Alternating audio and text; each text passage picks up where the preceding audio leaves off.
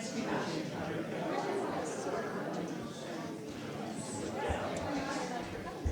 is 5. Oh, there we go. Okay, we'll call the Stampede edition of a meeting to order. You can keep all your yeehaws and chuckles to yourselves. I'll probably take my hat off halfway through the meeting, but hopefully everybody's having a stampede to remember and enjoying a little bit of the sunshine. So we have a fairly lengthy meeting tonight, so let's get to it. Adoption of the agenda. Get somebody to adopt the agenda? Yeah, no, we don't need that? It's the Stampede version. Perfect. That's good. So we'll just move into the minutes then.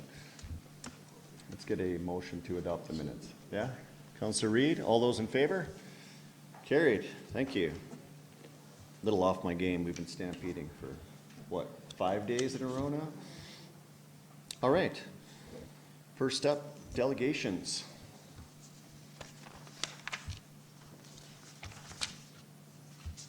Mr. Hyman.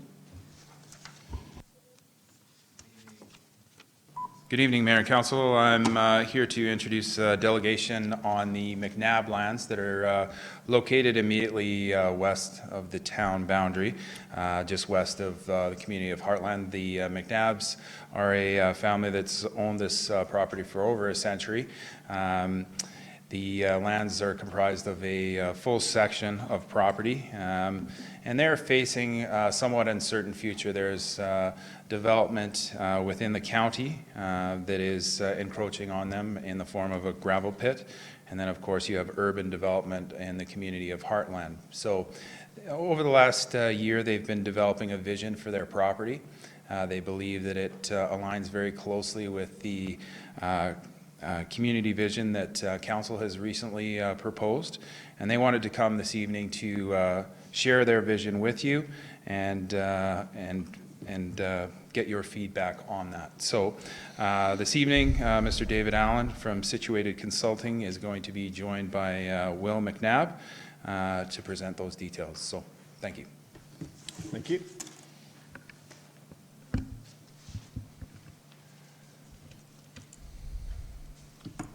Is there a presentation loaded? There's one with the agenda. It's already loading. I'll get it. I'll get it. Thank you. Perfect. Good evening, Mayor and members of Council. Appreciate you taking time for us this evening. We're pleased to be here this evening to communicate the interests of the McNabb family and to illustrate how the McNabb family's Section 8 lands immediately adjacent to Cochrane's west boundary align to the future growth and prosperity of Cochrane. My name is David Allen, President of Situated Co., who represent the McNabb family, several of whom are here with me this evening and will be introduced shortly. You will hear from William McNabb in a few minutes to highlight more about the family's history, knowledge, and their aspirations for the subject area. I'll provide you with a brief overview before you hear from William.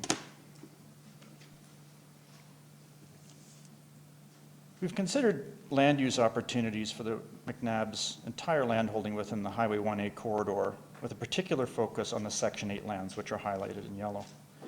Section 8 offers spectacular opportunities for new regional river access parks, including Horse Creek and the Bow River, residential, commercial, institutional, and even industrial uses to support Cochrane's growth, both short and long term. Also special consideration for Section 8 is its location sandwiched between the proposed Burnco expansion and the actively developed western edge of Cochrane. This is a truly unique planning and growth consideration to be included in its entirety within Cochrane's vision for growth and annexation. There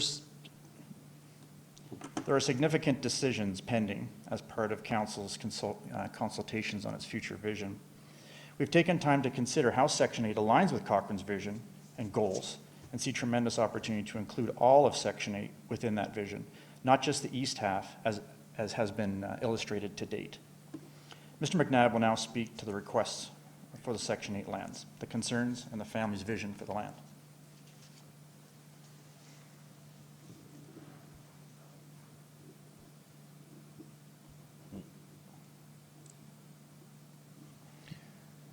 My name is William McNabb. I'm here representing the McNabb family. Ann McNabb, my mom and landowner, and Carrie Ann McNabb Schneider, my sister. Thank you for agreeing to hear us today, members of council. We are very pleased that the east half of Section 8 is identified on the Cochrane vision. Our requests this evening are simple. We believe that the whole section aligns with council's vision for better growth of the community, defining green spaces and river access, complementing a smart mix of urban development that will continue to help Cochrane be prosperous well into the future. Our requests. Please include all of Section 8 to achieve the town's vision and provide access to the Bow River. Facilitate the timing of annexation and planning of these lands to benefit the town residents. Prioritize planning of Section 8 lands to identify key opportunities.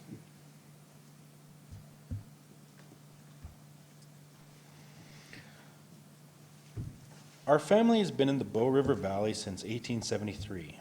To put that in perspective, that is the year before the RCMP established Fort Calgary, when the great buffalo herds dominated the North American plains. Our ancestors drove the first 100 head of cattle into Alberta from Montana and were at the signing of Treaty 7. They helped shape the community and area with other great pioneers. We would like to continue that legacy of innovation and cooperation to allow smart and intelligent growth that will stand the test of time. There are concerns for splitting Section 8 west of Cochrane. The first is that the isolation of the western half of Section 8 between the proposed Burnco pit and the town of Cochrane is becoming increasingly difficult to have agricultural operations on the land. We've had to deal with squatters, different intermunicipal issues like berms on our land, unjustified animal complaints about bullfighting, and a steady stream of trespassers. Basically, issues caused by urban development on two borders and now a proposed industrial use on a third border. The second concern is that by taking only half of the section, agriculture is not economical. The cattle have watered off Horse Creek Stream, and that will be cut off. The ranch will have to pivot into a different land use to meet the development pressures. A unified plan in one jurisdiction makes the most sense. Our goal is to be proactive, to help shape how the area can be moved forward considering the imminent development pressures, while maintaining our legacy by preserving the natural beauty and benefiting the community, both socially and economically. A win for all. So a little bit about our vision. Section 8 has a strong and innovative vision to help Cochrane. You'll first notice the exceptional opportunity of a new regional significant Horse Creek Park, as well as incredible access to both sides of the Bow River. It is important to note that the western half has great access to Bow River, while the eastern half has significant problems due to the CP rail. And you can see that right here. Good access, not so good.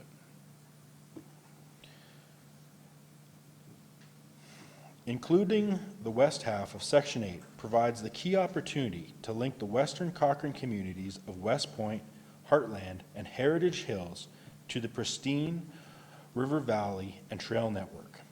This will enhance the great existing trail system and increase connectivity to Cochrane's amenities.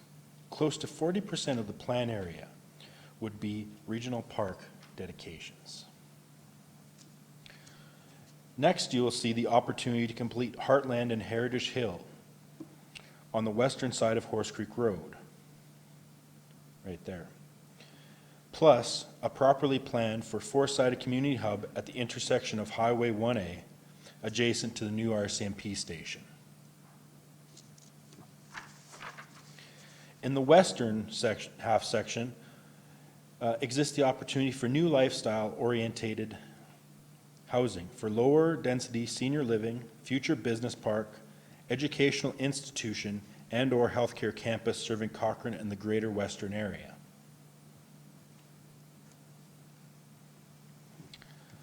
With that, I pass it on to David to talk about the vision, timing, and approach. Thank you.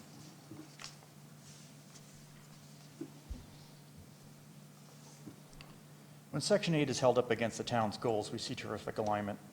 Section 8 permits Cochrane to control the Western Town Gateway. Section 8 is the most significant contribution to new parks and open space networks that the town can currently consider for growth. Section 8 completes existing communities and also contributes to a new lower density lifestyle choice. Section 8 connects the lands on both sides of Highway 1A and both sides of the Bow River. And lastly, has opportunity for future employment and institutional uses, therefore mitigating traffic against commuting to Calgary or the mountain park areas for employment. We appreciate that Cochrane recently completed a tactical annexation of lands in the area and is considering other new residential areas for its growth. What is in front of you now needs to be carefully considered, along with those areas, for priority growth via strategic annexation, not just a tactical one. Section 8 lands are the closest of all future vision lands to the town center, are efficiently adjacent to existing communities, and provide the greatest mix of assets for the town to benefit from both short-term and long-term. For this reason, we request the town commence some pre-annexation planning of the lands to more carefully prepare the business case for annexation, further assess the desired park areas, and align future business park and institutional opportunities for economic development. In closing, we see Section 8 as a considerable win-win-win. For the owners, it endures their legacy for the town by being an important strategic component of the town's vision and growth. And last, but certainly not least, the citizens of Cochrane for the many amenities, living, and working opportunities the Section 8 lands offer above all others. We ask that you consider not just receiving this for information, but instead carefully consider the asks and obviously act upon them. We thank you for your time to listen to our vision and asks and look forward to any questions you may have. Thank you. All right, thank you for your presentation. And just to be clear, this is not a community evaluation, Yes. enhancement evaluation. Your lands are on the outskirts of town, and your ask is to, in our draft vision, consider including the rest of Section 8, just to be clear, plus your Correct. goals. Absolutely. Yeah. Okay, thank you. Are there any questions? Councillor Nagel. Thank you for coming here proactively like this. So in our long-term vision that we're setting out and talking to the community about, we're looking at making a density gradient where it's high density in the middle of Cochrane, low density on the outskirts. Mm-hmm. So when you guys are talking about a lower density lifestyle area, are you talking about the entire area that you want to develop or just on the outskirts of your lands? I'm just going to roll back here if I may. So what makes sense, I mean, the areas that are obviously adjacent to Heartland and Heritage Hills, that may make sense just to start to graduate down some of the density towards the Horse Creek River Valley. To the west of that, it's kind of that area that's shown as 4, the vision there could be more of a lifestyle village. And when you consider the town's aspirations to have some gateway type amenities in that area and gateway type housing of a lower density, there's opportunity to do that there. We understand that seniors living could be an option in there. It's still a little bit of a dreamlike state over there. It's just simply a vision, but there's opportunity to look at those lower densities out in the area and transition out into what could be more acreage type development over along the 1A in future. So just to follow up a bit, like considering that our long-term plan is to have like all low density throughout the entire outskirts, if we moved ahead with this, would you guys be willing to consider increasing the amount of low density in your land to the point where like a clear majority of all developments low density development? Well, I think you have to look at that from all of your other goals that you've got from the CMRB and density goals within town. I think the family is willing to consider that. There's a number of other considerations in here that are fairly big in terms of park space and dedication and so forth as well. That's why we're asking for a bit of a planning study here to look at all those considerations. There are some areas in here that we've got shown as residential that the town may actually want to take as parkland, right? But may qualify not as such. So we have to look at a number of these things from how that could happen, the mechanisms and where that impact could be. We're not saying we're 100% right by any means. But what we're saying is there's opportunity for residential. I think the family is certainly open to look at lower forms of residential density on these lands. Okay, thank you. Councillor Perdeco. Thank you for the information. I imagine that the timeline you're hoping for is sooner than later, but I don't think I quite got a quantified time period on it. What are you hoping for? Well, we know that the town has to consider first its vision, and that's going to roll out into the fall, and the amendments for that, and then has to roll up into a greater regional partnership or growth study for the entire region. We do know that this area, we've got this identified as a potential growth node within the county's proposed plan coming forward as well. So there's a number of these things that need to fall into place. The family is anxious to move forward, with development of the lands here, and as well as some other aspirations out along the corridor. But I think the opportunity is now to start looking at least the annexation conversations to happen. We understand there's a bit of a timeout from the tactical annexation that happened for the school and the road up in Sunset. So whenever that next opportunity is, we'd certainly like to see that happen. And I think certainly from a planning perspective and annexation perspective, the sooner that can happen, and the better. Thank you. Councillor McFadden? Thank you very much. And again, I do appreciate you coming in advance of anything and allowing us all to start to have a dialogue. I know you've been in touch with administration for a while now. Could you tell me your, I don't know what you want to call them, the lands identified under number 7 on the south side of the river? Mhm. How are those currently accessed, or how would those be accessed? That looks troublesome. They'd be accessed through the reserve, basically. So we have the road allowances that are open to access that through, from the south. So basically, we'd have to come in through there and do that. It's basically a good place just to kind of get away. We don't know exactly what would be a good build in there, but we think that, it could do like a private school or something like that that doesn't have really the isolation in the rest of the town, because it's isolated, and we don't know what the First Nations will do either in that, the block, the section that's just south of that. So if they're looking to do something there, it might tie in well with that. Okay. And then the fire of last year, was that on these lands? It's actually on the Indians' lands, from what I understand, and also it burnt, I think, some of our fence. So it's kind of right along the edge of the red line. So from what I understand, it kind of went through here in this area. Okay. Yeah, sorry, I just wanted to get a visual in my head of how everything was fitting together. Road access. Now, does the family also own more lands to the north of the area identified? Horse Creek Road and west? This There? area? No, this is actually owned by another party. Okay. All right. And then, so north of number 6, you've got that, kind of that corner that would be left? That's also family lands? That is not, this whole section is actually owned by the same people. Okay. So, the Boothbys, so basically, whatever their desire, they talked to us and they said that they were kind of, agriculture, we don't exactly know, but that would be, I think, a good discussion to have with them, is what they want to do with those lands. And then the Burnco development, is that right on your western border of that? Yes, the Burnco development is this red line here. Right. So basically, it goes from here 5 miles to so this will be the gravel pit, basically. So we'll go about 5 miles, 6 miles out of Cochrane on the south side. So it will be extensive. And we've heard preliminary things about it, 30 to 40 years time frame, but,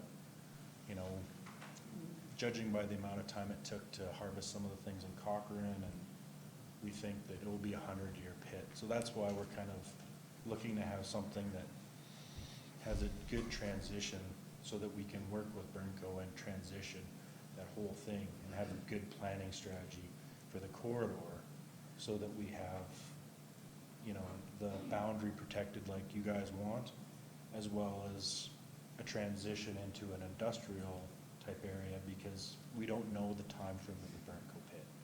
we know that, you know, it will be not as desirable a place to live close to for a long time. Right. Okay. Thank you very much. Those are kind of the questions I have right off the top. Thank you. Councillor Reid?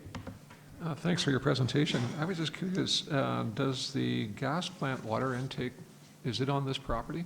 Yes, it is. And so what would become of that? We have the option to move that, but the problem is with that option, it actually, so you can actually see the pipeline coming down here Right? and then going down. We have the option to move that on our property, but we just have to know or have a planning objective to show Interpipe and then work with them to move it or to work around it. So the problem is their intake there is pretty much the only place I think where it can be, at least, it can't go really any farther north because it actually gets shallower. We used to, the family used to cross the cattle right here at this bend. So it's only about a foot or two deep. So the access won't work further up the river. So Okay. that's something we can work on. That's, yeah. Didn't they recently build a bridge on your property as well? Yes, they did, but that doesn't change the fact that it's in the contract. We can move the pipeline. Right. Okay, thank you. Councillor Flowers? Thank you for your presentation. The history is very interesting. I appreciate all the work that you've put into it and getting it on our radar. At the same time, I don't believe there's anything we can do to move it forward tonight. So I'd like to make the recommended action that council accepts the presentation by Situated and the McNabb family as information. Okay. So, Councillor McFadden, did you have a Yeah, other so point? I do have one last question, hopefully. With these lands being with the family so long, are there water rights linked to that land? This is we did sign up in 2000 to have agricultural water rights recognized, but those water rights do not transfer into industrial water rights. So there is no industrial water rights that I know of on the property. We've looked at obtaining water rights, but we actually would prefer the town to do that because to transfer the water rights, we'd have to build a pivot and we'd also lose 20% of that water compared to the town. If we had some kind of guidance, we could bring it into the town with less than 10% loss in the water rate scheme. So it's a very difficult thing to work out without any kind of planning or direction about what the future of the lands look like to put down a huge capital outlay. Right, right. But there's the potential for some licenses that are linked to that land to be part of the solution. We'd have to dig deeper into that. From a commercial aspect off the bow, there is not. Okay. Okay. All right, thank you very much. Okay, no other questions? All those in favor of the motion on the floor? It is carried. Thank you. Thank you.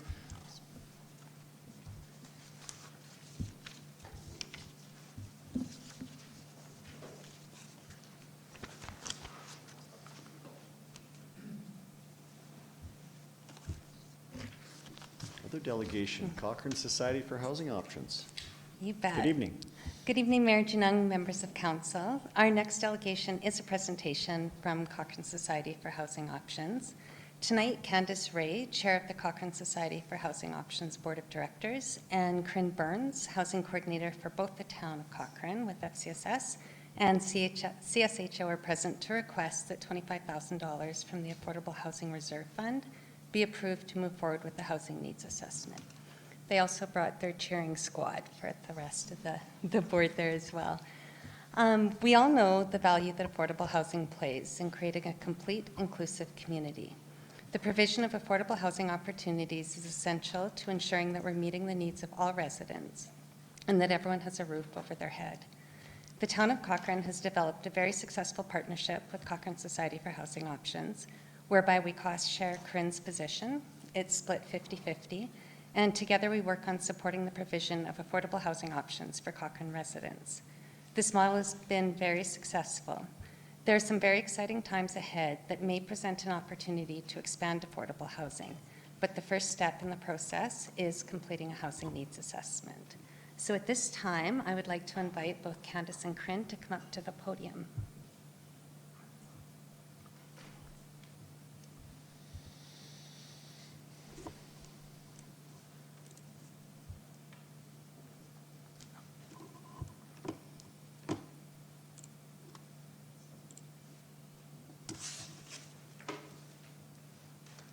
Good evening, Mayor and Council, members of Council. I'm Candace Ray, Chair of the Cochrane Society for Housing Options.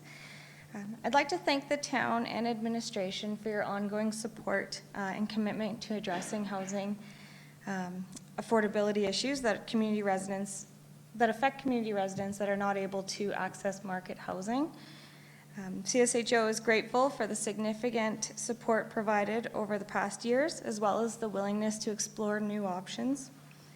The forward thinking demonstrated by the town and council, town leadership aligns very well with the movement toward a human rights-based approach to housing that is currently being explored by the federal government. I'm going to pass it on to Corinne Burns, Housing Coordinator for both FCSS and CSHO. Thank you, Candace, and thank you to all our volunteer board members who took the time to join us here tonight. Good evening, Mayor Janung and members of council. There are exciting times ahead, as Kim said, she scooped my line. There are opportunities, golden ones. I'm just going to switch to the next slide here because I have to read from my notes. So, except I'm technology impaired. Kim, how do I do that on here? So, oh, there, I got it. Excellent, okay. There is land, municipally owned, albeit, our tri-site locations and the Old Town Hall site as well. There is capital funding for housing available through Canada Mortgage and Housing Corporation, the province of Alberta, and other funders. And there is willingness in our community to address gaps in housing, so our community has the full range, so all that choose to live and work in Cochrane are able to do so. This willingness goes beyond the dreams of CSHO and the town of Cochrane. There are many other organizations and groups who work with individuals that have housing needs not currently being served by market housing. So this is demonstrated in this poster that you see up on the screen. And this is a summary of the dreams shared with us when we held a Let's Talk Housing session in June of 2018, where we invited many local service providers and individuals to talk about the housing needs that their clients face. So aside from the dreams expressed by others in our community, CSHO has had a long-time dream to once again partner with the town of Cochrane and replicate the homestead on the Old Town Hall site, because this model is proven and it works. For those of you who don't know, CSHO owns and operates the homestead building itself. The town of Cochrane owns the land and provided CSHO with a 60-year land lease. The FCSS department leases the commercial office space at reduced rental rates, and the upper floors are residential rental units operated by CSHO. As a nonprofit, CSHO is restricted in whom they can rent commercial space to. The tenant must provide social support services to the clients in the housing, and this is the perfect arrangement. FCSS, Parent Link, and the Resource Centre need more space. Staff have grown from approximately 10 in 2006 when the homestead opened to 38 currently, with one office housing 5 staff. Regardless of where these expanded services occupy additional space in the future, it will cost more dollars. However, the town gets more bang for the buck leasing main floor commercial space from CSHO, because those dollars are then reinvested a second time into local social services, the provision of affordable housing. The location is central and easily accessible for our client base. However, are the clients served by CSHO the group in most need? As we can see, there are many organizations that have clients that require housing with specialized supports. So where do we start? We want to ensure we are addressing the greatest areas of need. Whose project is most important? What is the priority? How does our community stand the best chance to get capital funding? How can the community assets best be utilized? A housing needs assessment would answer these questions, and the last one was completed in 2009. Our community has changed significantly since then. CSHO and the town of Cochrane met with a representative from Canada Mortgage and Housing in May. There are significant capital dollars available for the creation of housing for many of the groups shown on the screen. However, a current housing needs assessment is required to apply for and access capital dollars. CMHC also has a small pot of funding available to go towards a housing needs assessment. CSHO would be willing to apply for that funding should council agree to move forward. If approved, the project would be completed through a partnership between the town of Cochrane through FCSS and the CSHO. The housing needs assessment would be completed with the whole community in mind. It would be available for use by anyone who has an interest in creating housing. CSHO does not own housing in Cochrane, but it can help facilitate it happening for others. With that, the Cochrane Society for Housing Options respectfully requests that Town Council allocate $25,000 from the Affordable Housing Reserve Fund for the purposes of conducting a community housing needs assessment. Thank you for your time today. All right, thank you. Councillor Reid. I had a couple of questions. Thank you for your presentation. Sure. It's always great to see your group, and I appreciate the support from your board. How did you come up with the 25,000? Was that, have you a guesstimate or an estimate, or? That's a guesstimate that we worked out with Dave Devanna and Jerry Murphy based on other needs assessments that have been completed, and it also aligns with what was spent in 2009 for the housing needs assessment. That could be a problem. No, I'm kidding. If you were successful at securing the housing and mortgage grant, what would become of the 25,000? Would it supplement it, or? It would supplement. Oh, okay. Yeah, it would supplement that. And the grant from Canada Mortgage and Housing is not large. It's $3,000 to $5,000, so it's not a huge pot of money. But this is a way that CSHO felt that they could contribute to the project by applying for grants to try to secure more funding to offset costs. And while I respect the fact that your presentation was a request for 25,000, you did bring up the issue of the town site where the old town office used to be. I was just curious, the people that own the land to the west and north, have they ever been approached in terms of the expansion of your facilities within that same block? We have been approached by one owner who wanted to sell the land to us at a price that was not affordable to us at the time. And is that dated, or is that a current? That was. I'm trying to think how many years ago. It was several years ago. Okay. So yeah, but we haven't pursued anything further since. Okay, thank you. Councillor Federico. Thank you for the information. I only have a couple questions. The money's coming from a reserve. How much money is in that reserve fund, I guess? 112,000 and 755. That's exact. Yeah. And you did say that the assessment would go out to anyone interested with a need. Is it available community-wide, or? It would be available to anyone in the community that wanted to use it for information. So if there were any of these groups that were interested in pursuing specialized housing, they would have access to the data from the housing needs assessment as well to help them with their planning.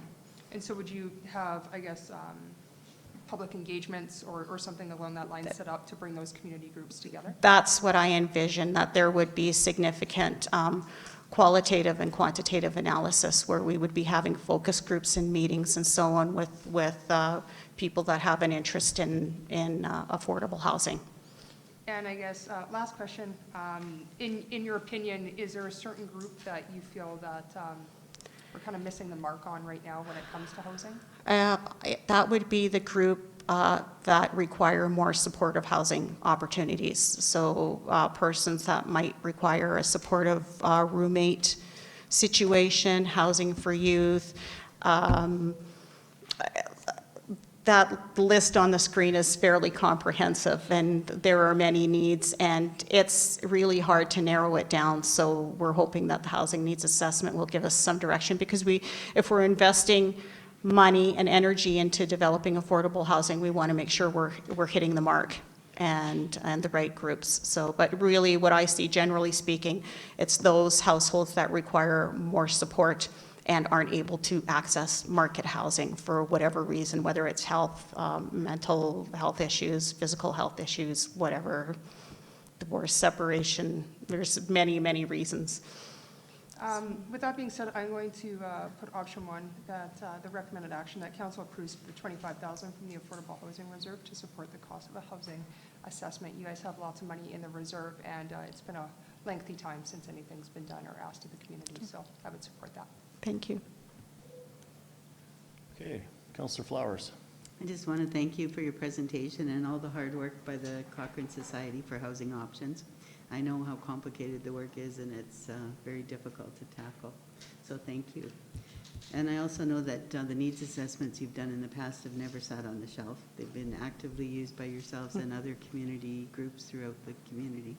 So I think it's a really good use of the funds. That's what they were put there for, to help with the needs in the future of affordable housing, and I would totally support this. Thank you. Thank you. Councillor Wilson. My thanks to the board as well. And Corinne, I had a chance to talk to you about this a few weeks ago, I think it was, and I was just hoping we could expand on the expectation of a return on investment. It's when you do a needs assessment for housing, it's for the ability to achieve funding, different grants from different levels of government. What did we achieve from our 2009 needs assessment? What do we feel like we might be able to go after with this new? So when we had the other housing needs assessments done, we had one done in 2002, and the end result was a grant of $1,050,000 to go towards the purchase of the homestead building. And then with the work done on the 2009 needs assessment, the work was happening at the same time as we were applying for grant funding for the units in the trading post, and that was successful in obtaining $1,742,000. So it's significant return on investment if it helps us get that kind of money in the community. So. Pretty outstanding answer, yeah, thank you. Yeah, yeah. Just a couple million. Okay, one question from myself. Sure. And I think I know the answer, but I just want to ask it anyways. Needs assessment identifies gaps.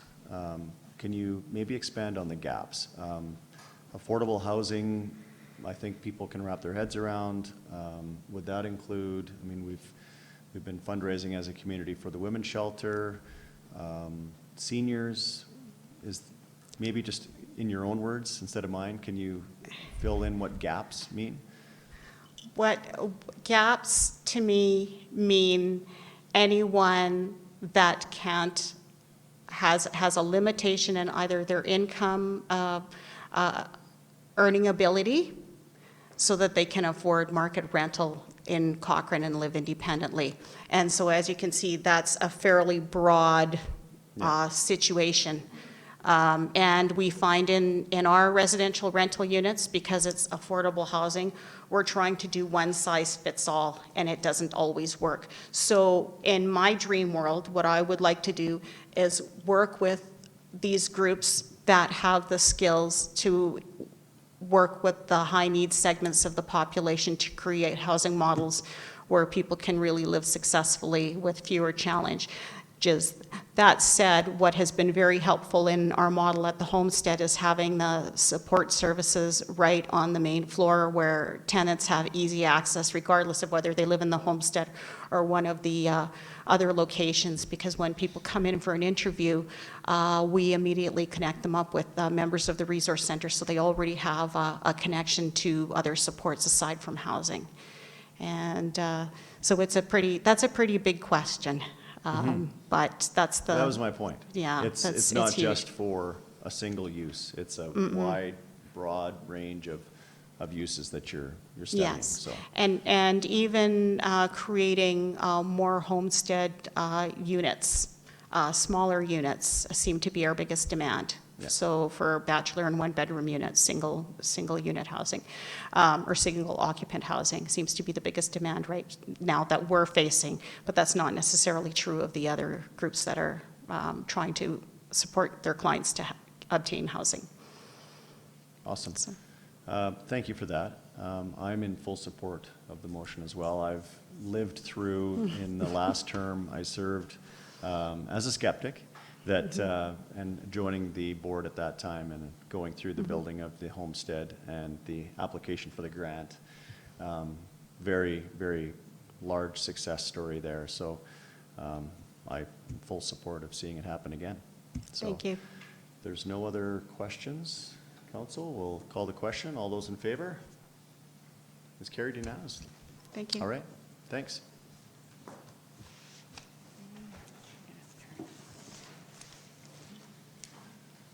Yeah. Next up, finances. Part one. Good evening, Mayor Janung and members of council. It's my pleasure this evening to introduce to you the auditor from Myers Norris Penny, or MNP, who is here this evening to present our 2018 audited financial statements. You'll notice from your council package that the finances for 2018 are sort of being delivered in two parts. One is the formal audited financial statements, which we require council approval for in order to submit to the province. And then the one later on this evening I'll present is a little bit more administrative quarterly report kind of style that you're used to seeing in a little bit more detail and in the format that is not the formal financial statements. So without further ado, I'll turn the mic over to Mr. Sean Pilling, from Myers Norris Penny. Thanks, Sean. Thank you. Welcome. Thanks, Catherine. Mayor and councillors, thank you for the opportunity to meet with you again. I was here last year, for those who recall that riveting discussion about finance. I was impressed that nobody fell asleep, or at least not that I could notice. So and Catherine, just to mention, when I was playing hockey back in my day, I was called piling a lot, even though it's pilling. It's pilling. But as you can imagine, it's piling in the corner, it's piling out front, it's piling. Okay, well, there's not a lot of stuff piling everywhere, but pilling's got the puck, so let's go with that. Okay. Anyway, in your packages, I don't know if we have a screen we can put up on the audit findings. Yeah, they're just in the package. Okay. Well, then I'll just talk to what you have in the package here. This is the audit, or we can. Yep, it's magic is right there. Yep. Okay. Can I move this back and forth? Yep, I can. Cool. So we have completed our audit and are ready to sign off on the financial statements.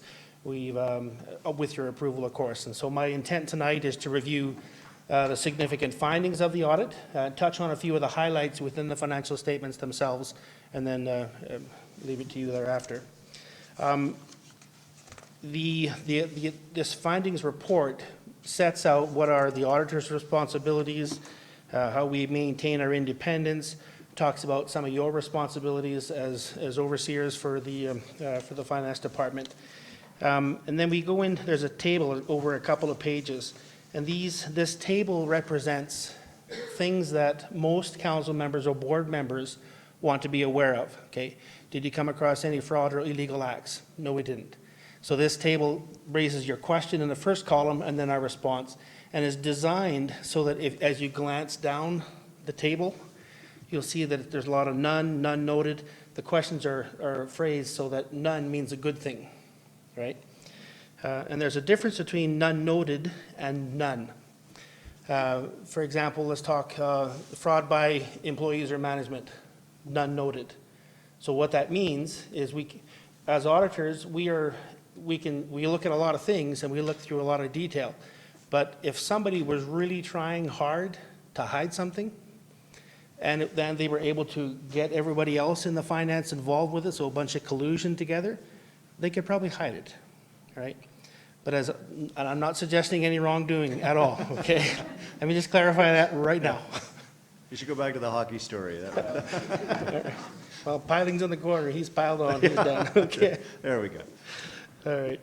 Anyway, so any of the areas of concern, our findings are that the reports are being done properly, you've got oversight in control, you've got reviewing preparation of check requisitions or contributions coming in, making sure they're all recorded properly and in the correct accounting period.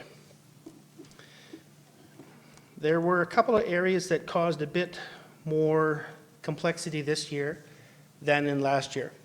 And largely, from the audit perspective, it had to do with the changeover in staff.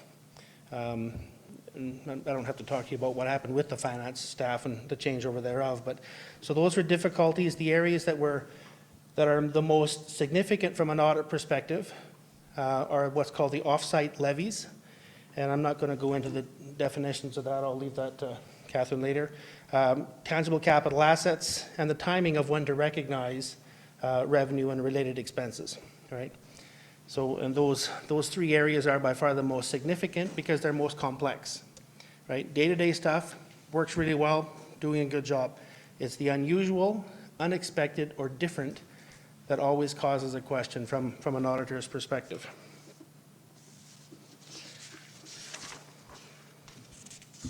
Anyway, again, going with the interest of time in mind, but also talking about the additions, the changes that happened during the year. There, as we make adjustments, or we come across areas that aren't quite right, or aren't recorded properly, then we talk to Catherine and the finance people and say, okay, this needs to be changed here. You know, so we were given information to start with, and as we're going into it, we found a number of areas and spent some extra time to resolve those factors. They've all been resolved, but as part of council, you need to be aware that we made these adjustments to the records. So the top portion of this box, there's a number of adjustments, 36 adjustments that were put through during the year, which actually but recorded $21 million more of revenue in the statements. Okay, and those are the ones that we came across. In addition to what we're doing that, the finance department also came across with another 10 million of adjustments that they discovered as you had the right staff or the right people doing the final job as we're getting into the audits. So that increased the surplus that may have been reported to you back in the third quarter. You know, in addition to that, we, as auditors, we look at all this information and then we determine, are there amounts that could be adjusted that maybe are not adjusted? And so this bottom table here are significant but unadjusted differences, right? So when you look at them individually, these become big numbers, right? But when you get right to the bottom of it, you take the 5 numbers together, it's $326,000. So if they were all recorded, they would have reduced your revenue or reduced your surplus by $326,000. Well, that sounds like a lot, okay? So just to put this into perspective, $300,000 based on a $55 million operation is the same as $500 on a $100,000 salary. Okay, not that I'm trying to diminish the value of 300 grand, but I'm trying to put it into perspective as to the size of the operation that you're working with. So even though those 5 amounts were not adjusted, it is still our opinion that the financial statements are presented fairly in accordance with their underlying documents and recorded on their in their appropriate periods and in their appropriate categories. Do you have the financial statements? Just keep scrolling. Just keep scrolling. Oh. Whoa, too far. So some of the highlights.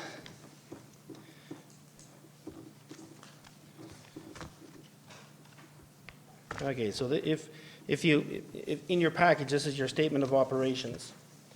So again, I don't intend to go through every line with you, but I will hit a couple of the highlights about what's different and why they're significant and what the biggest things are. So when we're looking at, typically the councils I talk with, they say, okay, well I know what I budgeted. What's different? Why is it different from the budget, right? So when we look at the revenue and the expenses presented on here, you know what your budget is, and that's what the first column is on this set of statements. But your next question is, well, we didn't budget for 52 of revenue. We actually budgeted for 67. Okay, so at the very end of the statement, I'm not going to jump there yet, but there's a reconciliation. So this is the amount of revenue in accordance with the accounting standards as opposed to the revenue recognized plus transfers from the reserves. So the budget you would be familiar with includes the transfers from the reserves to or from, right? Whereas this presents the budget on the same basis that your actual results are reported. So there's a slight difference in there. But be aware, again, you are paying for things or using up transfer funds as they move back and forth.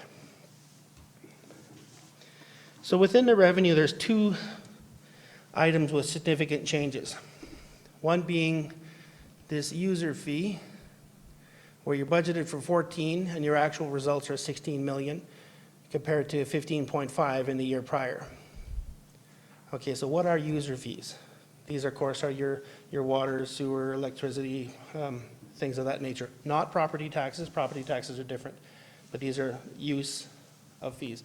So then you say, well, okay, so why did it go up so high? Well, to look at it in isolation, you think, well, we're charging everybody too much. Well, no, you're not, because you need to jump down to this line, for example, just on the water, wastewater and sewer, where you see you're budgeted for 6.5 and you incurred $10 million of expense, right? So the increase in the revenue was to cover off the increase in expenses. So it's not like, so that's how it's dealt with it. Within the expenses is also something called amortization, and I'll come back to that in a moment. But the biggest increase in the user revenue was exactly those things, increases for the water, sewer, garbage pickups, and things like that. The other significant difference here is rentals, donations, and others, where we have a $3 million budget versus a $4.1 million of revenue generated. That difference is mainly from donations that were used to, or generated from, to restore the museum as such, and also some other municipal leases that were put into place. So those were increases in this year that weren't in the budget or weren't in there in the prior year. As you can imagine, it's difficult to guesstimate how much you're going to generate from donations, right? So, within the expenses, so the total expenses are budgeted at 44, relative to the actual incurred is 55. Okay, so what happened that we missed that? Well, in fact, you didn't miss it that far, if I can do this properly here.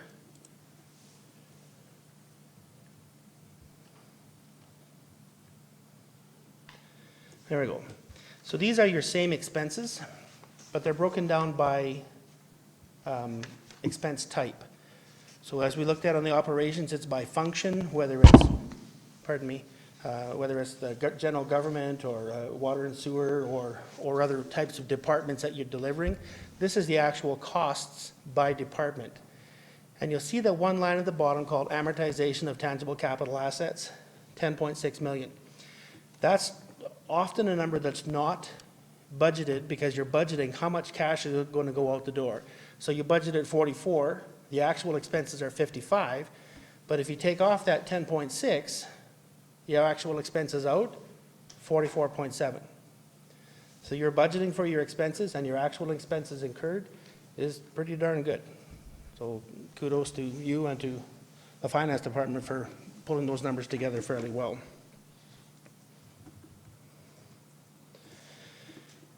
Okay, so that's your operations, is between the revenue and the expenses.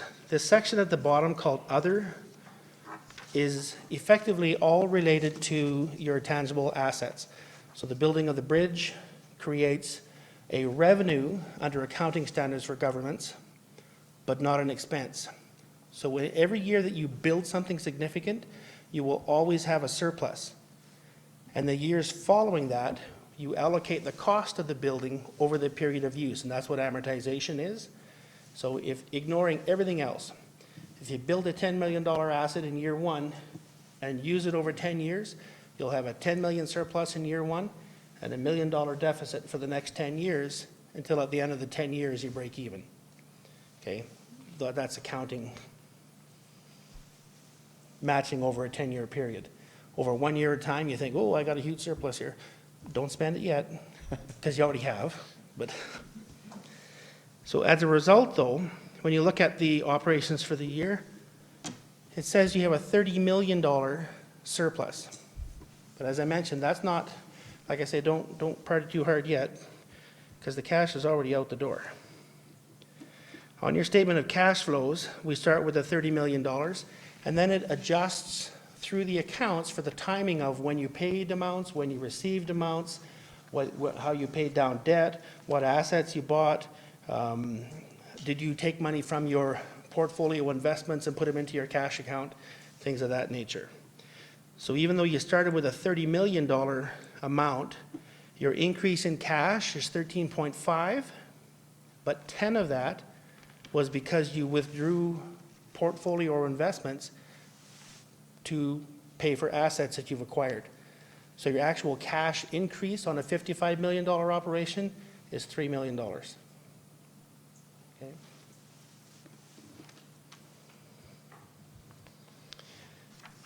So that's the operations for 12 years. And then, of course, there's always a financial position, which is a snapshot at December 31st of where you stand. It'll be different on Christmas Day, and it's different on January 2nd, but at December 31st, this is the snapshot. You know? So you've got cash in the bank. Well, you've got cash in short-term investments, $69 million. All right, that sounds pretty good. But remember, you're using $48 million of cash, or $4 million a month, to operate. So again, in the absence of everything else, and ignoring the fact that you have liabilities to pay, you would burn up all your cash in 15 months, right?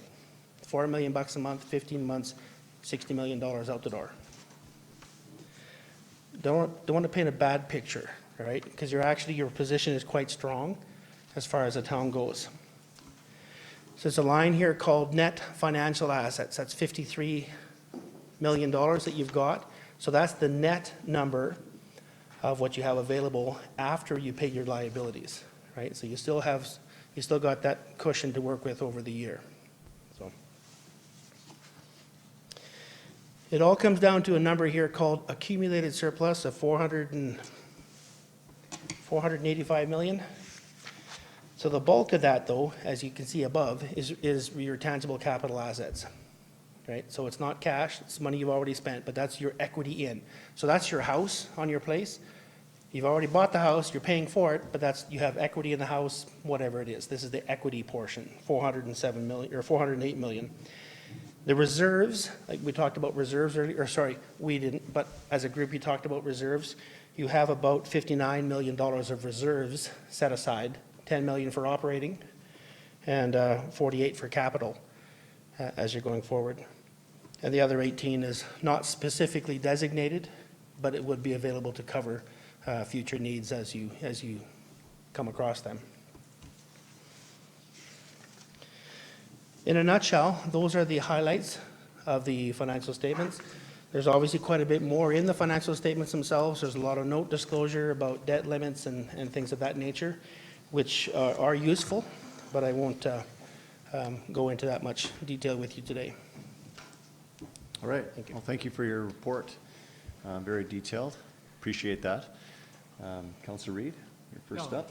I'll move option 1, whatever it reads, if I can find it quick enough. Receives presentation. Receive the presentation from the auditors. Thanks for your presentation. What I find interesting is, over the 30 years plus that I've been involved with auditors, they always seem to quote the accounting standards, and yet they seem to be different as it relates to the timing of when to recognize related revenue. But I think from my experience, I think what you've captured here is correct. Maybe you could just summarize in a sentence or two what it is why you highlighted that particular one in this report. I highlighted the significance of the revenue because only under public sector accounting or government accounting framework do you recognize revenue that somebody gave you, so Alberta contributed to you, you recognize revenue, but you don't have an expense. This is the only accounting standard where that's true. Everything else, they give you, like if you look at for-profit corporations, right. If you get a grant from somebody, you either reduce the cost of the asset or you set up either repayable or a deferral, and you match the asset on the balance sheet or the financial position all the way through. It's only in government reporting where you have revenue when you've already spent it. So that's why I highlighted that piece. And if I could just ask a supplemental, is that, just out of curiosity, is that same principle of governance, auditing standards true for nonprofit organizations? Nonprofit fits, they will defer that amount, so it sits on the balance sheet to match against the asset being amortized over its life. Right. So it's different. Okay, Public thank you. sector assists. All right, Councillor Nagel. Thanks for your presentation. I just wanted to ask if you could please re-explain the total unadjusted differences of $326,000 and change on page 5. I'm just not entirely clear on what that is. Okay. It's up from that page. Sorry, what page are you on, Councillor Nagel? Page 5 of the document, page 9 of our package.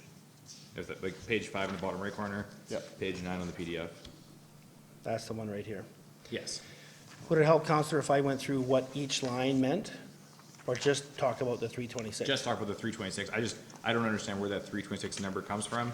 And then I see the sentence below there that says, you know, there's significant adjustments, and then in Appendix A it says, well, they're immaterial. So I was wondering if you could explain a bit more what that $326,000 is. Okay, so those are items that we came across that could have been adjusted, but we chose not to adjust them. Okay, so why not is really what the question is, right?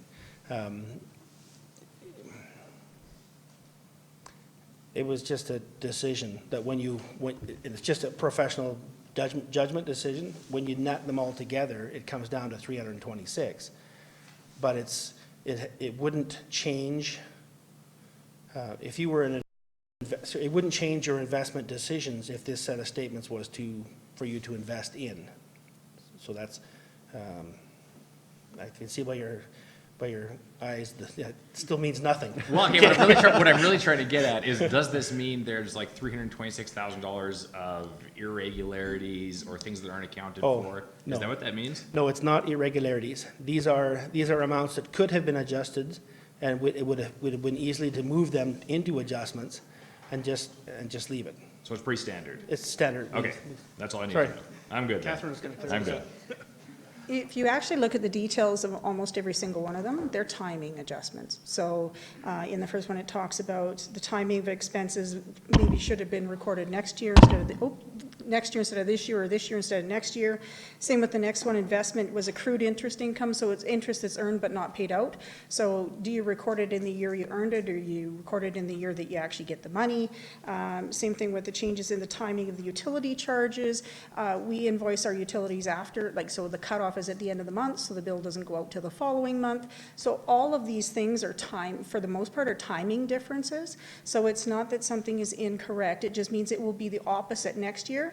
And so rather than going to the work of making the adjustment to then turn around and reverse it next year, we chose, because it wasn't a material amount and it was simply timing, to not go ahead and make those adjustments. Okay, I understand. Thank you. Thank you. Thanks, Kevin. I'm good. Thanks, Councillor Nagel. Councillor McFadden? Thank you. You were referring to like napping, and usually tangible capital assets has a Pavlovian impact on me falling asleep. So we're doing really good today. But can you, on the amortization, and I would understand that certain infrastructure has a set amortization, but how do you determine the amortization on a bridge or a rec center? The amortization is based on the department's assessment of how long that asset will last. So you would have had your engineer say the bridge is going to last 40 years. So if it costs $10 million, we're going to allocate $400,000 per year for whatever the number needs to be to get out to use up the cost over 40 years. Okay, thank you. So, and each asset's different. Bridge has a different life, computer has a different life. Fire trucks. Fire trucks, yeah. Excellent, thank you. Yeah. Councillor Federico. Thanks for the information. When it comes to Spray Lake Sawmills Family Sports Center, you did highlight it as an increased risk.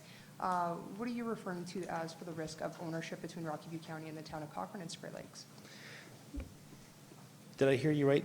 So I'm just a little deaf in one ear, having trouble hearing out the other, but you were saying that what is the risk about the Spray Lakes? Yeah, it's just, you have identified it that it was an increased risk when it came to the reports, so what was Yeah. the risk about? The risk is twofold. The first one is easy, who is supporting it? And it became quite clear that the town is supporting it, so whatever shortfall it has in the budget, the town pays that up. The other risk has to do with what's the ownership? Because the original agreement, and I hope I'm not talking out of school, the original agreement was 50-50 between town of Cochrane and MD of Rocky View. Right, but then you further developed. So the first phase was 50-50, but now you've developed other phases. And the town has foot the bill for all those other phases. But the document to support who owns that has not been updated. So there's a risk of incorrectly reporting the asset. Is it MD's asset or is it your asset? Right now it's sitting on the books as your asset because we don't have any evidence to suggest that you paid for it all. You're not giving it to Rocky View. So it's on your books. But if you concluded or came to an arrangement whereby you said, no, we're really splitting it 80-20, then you would give away, you would expense 20% of the original cost as a contribution to a different government. So in these statements, they would show up as an expense or a transfer to another government. But that's what the risk is do we get it, do we state it properly based on the documents that are on hand? Gotcha. Would it make more sense then for us to go back and update that document then to protect ourselves? Yes. Thank you. It would be fair to say that Rocky View County has the same risk attached to their financial statements? They have a lesser risk, but the same type, yes. Yeah. So it's in both of our best interests. And we have been talking about that. Is that all your questions, Councillor Padico? Yeah. Yep. Councillor Flowers? Hello. I just had a question about the library. I don't see it listed. What would it fall under? The library would fall under the culture and there's a group there. Culture and facilities Right. would be, the library would be included in those numbers. Okay, thank you. Okay, I had one question, pretty simple one. I'll put my glasses on to read again. You state, and it's bolded on page 2, it's just above your graphs here, or your charts, that the final materiality circulated, blah, blah, blah, and it's audit testing performed was 4% of operating revenue, and essentially any errors or omissions exceeding 110,000 are brought to council. Is that just standard operating procedure? Is that normal, I guess? That's what I'm asking. It is normal Yeah. that you would use 4% of your revenue, your operating revenue. And that becomes the sample that Yeah. you would then use to pick and verify certain transactions. Good, okay, excellent. I figured that was the answer, but it just stood out at me. The other question I have is maybe for Catherine. The changes and the risks and the deviations from last year that you've highlighted due to staff change. Obviously, we're not expecting that in this next fiscal year. Will that have a significant change on next year's audited statement?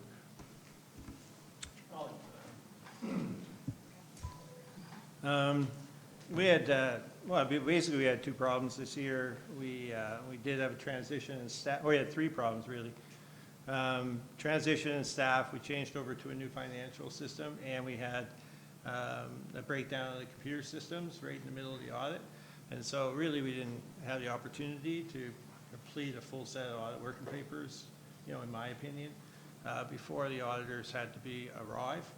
And so really, to me, we shouldn't be seeing a similar set of circumstances next year, assuming we won't be changing financial systems. Catherine will stick around, and we won't have a computer problem right in the middle of the audit. Yeah, okay, good. Again, that was the answer I was hoping for, so thank you. Any other questions, the auditor? No? Do we have a motion on the floor? Councillor Reid made that motion. And it's two separate motions, right? Okay, so on the first motion, all those in favor, accepting as information, thank you. And we need a motion to approve the 2018 financial statements as submitted. Okay, Councillor McFadden actually had her hand up first. So. I will move that council approve the 2018 Town of Cochrane financial statements as submitted. Okay, thank you. Any discussion? No? All those in favor? Is carried. Thank you very much. Thank you, Mayor, Councillors. See you in a few months. Yeah, I'll be around.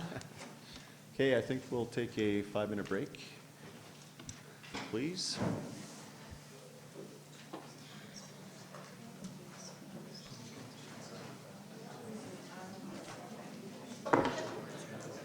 Okay, we'll call the meeting back to order.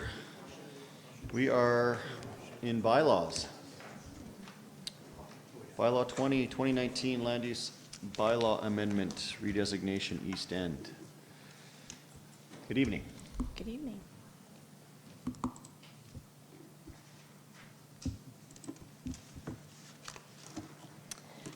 Good evening, Mayor and members of Council. Tonight I will be presenting Administration's report for Bylaw 20, 2019 for second and third reading. Administration has received a proposed land use bylaw amendment to redesignate a parcel in the East End community located on Lot 4, Block H, Plan 4810L, civically known as 316 First Street East, from residential medium-density multi-unit dwelling district R2X to the Central Business District CB. The applicant currently owns the two adjacent parcels to the west of the subject property, 308 and 312 First Street East, outlined in black, which are designated CB District. Council approved this redesignation in 2017, Bylaw 31, 2017. The health establishment is envisioned for these two parcels as well as the parcels subject to this redesignation. The applicant would like to develop a one-stop professional health establishment, which would include a walk-in medical clinic, pharmacy, travel clinic, dental, orthodontal clinic, physio, chiro, etc., with residential units above the commercial area.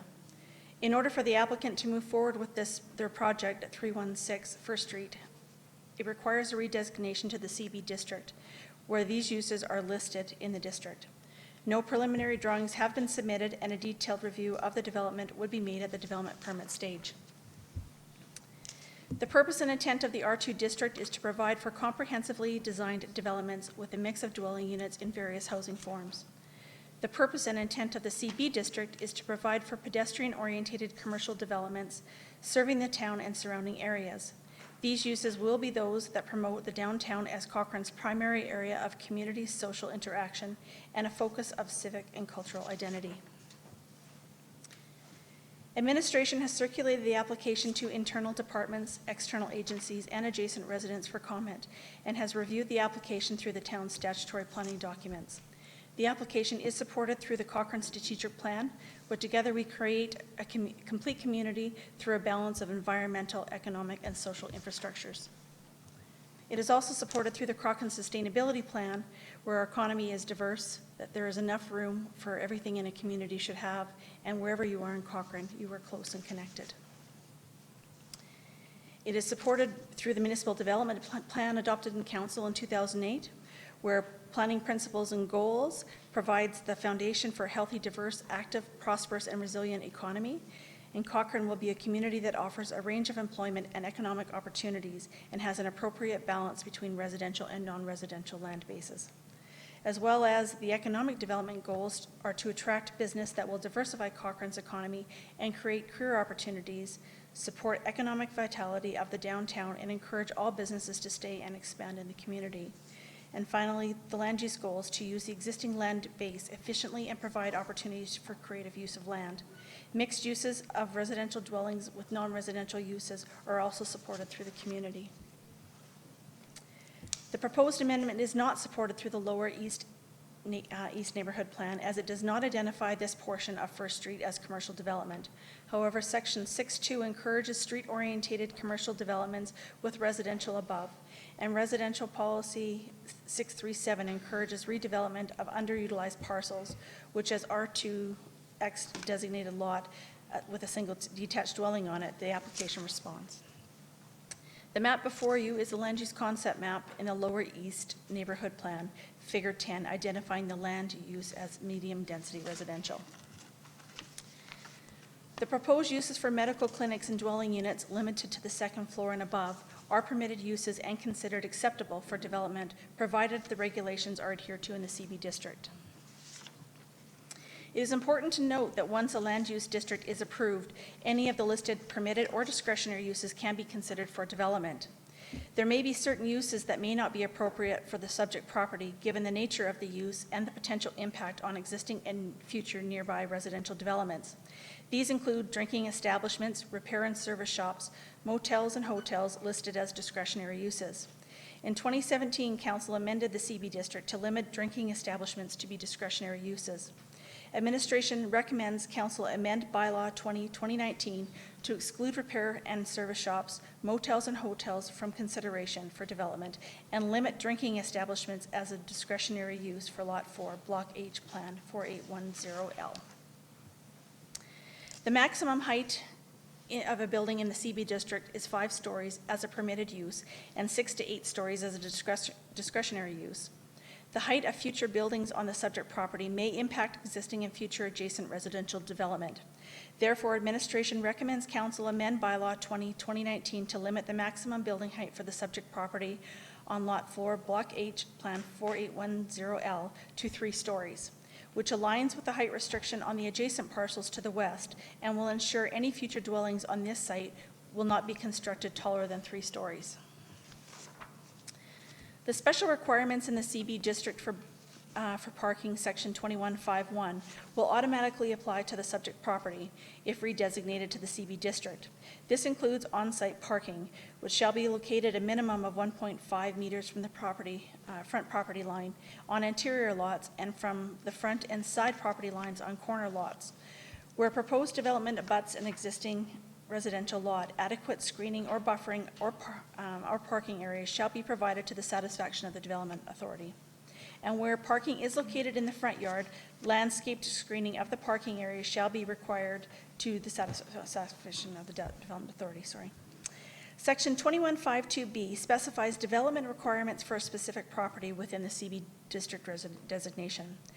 That prior to a development permit application for a new building, a concept plan shall be provided to illustrate the provision, coordination, and interpretation of the following to the satisfaction of the Development Authority.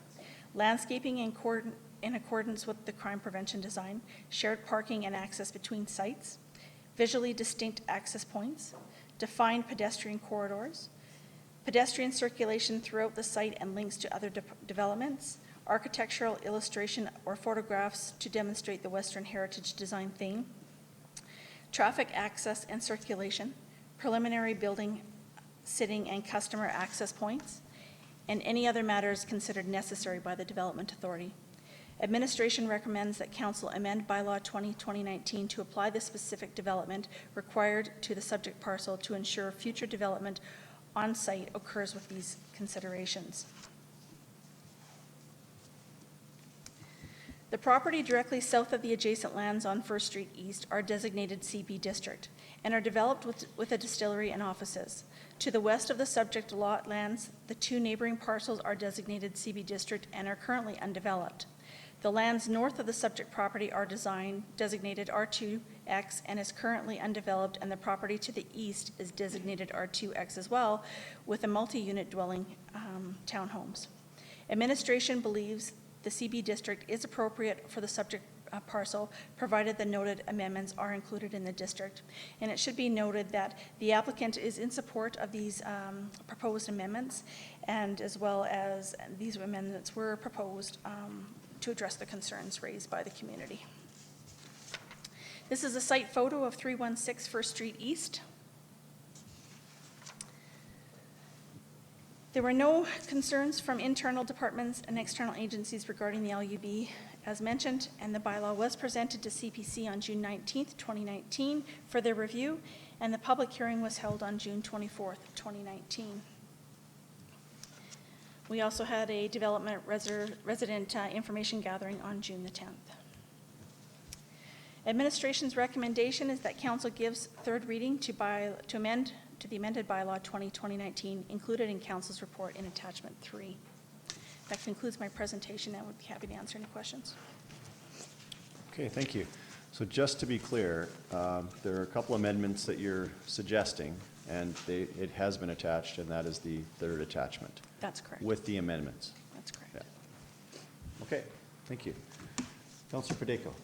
Thank you for the information. I would like to say thank you to the planning department. I think that you've addressed a lot of the issues that I think that were brought forward from the public hearing as well from CPC, one with building height, two with, I guess, discretionary uses and permitted uses, so thank you for that. I just wanted to make clear that the discretionary use for a drinking establishment, that would come forward to CPC, obviously, if that was something that was brought forward. Yeah, so through the mayor, yes, that's correct. The only thing that I didn't see brought up that I know that was brought up during the public hearing was about preserving kind of the trees in the area. Is that something that we could add in as an amendment at this point, or is it just because we don't know what that plan looks like that we couldn't necessarily add it in? Through the chair to Councillor Fadeco, I understand the lady at the public hearing and the desire to maintain the trees, but we couldn't put something in the bylaw like that. So. Gotcha. Okay. Thank you. Other than that, I would move that I put option 1, the recommended action, with the amendments that are listed. Thank you. So you're giving second reading as amended. Okay. Councillor Nagel. I'll support the motion that Councillor Padeco has put forward, and I'd also like to thank administration for acknowledging some of the concerns raised in the public hearing. And just on a fundamental level, I'm happy to support this because I feel we need to be looking for more commercial space in Cochrane, and this is right by downtown, so it's a very logical place to do it.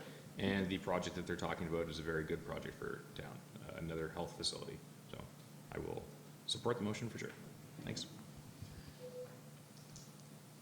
Okay, any other comments? Mr. Wilson? I echo the sentiments. I appreciate the changes that have been made since we last saw this by administration and the planning department. Would we be able to go back to the slide, Danica, with our now changed permitted and discretionary uses?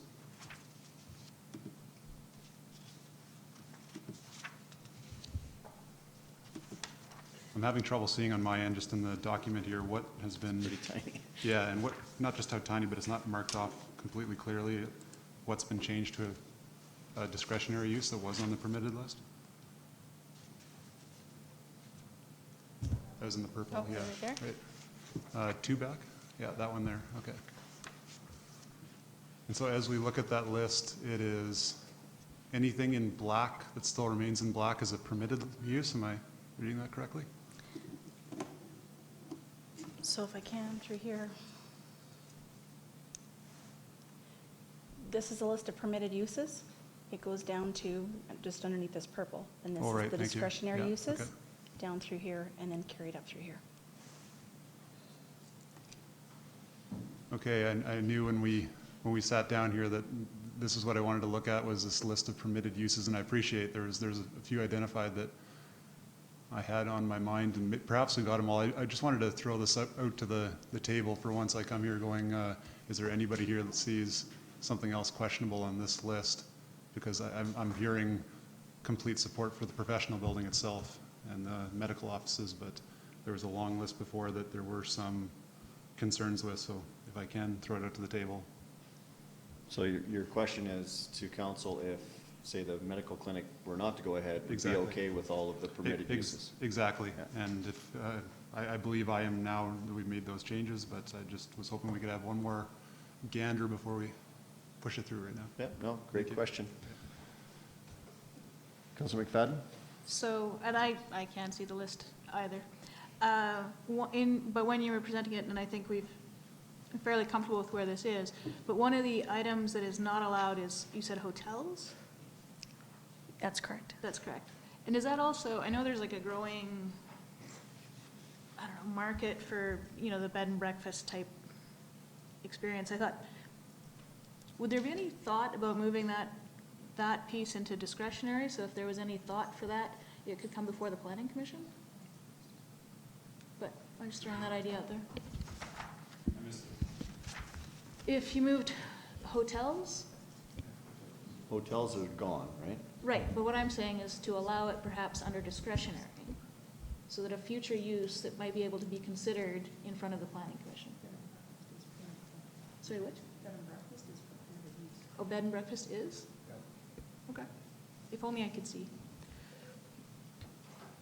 Anyhow, that was my only thought on there, was whether we So- could allow that emerging market of, But this captures that from your perspective, if bed and breakfasts are in there? I think so. There's that emerging market. There, I mean, we've got, you know, the bed and breakfasts, we've got the Airbnb type thing. It's not pressing. If there's a real opportunity, whoever owns the lands would come before council to try to switch it. So for now, that probably lands, but I just wanted to have that discussion. If there was anything on the, So motels are still in discretionary, correct? That's correct. Yeah. Sorry, Mayor Janung, that is not correct.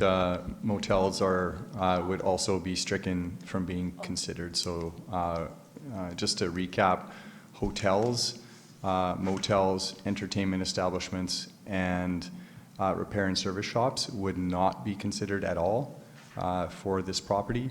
And drinking establishments would be considered as a discretionary use for this property.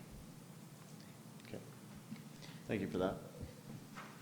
anyway, so with that clarification, I'm happy where it is, and again, I applaud the planning team in kind of, I think, really listening and responding to the concerns that the community had. I particularly like the 3-story limit and the elimination of some uses. So anyway, I'm in favor of this as read. Okay. Councillor Padeco? Maybe only other one quick question I have. When it comes to an eating establishment, I know that that could be a variety from a McDonald's to a keg. Does that obviously eliminate a drive-through scenario, or is that something that, you know, we could just absolutely eliminate out of there? Because obviously nobody wants to see a drive-through come forward in that area. Right. Through Mayor Janung, that's a good question. Currently, our land use bylaw contemplates drive-throughs as an accessory use. So even though the eating establishment is a permitted use, they would need to go through the accessory use as a discretionary use, which would come to the Cochrane Planning Commission for consideration. Okay, thank you for the clarification. Yeah. Councillor Nagel? So at this time, are we able to propose additional amendments of permitted uses that we would strike from this particular zone? Could at this point, could I propose that we also don't permit cannabis retail stores? Just because I know the residents were concerned about some businesses coming in that would be kind of disruptive to their local neighborhoods. Sure. If I can, Mayor Janung. So given our current setback regulations for cannabis retail establishments, there is one that has been approved directly across the street. Therefore, it would, because of those setback regulations, the 150 meters, it would not be able to locate there. Okay, so to be clear, cannabis retail stores already cannot be put on this piece of property if this is approved under all of our current bylaws. I do have to clarify that. So as a regulation, the 150 meter setback is a regulation. It can be varied by any of the development authorities. So whether that be the Cochrane Planning Commission or the Subdivision and Development Appeal Board. So just to be clear is that, yes, that restriction is in place, but there still is opportunity for that consideration through either a variance request or through a decision through one of those committees. Yeah. Okay. So I'm understanding that if our setback bylaws for cannabis retail facilities were changed, or if they did apply for a variance, that a cannabis facility could in fact be put on this property. So I would like to propose an additional amendment that we remove cannabis retail stores from this, if possible.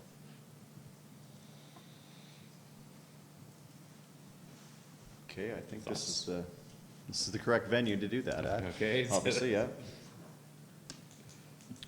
Comments? Councillor Reid? I didn't want to speak to that, but I'd be happy to. I support the original motion, and I think this is a real great example of our planning department being able to work with a developer, and I hope that that message gets out to the community. The question I had before I get to Morgan's comment was operation-based. What's the definition of that? Through Mayor Janung, the operation base was an addition, I believe it says there in 2017. This was a result from some discussion that happened for street vendors and our food trucks, and that the operation base was defined as a separate use to accommodate an operation base for that particular business. Okay, thank you. And then to speak to the amended motion, Councillor Nagel's cannabis removal, I guess. I would support that. Councillor Flowers? The items I'd like to see removed are the gas bars and the washing facilities. Is that possible? I don't think those are. Are they already discretionary? Yeah. So. We're talking about permitted uses that will automatically be there. The discretionary ones go to CPC. Yeah. Thank you. Okay. Councillor Padeco? Just in clarification, when it comes to the cannabis one, the setbacks are already in place because we voted those in, right? And any other changes would have to come forward from CPC or SDAB, I take it? Through Mayor Janung, any changes to the setbacks would first come to council as a consideration of a land use bylaw amendment. So if they were to be removed, that would be a decision of council. So I guess, adding them in, does it not seem repetitive of what we've already put into place? Oh, sorry, just to be clear, yeah, the setbacks are already in place. Yeah, so they are an established regulation within our land use bylaw. So to add that in and take it out, is it not repetitive of what we've already put in? Right. In your opinion, I guess, maybe? Yeah, that would not be needed in this case because they're already a part of the land use bylaw, correct? Thank you. Mayor Jung, if I could just provide some clarity, just so that we're all sure that we understand what we're saying. So there are cannabis regulations which establish the setbacks. Those setbacks can be varied by the Planning Commission when an application goes forward to them for a discretionary use or for a variance. So they can actually vary the regulations that are currently in place. For a permanent change to those regulations, that would come forward to council as a bylaw amendment. And further to Councillor Nagel's question with respect to the location of a secondary cannabis retail outlet, if the regulations stay in place and cannabis retail remains as a permitted use, should the cannabis retail that has been approved across the street ever not be located there, then this location would allow for a cannabis retail location provided that there was not another one within the setback. Yeah, I understood that. You've got that? Yeah. Okay, thank you. Yeah, go ahead. Does it not get bumped by the school? Because the school, how far is the school away from that site as well? Get out your meter stick. So through Mayor Janung, just going by memory, and Danica, if you might be able to get the map again. You are correct. The existing approval for the cannabis retail establishment across the street is basically right on the cusp of that 150-meter radius.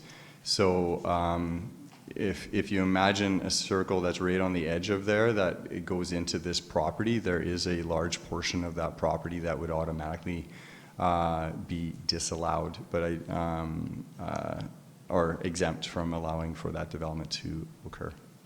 Thank you for the clarification. Councillor McFadden. It's just a thought, is that we can't actually accomplish what is being asked for. If the residents are saying they don't want cannabis to be sold within their neighborhood, we can't actually do that because we've already allowed it across the street. So does it really make a difference of whether it's 25 meters away? Like, we can't actually accomplish what they want to have happen. So I'm not sure that we should then create one spot where we've absolutely said no, because we can't even accomplish what we're trying to do anyhow. And then it's also limited by the setbacks from the parks and the schools.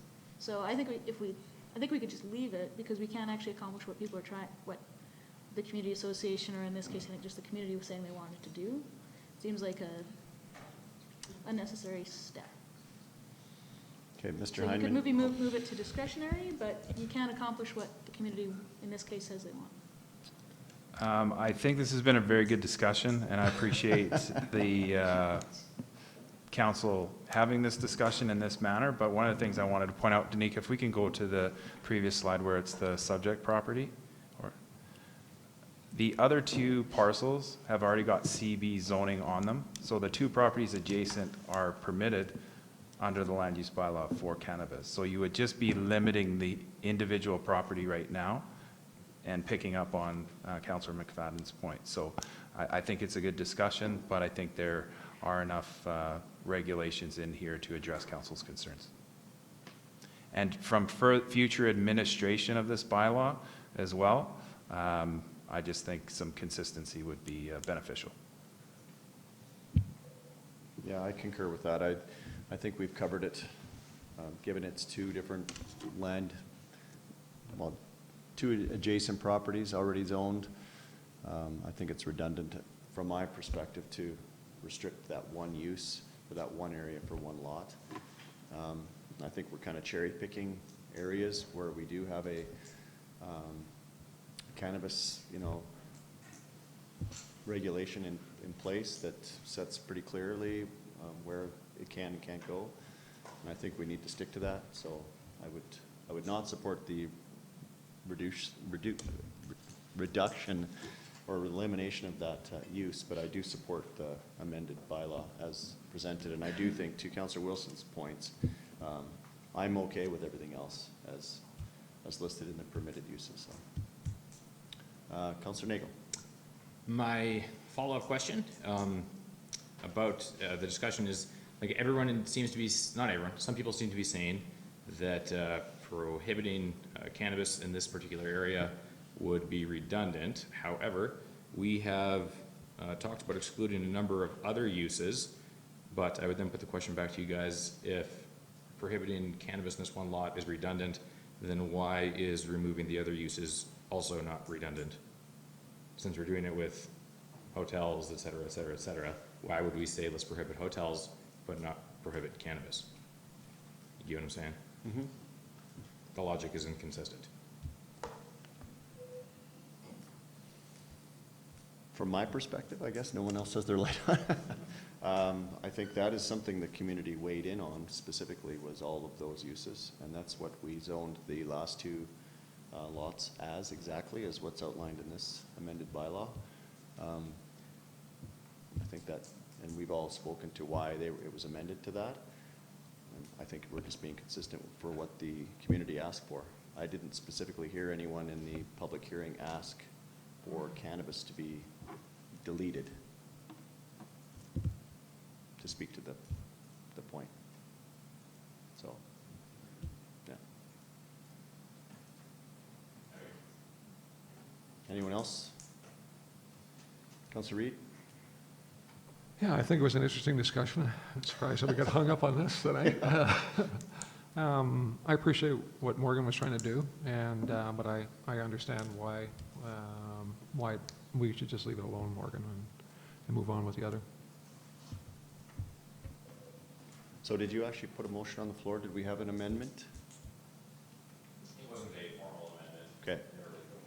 So we were having a discussion on it? Yeah. Okay. Do you wish to make that motion now, or? No.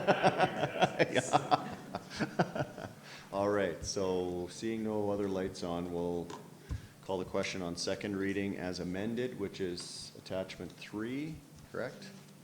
Everybody's clear on what we're voting on? Okay, all those in favor? Second reading? It's carried. Okay, vote third reading. Councillor McFadden. Okay, all those in favor? It's carried. Thank you. Thank you.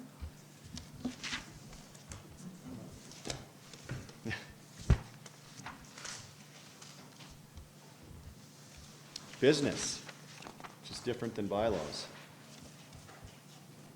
off-leash criteria in developing neighborhoods.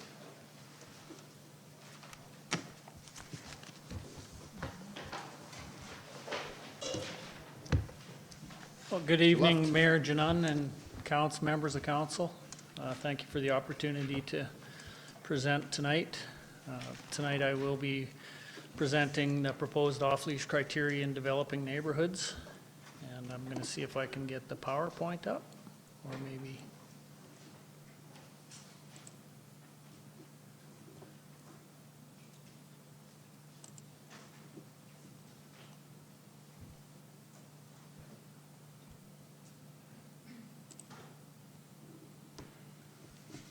Thank you.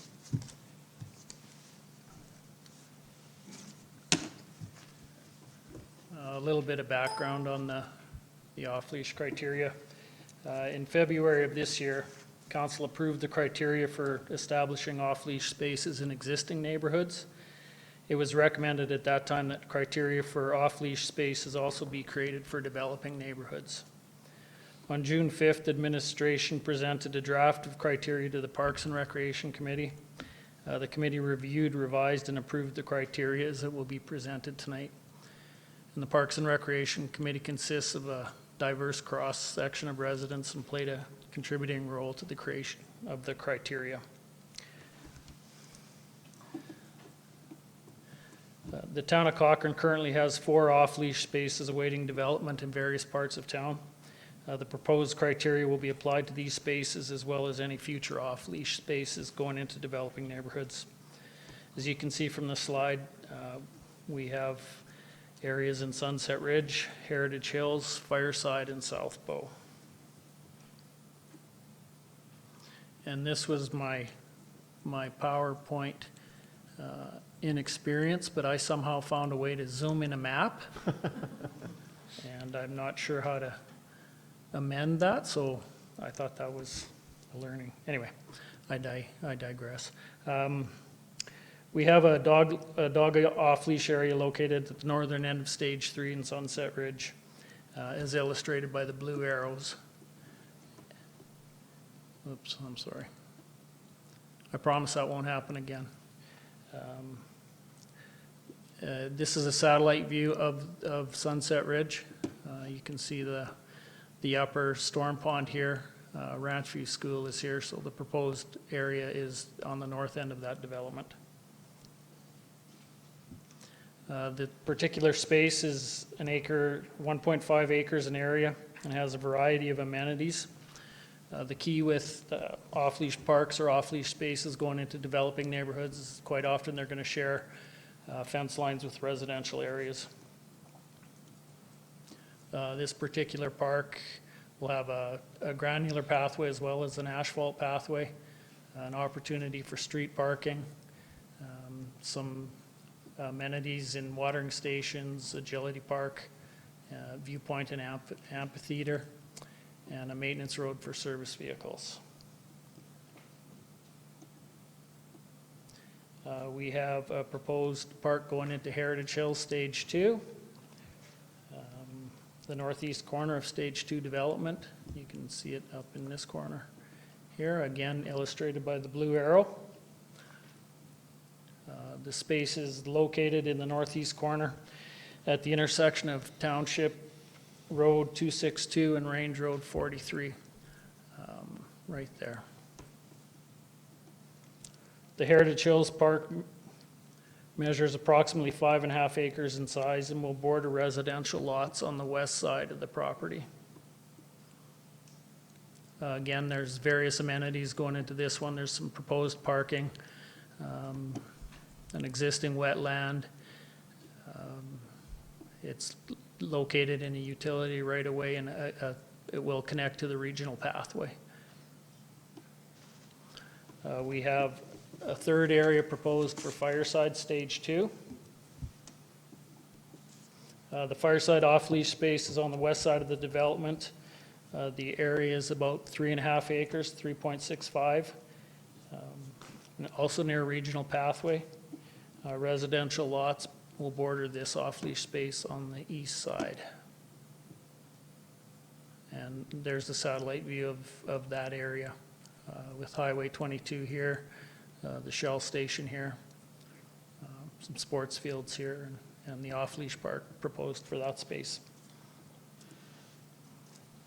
We have an area going into South Bow, located on the south border of town. This one's a little bit different. It's a 20-meter strip that runs for 1.3 kilometers, which gives us an area of 6.4 acres. And this particular pathway is illustrated at the bottom of the screen. It's that area there. And again, bordering residential houses to the north of the parks. It's a linear pathway shown at the bottom of the screen, more of a natural setting. Granular path and described as a multi-user rural interface. It will share a fence with residents on the north side of the property in the greater majority of the space.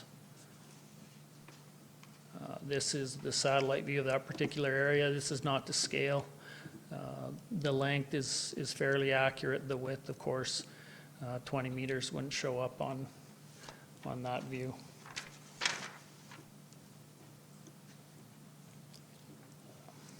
Given the current proposed spaces and keeping future spaces in mind, the Parks and Recreation Committee took the following into consideration. We talked a little bit about the criteria not being too restricting to developers, user groups, or the town of Cochrane. We talked about the fact that the future off-leash spaces will be sharing fence lines with residents. We wanted to be clear on the fact that people knew that they'd be moving into an area with an off-leash space behind their house. We talked about the potential for areas to be multi-use, and the proposed criteria will allow for flexibility in design to reduce pathway conflict between dog owners and trail users in multi-use areas. We have our existing criteria, which was passed in February of this year. The developing criteria is here. The next slide will give us a better look at the developing criteria. But some of the changes that we're making between the developing and the existing. Point 3 will be removed and addressed by identification requirements in point 1, the new point 1, and gate installation criteria in point 13. Point 7 will see a size increase from half an acre in the existing criteria for established neighborhoods. We go from a half acre minimum to 1.5 acres in the criteria for the developing neighborhoods. And point 9 will be removed to accommodate local pathway considerations. And point 14 is removed and addressed through plan identification, again in point 1. Here is the criteria we're proposing for off-leash spaces in developing areas.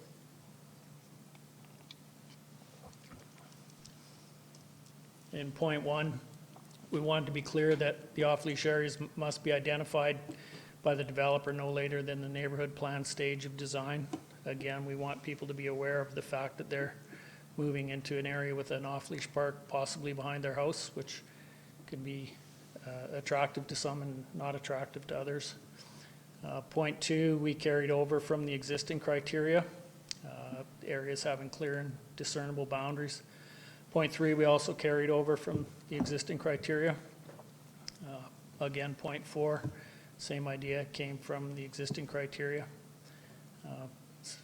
5 and 6, also waste receptacles, of course, to be located near the entrances to off-leash areas. Boundary and bylaw signage to be clearly posted. Point 7, as I mentioned previously, we changed from a half-acre minimum in size in the established neighborhoods to a minimum of 1.5 acres in size in developing neighborhoods. Point 8 refers to school properties and sports fields, was carried over from the existing criteria. Point 9, off-leash areas not to straddle or intersect regional pathways. We felt that gave us some flexibility in the design of the park as far as multi-use areas where regional pathways or local pathways, where regional pathways exist. We want to have the option to move them around within the design, and we feel that this point accomplishes that. Point 10, anywhere adjacent to major roadways, the area be fenced. And point 11 was carried over from the existing criteria. Parking should be integrated where feasible. Same with point 12, carried over from the existing criteria. Point 13, we wanted to address the gate topic. We felt that if we ask the developers not to install gates in residential yards, we will eliminate the possibility of an off-leash dog getting into a yard where it's not welcome. And point 14 was brought forward by the Parks and Recreation Committee. Playground equipment will not be incorporated into off-leash area spaces in developing neighborhoods. So in a nutshell, that is our criteria that we are proposing tonight. Sorry. The two options that we have tonight, option 1 is recommended that council adopts the criteria for off-leash areas in developing neighborhoods as presented. And option 2, that council accepts the presentation as information and provides administration with further direction. And at this time, I will be happy to take any questions. If I had a red shirt, I would have worn it. Well, thank you for your presentation. Councillor McFadden, the chair of the Parks and Rec Committee, would you want to speak to this first? Yes, I did want to give hats off to the committee's work on this. It's been a great deal of time with this, working through the different options and working closely with staff. They did a great job. The, sorry, you should not read emails while talking. So with the criteria coming through, one of the things I was really impressed with the group is they actually took the criteria as presented and kind of overlaid it against future designs to kind of understand the impacts that they would have. So that was really well done. I do have a couple of questions and thoughts that I would just share with the rest of council. Item 13, that developers want to install gates into residential yards. Unless Brad has further research, that was kind of a concern of mine, but having had a chance to kind of work around the committee, I mean, one of the benefits of buying onto green space of any sort is to be able to access it from your yard. So I think the risks of the gateway to an off-leash dog park, my concern actually is people would just let their dogs loose from their back step. But it's, you still have to maintain control of your dog. Anyhow, I would be open to removing criteria 13. I don't, I think the higher good is allowing people to have access to the green space through their own gates. And then I did have a question for Mr. Luft. In regards to the off-leash areas not to straddle or intersect regional pathways, what would you think about getting rid of the word regional so that we're still allowing, we're ensuring that they're not intersecting or straddling any of the pathways, namely the ones in South Bow or any of the other pathways where we're thinking the public, that multi-use discussion we were having? Thank you, Councillor McFadden. Through the chair to Councillor McFadden. The thought on that was with the regional pathways, we wanted to have the flexibility within the design. At the same time allowing for a little bit of flexibility, more so with local pathways are more of a natural setting. We thought that if we addressed the regional pathway issue, it might allow for just a little more freedom within the local pathways, the smaller areas. Moving forward, any of the designs that were shown tonight is probably not going to be an issue with local pathways. Moving forward, we're thinking more along the lines of the smaller parks within, in the future, wanted to have the ability to put a local pathway through the dog park if that became necessary. So then help me on the clarity of the language. On the South Bow piece in particular, that linear pathway, it's not identified as a regional pathway. Right. Right? So if we, only the regional pathways would be protected by fencing? Right? Well, with the wording of the criteria, we're not saying we have to protect the pathways with fencing. We're hoping to allow ourselves the flexibility to move the pathway possibly outside a fence within the park. Yeah. Or it leaves the option of fencing certain areas for off-leash space within the area. And what we had talked about in South Bow was possibly as a brainstorming idea. Instead of having the whole area as a open off-leash space, the proposal came up, or the idea came up, that maybe we could build 4 fenced areas within the area as off-leash spaces. Still allowing for the pathway. Then we don't have to fence a pathway. My fear was that if we say the pathways can't be in the park unless they're fenced, then we have to fence every pathway that we put in the park. Okay. So just to, when we're looking at South Bow, we've clearly identified this as a use for off-leash pets, but it's also a huge multi-use area for everyone else who wants to ride a bike or hike or do anything. So the concern we were trying to address with this one is, how do we ensure that multi-use continues without building in that conflict that we have down at the park by the river? So anyway, so that's where this was coming from. And so the idea that Brad's talking about is that instead of one large off-leash park there, we would build 3 or 4 by fences. And so then the regional pathway would wind throughout it, but you would have 3 or 4 different off-leash parks within that linear pathway. So that's kind of what we were thinking when the committee was doing there. So anyway, overall, I certainly support this as read with the elimination of point of 13. So I will be glad to answer any of my colleagues' questions about what the committee's thoughts were on the rest of it. Okay, so did you make a motion to amend, or? Yes, I will move, well, I thought I'd wait to see what everybody had to say. And then All right, yeah, I'm just asking. Councillor Padeco?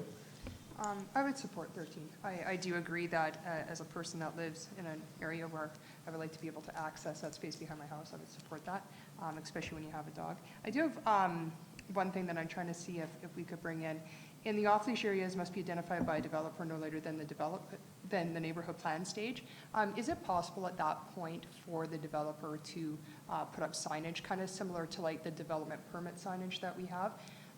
Because my fear is that it's one thing for us to know that plan and it would be on the town of Cochrane and people could look at the plan, but when somebody's going in to buy a house from a builder per se, builders will say anything, and they may not even know depending on who is representing that house builder. So at least if once you get to that stage of design and it would be kind of marked in that area, is it possible to put up signage somewhere stating that this area is identified as an off-leash dog park space that would remain so that people could see it as they come in and they're looking around?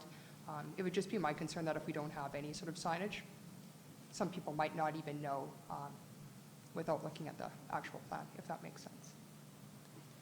I don't think that's something we can address in the criteria, but we could always leave that with administration to come back with a land use application.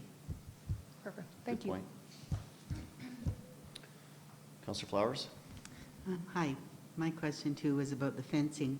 Number 10, when it talks about fencing where adjacent to major roadways, it will be fenced. Can you tell me where it wouldn't be fenced and what the discussion was with the committee?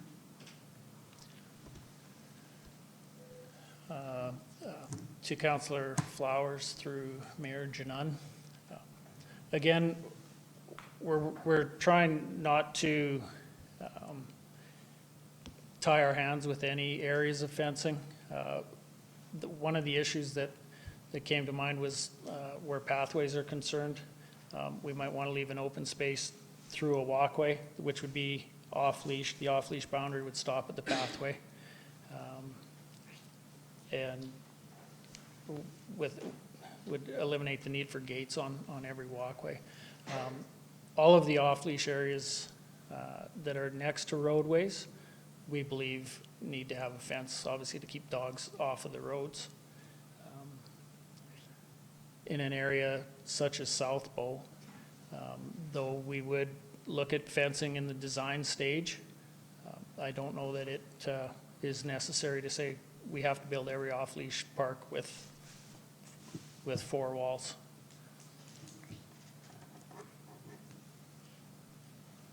Thank you for that. I just have a concern for people that are walking or biking in the area. It's nice to know where it ends so that you're not dealing with dogs at large. Okay, to Councillor Flowers through Mayor Janan. Again, we tried to deal with the multi-use areas through the pathway criteria, in that we don't want the regional pathways to straddle or intersect, or the dog off-leash areas to straddle or intersect the regional pathways. We didn't want to make any area exclusive to dog walkers, or we didn't want to exclude anybody, cyclists, pedestrians. We're hoping with the wording of the criteria that we allow ourselves the freedom at the design stage to decide where the pathway would best fit, where it's going to best serve all the users, including the cyclists and the dog walkers. Okay, thank you. Councillor Reid? Thank you. Thanks for the presentation, and thank you for your work and Councillor McFadden and others involved in this. It's been a long time coming, it seems to me, at least a year, it seems. Yeah, I support the criteria, recognizing it's just that criteria, and with the elimination of number 13, because that was problematic for me. So to everyone involved, great work. I had, in addition to the comment about point 13, so I recognize the developers are bearing the cost of development of these parks. I was just wondering what the average cost, the ongoing cost of maintaining a dog park is right now. Ongoing costs, I think we've estimated, once they're in place operationally, we're probably looking at $1,000 to $2,000 a year if we take into our hourly rates, the cost of waste bags, the time spent mowing. We've estimated that figure to be between $1,000 and $2,000 per year. Okay, great, thank you. Councillor Wilson? Thank you. I had 2 points here where I was just, well, I guess I'm worried about over-regulating something that may not need it. It's point number 9 that we've already talked about, off-leash areas, not straddle intersect regional pathways. So that would mean that our pipeline corridor pathway on the west side that we already brought up there would no longer be suitable as an off-leash dog park going forward. Is that, I know it would be grandfathered in, but a similar one would no longer be. I guess the unique situation with that park is that one is an exclusive dog park that was designed for dog walkers primarily. With that wording, in an existing, with that wording, I guess that would cause a conflict in that area. Thank you. I'm not super opinionated about it, but maybe there's a appetite around the table for that one. I think these could maybe better be done on a case-by-case basis than rather saying 0.9 must apply across all cases. For me, I just don't want to over-regulate something that doesn't need it. And then 0.7, just a justification on why we need to have a minimum size. There probably is a good reason. I just don't know what it would be. There's some sorry, to Councillor Wilson through Mayor Janan. There was some feeling around one of the parks that was previously put in place that it was too small, that wasn't, resources weren't as well used as they could have been for that particular area. We decided to go with 1.5 acres of a minimum size. Oh, is that maintenance resources, Mr. Luffs, or? Pardon me? But the resources weren't well used. Is that maintenance resources if they're so? No, I think it was capital resources. Okay. The general feeling was that the capital resources were spent on an area that's too small for your average sized dog. Okay, thank you. So I'm not incredibly opinionated, but I have my gut feeling is 7, 9, and 13 has already been stated, are possibly just overreach on a grand scale and might not be necessary. just throwing it to the table if anybody agrees with me. Okay, I'm hearing 13 so far. Councillor Nagel? Just with responding to Councillor Wilson's comments, I would support getting rid of point 9. I think a lot of people who use the regional pathways like walking their dogs, and it's nice letting your dog off the leash when you're doing so. So having a point-by-point consideration for each proposal would be better than having it baked into our guidelines. With point 7, minimum 1.5 acre size, I do support a minimum size because I think it makes a lot of sense to have at least a large enough of a space for dogs so they can really run and you can play fetch and you can fit multiple dogs in there. And I too am supportive of getting rid of 13. So I'd support getting rid of 13 and 9, but I do like point 7. Okay. So just to respond to this, point 7 on the minimum size, there was a lot of, the committee was responding to a lot of public feedback on minimum sizes. So that one, the group certainly felt strong about. Number 9, the group certainly feels strong about that. That's the tool where we would not recreate another problem down at the Jim Muffleman Court Park, because without that, you would be creating that multi-user conflict. And so that's that point in making sure that you have fencing on trails to make sure that you don't have that. I'm still still confused with the word. I think my concern is if we say regional trails, that regional pathways mean something in our bylaw. And so regional pathways would mean we only had fencing around where we had regional trails. But South Bow and Fireside, those aren't regional trails, they're designated as local pathways. So I think we could just switch out regional to a multi-use trails. And I think that would give the criteria for staff to work with. Okay. Does that make sense? Yeah. So then at this point then, I would put the motion on the floor to adopt the proposed off-leash criteria for developing areas with amendments to remove number 13 and to amend 9 or intersect regional pathways to or intersect multi-use trails, multi-use pathways.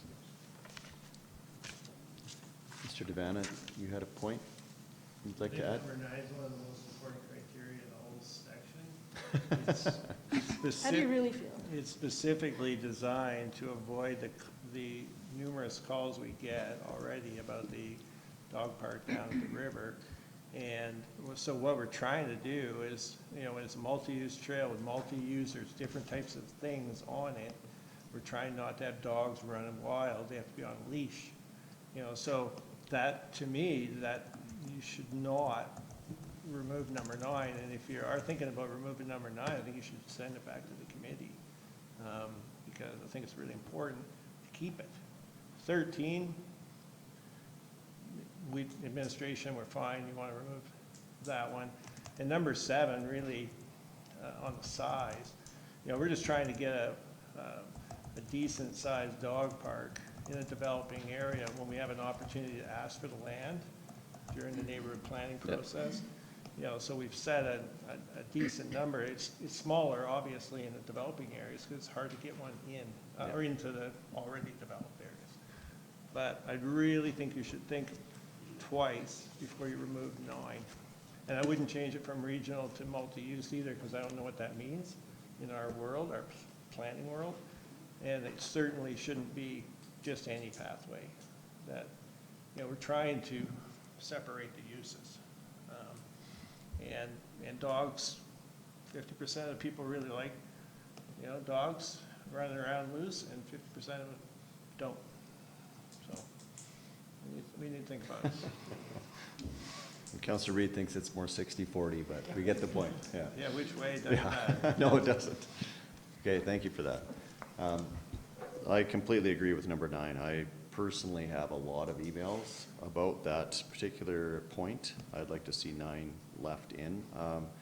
The regional point, I understand where you're coming from, Councillor McFadden. I'm not sure what the wording is there, if regional captures it, if it's multi-use, if it's, I know where you're trying to go, but I do agree that we need 9 in there. I'm okay with 13 being removed. But yeah, I think if we can nail down the name or the term of what that is, but I think the intent is to keep that, you know, conflict from happening, which we all hear about. And I would actually like to address that Jim Uppelman Park one day too, but not today. Councillor McFadden. So one of the items I also want to address is, not only do we want to make sure we're not building an inherent conflict, I also want to make sure the developer pays for the fences. And so if we don't say which fences we want them to pay for in our criteria, it may not happen. We would rely on the skill set of our planning department. And that South Bow Trail is rather an extensive, a lot of fencing to create what we would like. So I think the multi-use pathway language is clear enough that everybody would understand what we're doing. Because I think if we say regional, that's a clear out for a developer to say, I don't need to fence a non-regional pathway. And at least 2 of these ones that we're looking at have non-regional pathways identified on them. So I think the amendment that I've got on the table with the multi-use pathway is probably the best way to go to ensure that we're not having a conflict and that the developers are creating the infrastructure that we want. Okay, I'm just not clear. I've heard from administration that that's not a term that they would define as that. My problem is that almost all of our pathways are multi-use in some way. You know, there's walking, there's biking, there's lots of things allowed on every pathway. They're not all regional, you know, so regional to us is, you know, larger, more diverse user group. It's getting one from one area to another area more quickly. So I would not change the word because multi-use is going to have a wide facet of meanings and it'll mean almost every pathway as far as I can tell. So Councillor McFadden, you're trying to protect the South Bow one in particular. Does multi-use or regional, does regional cover that then in the planning? That's your point, right, Councillor McFadden? The way I look at it is, you know, most of these neighborhood plans, that the planning department works out all these details in the plan. And it's usually written, it's pretty specific. You know, fence, pathway, gravel, paved, this, that. This gives us the flexibility to decide whether it's fenced or not fenced, which is what we're asking for. So I don't have the concern that's being expressed by some of council. So I think we have the tools in our toolbox to do it. If you limit it, then you're limiting our toolbox to do the work. Councillor McFadden, back to you. I know, I think we get the intent. And I completely agree with you. Yeah, so it's, but on the planning language, when you look at the South Bow plan, that southern trail is not identified as regional trail at all. So if you were to take this, and I'm the developer, and I have this criteria, and you're asking me to pay for tens of thousands of dollars of fencing, and I don't have to because it's not a regional trail. But number 9 doesn't talk about this. Number 9 says off-leash areas not to straddle or intersect regional pathways. It doesn't talk about fencing. That's all I'm saying. Like it's, like if we want it, it's just not saying that. It's not gonna help what you're saying. So, but the tool we were using when the committee was talking about it was that you would use the fencing to manage that. So where does the fencing come in then if it doesn't come in number 9? I guess that's where we'll go.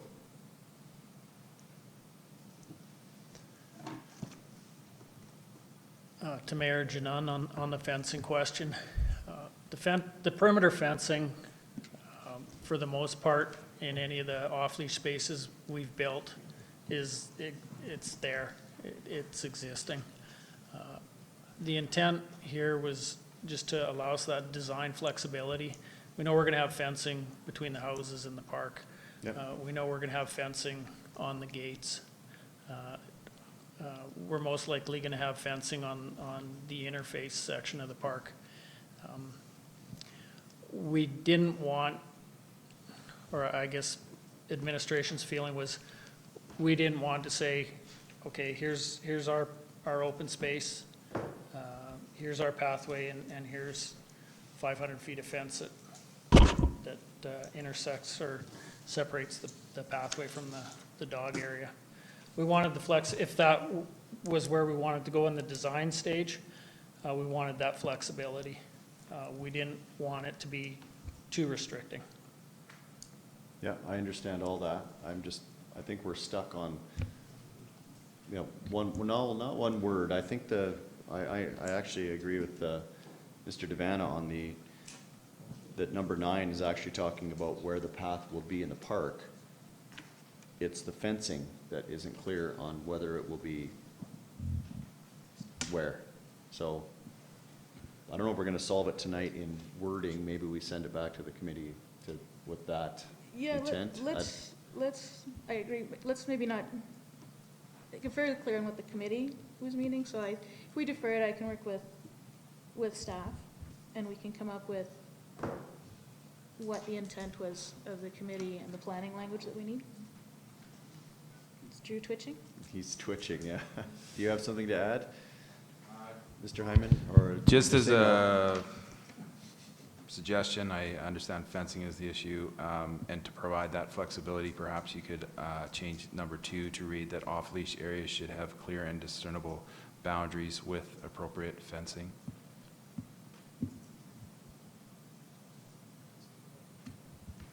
Yeah, you can put it there. Does that cover? I still think we're gonna suddenly end up with a fencing bill we weren't expecting. Only speaking to the regional trails. So I respectfully disagree that talking about regional trails, I can accept the amendment on the appropriate fencing on number 2. But anyway, I disagree. I think the amendment of multi-use trails allows the criteria to be applied for all of the trails we're trying to protect, and not just regional trails. But then doesn't it apply to all trails? That's what I'm hearing from administration, that now we're Well, part of everything. the concern, as I understand it, is that, so if you just have a pure dog park, right? The last thing you want to do is actually have to put a fence for the people to walk through the middle of the park, right? So they don't want that to happen in the language.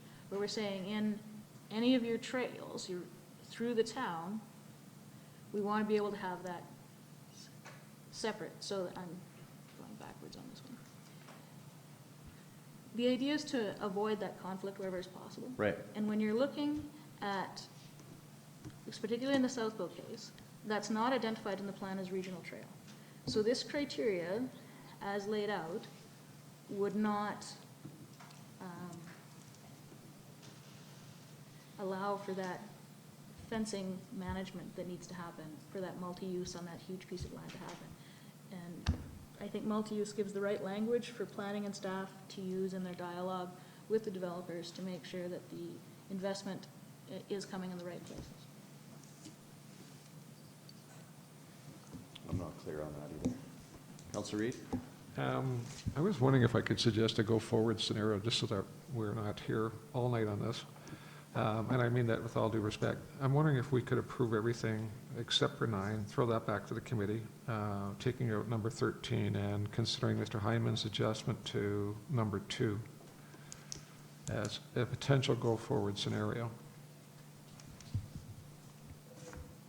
I think we would either send it back because we've basically talked everything else and agreed upon it. I think we're stuck on fencing and number 9's wording.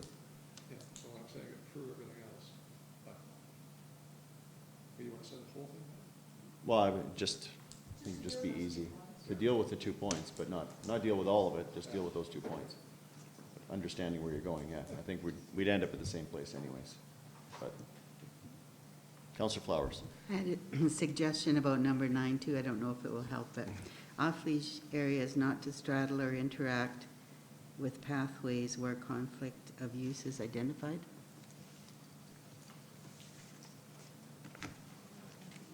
It's just so that each one would be looked at individually, and if there's a conflict identified, then it would be an issue.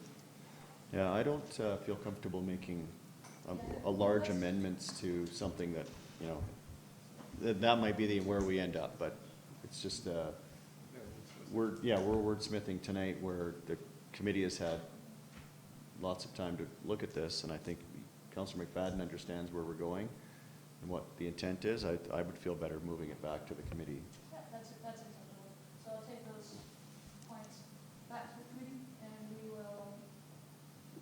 back in the fall.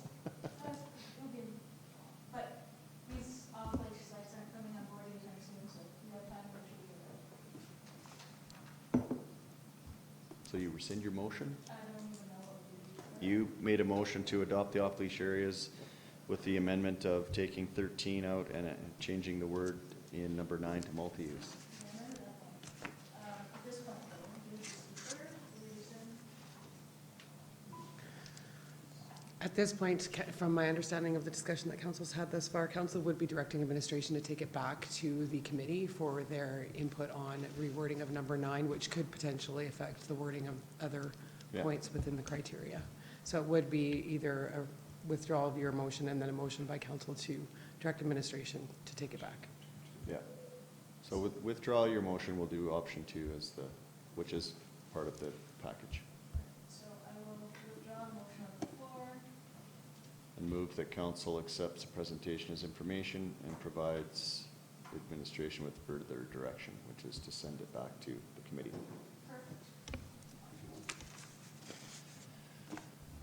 All those in favor? I almost asked for more comments. Thank you. Thank you, Mr. Luft. Thank you. Yeah. We're almost there. We're almost not through the agenda. We're almost there with the,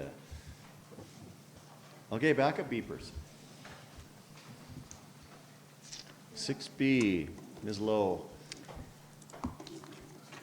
Sorry, while I catch us up on the agenda here. Yeah. True. That's Councilor McFadden's job to bring to. Good evening, Mayor and Council.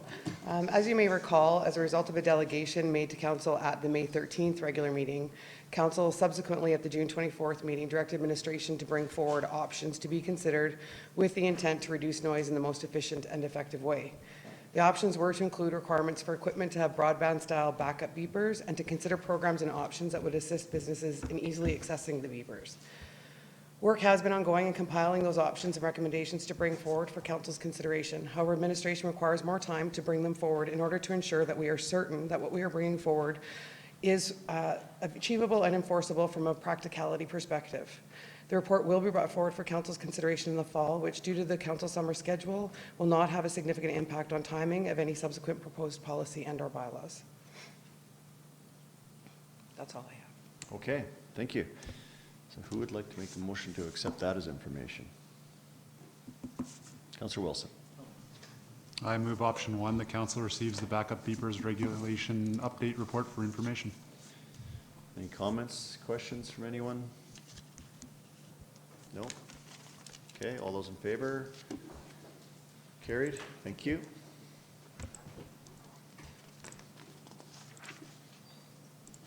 Mr. Deans is not here. Mr. Heineman in his stead.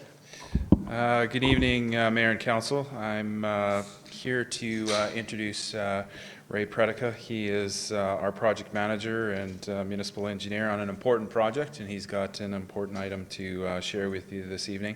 As you're all aware, the pedestrian crossing of the railway tracks at Horse Creek is a critical project with a lot of eyes on it and interest. So I will turn it over to Ray. He's got a short presentation for you. Thank you. Good evening. Good evening, Mayor and Council. Thanks for having me here to make my first presentation.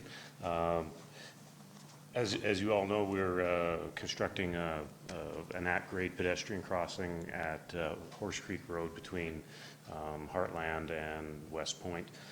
One of the things that we're looking at doing is making that crossing consistent with the rest of the crossings in town with respect to the Transport Canada operations for railways. And all of our other crossings do not have the requirement that the train blow its whistle as it approaches these crossings. And the way that we are going to approach, or that we need to approach that, is to have council pass a resolution or direct administration to proceed with an application to the Canadian Pacific Railway to have the whistle cessation implemented for that crossing as well. And so I guess the first option is that we're asking is that the council directs us to proceed with the application to have whistle cessation for the Horse Creek crossing, and so the implications for proceeding with whistle cessation application would be that an application would be submitted for approval, and if approved, would prevent adjacent residents being subjected to a whistle being blown every time a train approaches the crossing from either direction. The second option is that the council asks administration not to proceed, and the implication of that would be that the whistles would be blown by every train that crosses or approaches that crossing until we apply for a whistle cessation. Okay. Thank you. So this is standard procedure on all of our crossings? It is. Yeah. Someone's going to ask it. Do we have an update on when that might get constructed? Is it still summer of? It will be constructed this summer. Yeah. We've had some slide in our schedule because of all the rain we've got. And so basically it's depending on when the pathway construction crew is mobilized to Cochrane. We were looking at the end of July, but now we're probably looking at mid-August. Okay. Thanks for that update. Anyone want to put a motion on the floor or have any questions? Councillor Wilson? I just had in front of me, I move option 1, the recommended one, that council directs administration to proceed with CPR, Transport Canada, whistle cessation, and look forward to the project moving ahead as it's important to a lot of people in town. Yeah, thank you. Questions? No? All those in favor? It's carried. Thank you. Thank you.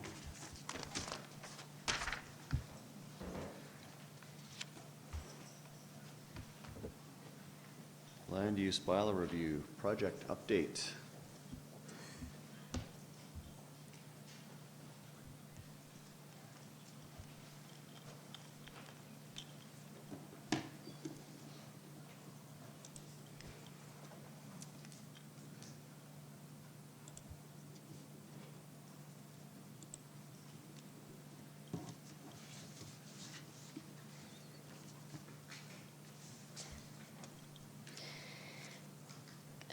Good evening, Mayor and members of Council. Tonight we are here to present to you an update on Phase 3 of the Land Use Bylaw Review Project.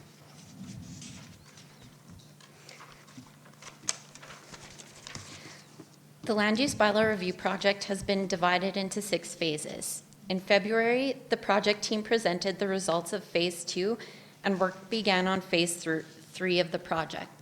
Phase 3 was completed at the end of June, and we're currently working on Phase 4.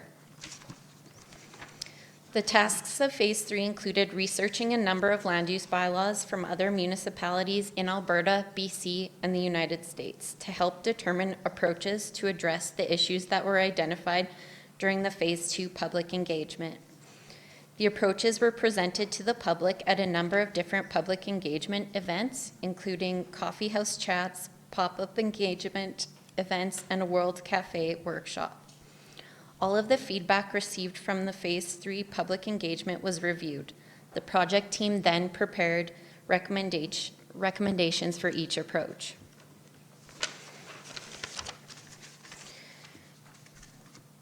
During Phase 2 of the project, all of the comments received from the public were reviewed, analyzed, and organized into 4 focus areas. The focus areas are residential, non-residential, town-wide, and the land use bylaw document itself.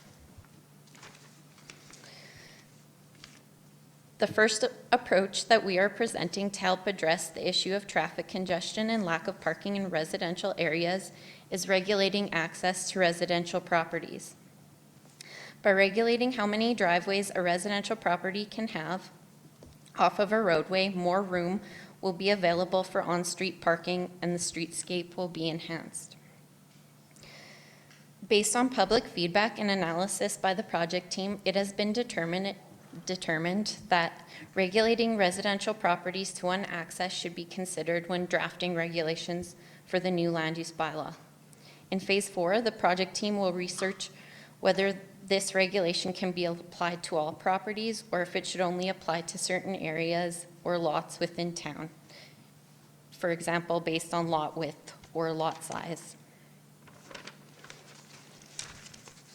The second approach that was identified to help address the issue of traffic congestion and lack of parking in residential areas was requiring a minimum front landscaped area. Requiring a minimum amount of front landscaping will ensure the entirety of a front yard isn't used for parking and will allow for more on-street parking and a more visually appealing streetscape. Alternatively, having no landscaping requirement would allow residents to hard surface any portion of their front yard.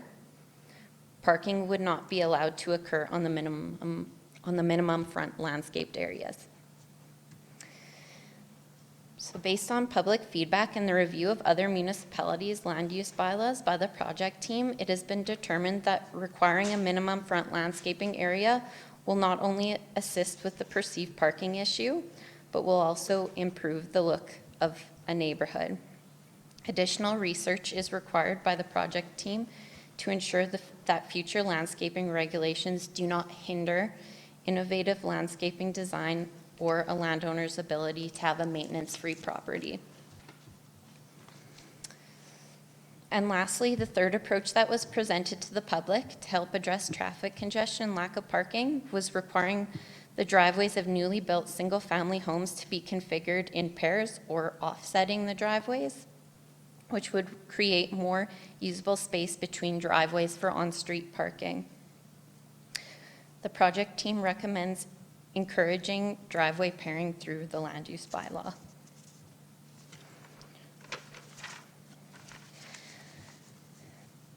The second issue identified for residential areas was expanding available housing options and evaluating housing density. We identified 3 different approaches to how districts may be divided, which could result in different housing patterns in residential neighborhoods. The first approach is providing more residential zoning options with specific regulations. This approach would result in a large number of residential zones, each with specific intended lot sizes. This gives certainty to what type of housing will be in each area of town, but is more restrictive and could create more monotonous or segregated areas of housing. The second approach is providing fewer zoning options with more general regulations that would allow for more uses and lot sizes within them. This provides more flexibility to develop creatively and according to market conditions, and also creates opportunity for mixed housing types on the same block. However, it doesn't create certainty about the lot sizes and housing types that will be developed in an area. The third approach would maintain or slightly decrease the number of residential zones that currently exist, but create more specific regulations within them. This would ensure that each zone has a specific function, but still create the flexibility to allow for different lot sizes and housing types. We're recommending this last approach as the current number of districts appears to be meeting most of the current development needs. There is also the opportunity to introduce direct control districts into the new land use bylaw, which would allow applicants the ability to submit an application for a use and standard of development that does not fit the bylaw but could potentially be appropriate for a particular parcel of land.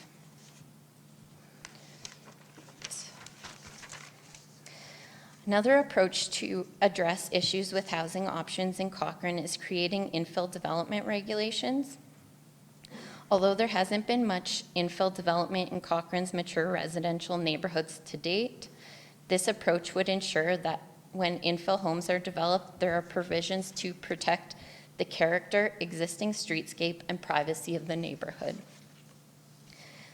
The project team recommends that regulations be included in the new land use bylaw to regulate infill development by defining what infill development means, and includes clear regulations to ensure the character and enjoyment of an existing area is not compromised by new development. The regulations should be clear and easy to administer while not stifling unique infill development opportunities. Joel will now continue to speaking to some of the issues and approaches within the residential areas. Good evening, Mayor and members of Council. So another approach to the issue of expanding available housing options is introducing zero lot line development into Cochrane.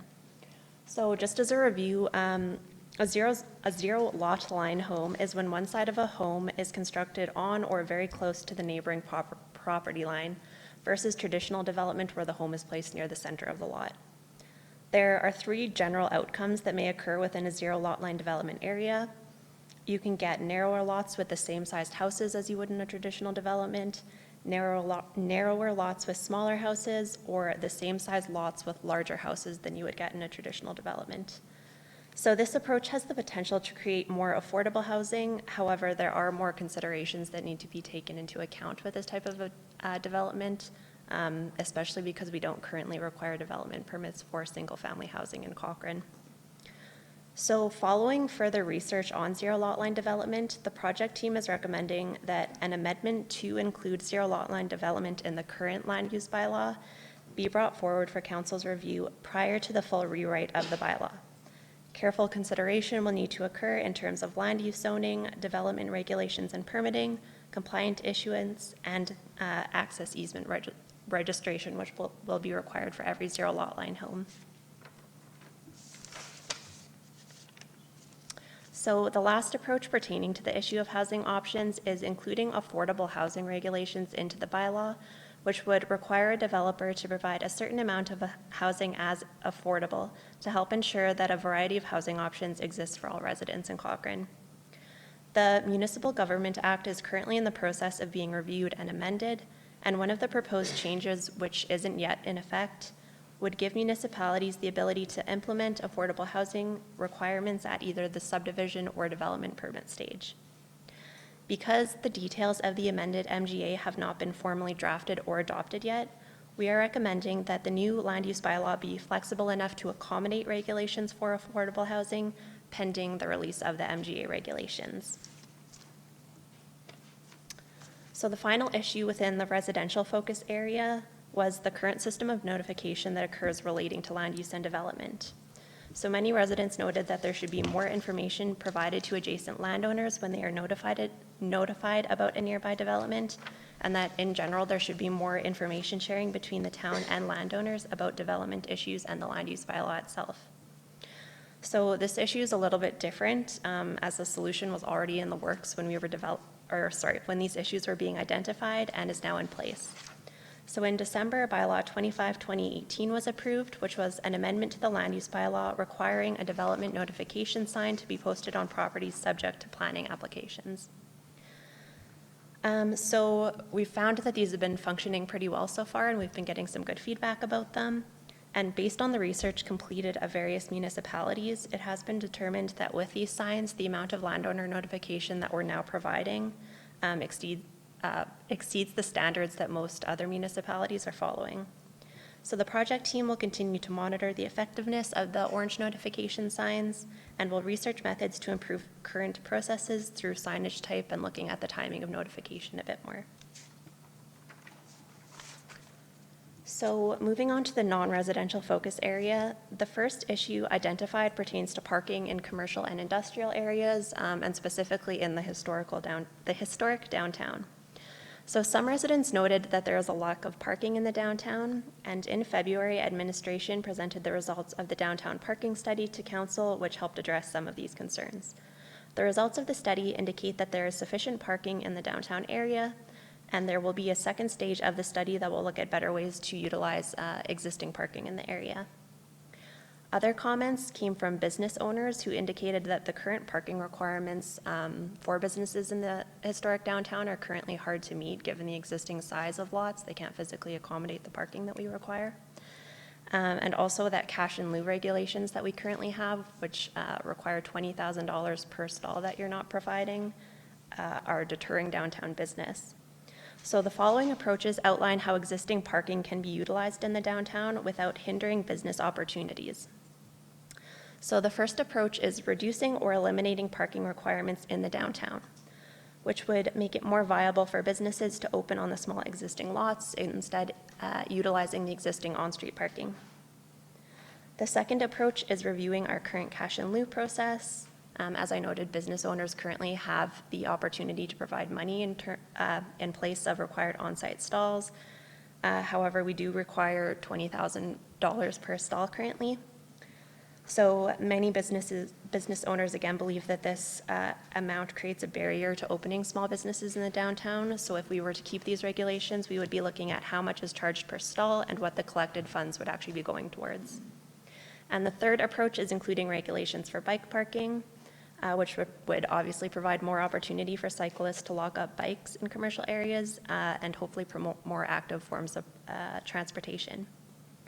So based on review of other municipalities' land use bylaws and the results of the downtown parking study, the project team is recommending eliminating parking stall requirements for businesses located in the historic downtown.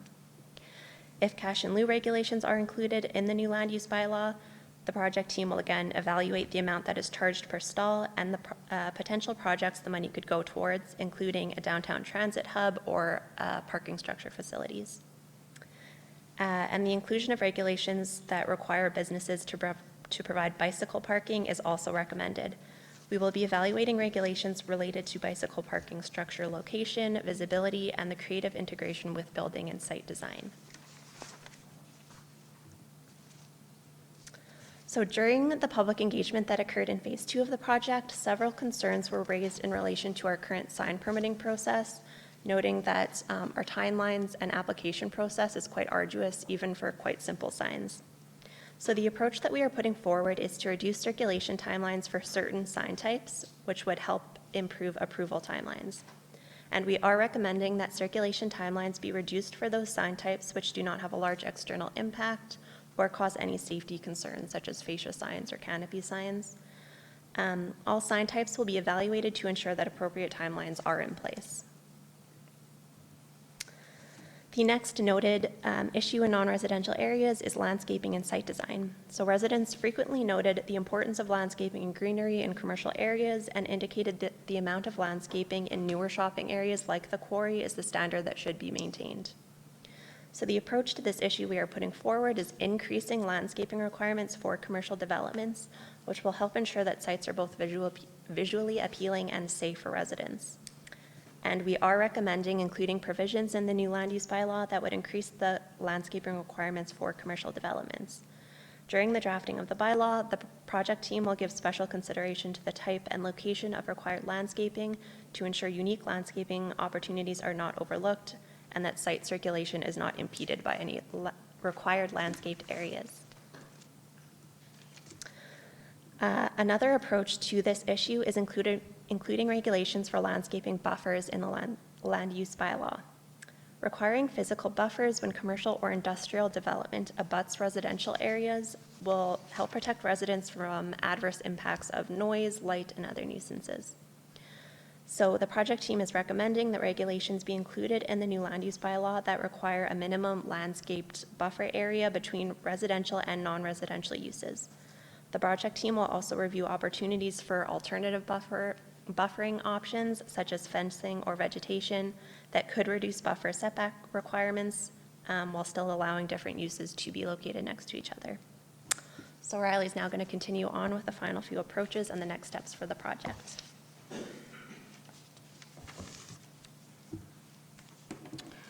Okay, just moving along with the non-residential section, specifically with the issue of restricted land use. So we had heard through our engagement that our commercial districts could potentially not be meeting the needs of the business community and are restrictive. So one of the approaches that we had come up with was to accommodate the emerging commercial trends. And this is something that we had experienced firsthand in administration as well. So we'll just go over a few of the trends. The first one is to accommodate brew pubs, breweries, and distilleries. Now, Cochrane does have these uses and these establishments already within the town. However, the land use bylaw didn't necessarily accommodate them distinctly, and we want to make sure that the new land use bylaw does accommodate these in the future. The next was pop-up shops or temporary businesses. So these are short-term or temporary retail locations that are designed to engage customers directly, and these can be within existing businesses themselves or perhaps on an existing site. Now this goes back many years, however, it has recently gained in popularity, and we want to make sure that we're accommodating that type of commercial business in our bylaw. Thirdly, the trend of mixed-use development. Now, this is definitely not new. You've probably heard of this before, and we have been encouraging this in the past. But mixed-use development blends two or more uses either within the same lot or within the same building.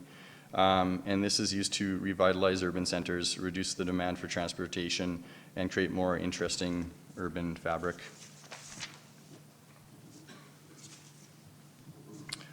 Next, in order to accommodate some additional emerging commercial trends, is to integrate transit integrated development within the regulations of our land use bylaw. So essentially what this is it entails having walkable activity centers established around a transit hub or transit node. This includes higher density housing, mixed use development that is readily accessible by all modes of transportation, including our transit system, of course, but also bicycles, walking, and vehicles. Pedestrian integrated street design prioritizes walking, followed by bicycles and transit use, and lastly by motor vehicles. This features pedestrian oriented street design, includes a number of locations of the entrances, being very articulate in the building setbacks from the street and from the sidewalk, the public realm, and it also can include the size and distributions of the windows to make an active frontage. The recommendation, based on the public feedback and the review of other municipalities and land use bylaw, the project team recommends including regulations that would accommodate emerging trends. And once drafted and adopted, the relevant sections of the bylaw would need to be reviewed on a regular basis to ensure our bylaw remains current and effective and is meeting the business needs of our community. We're just going to move on to the town-wide solutions now.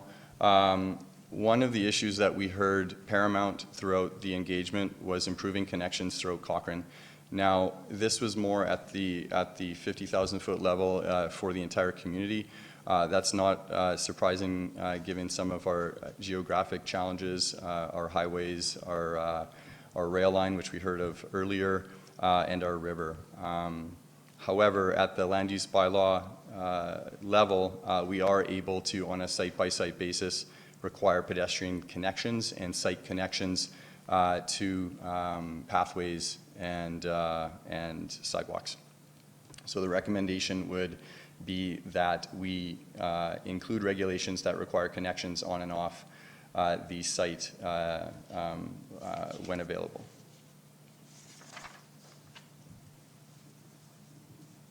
Next is one of the issues is ensuring, and this is more a goal as well, is ensuring Cochrane is an accessible community.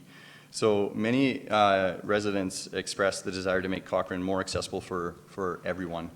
There was concern over the ability for residents to age in place in current neighborhoods, and discussion over the integration of universal design principles and accessible site design components integrating into public spaces. So the approaches are to encourage accessibility principles through incentives, but also to use an accessibility lens in site design.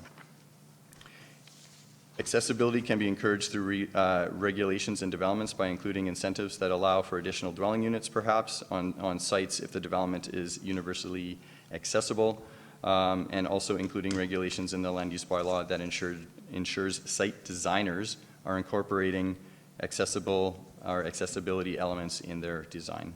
And therefore, our recommendation is that regulations be included in the land use bylaw to ensure that sites are developed to be universally accessible so that residents of all abilities can enjoy them.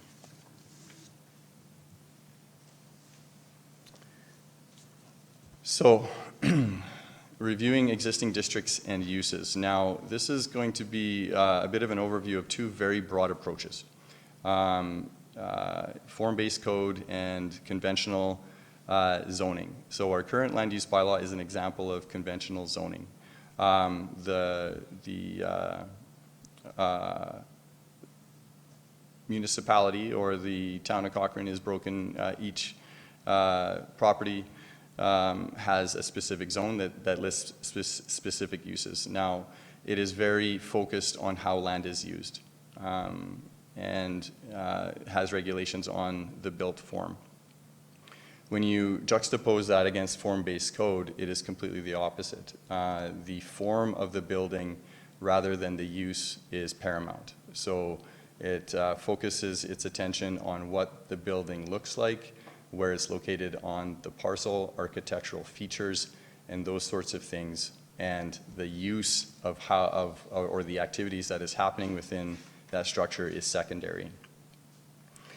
These are two very broad approaches, conventional zoning and form-based code. Form-based code has not been used very widely within Canada. It has been more so in the States to varying success. Therefore, the administration is recommending that we still use the more conventional zoning, but review the possibility of incorporating the form-based code in an appropriate location where the form is quite important, and this is in our historic downtown. So we will be exploring that.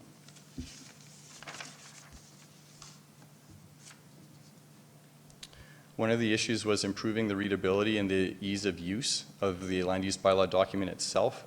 One of the approaches that we are exploring would be the use of graphics and tables and figures, as well as making formatting changes to make the document more easy navigable. And this will also include increasing our online presence of the land use bylaw itself.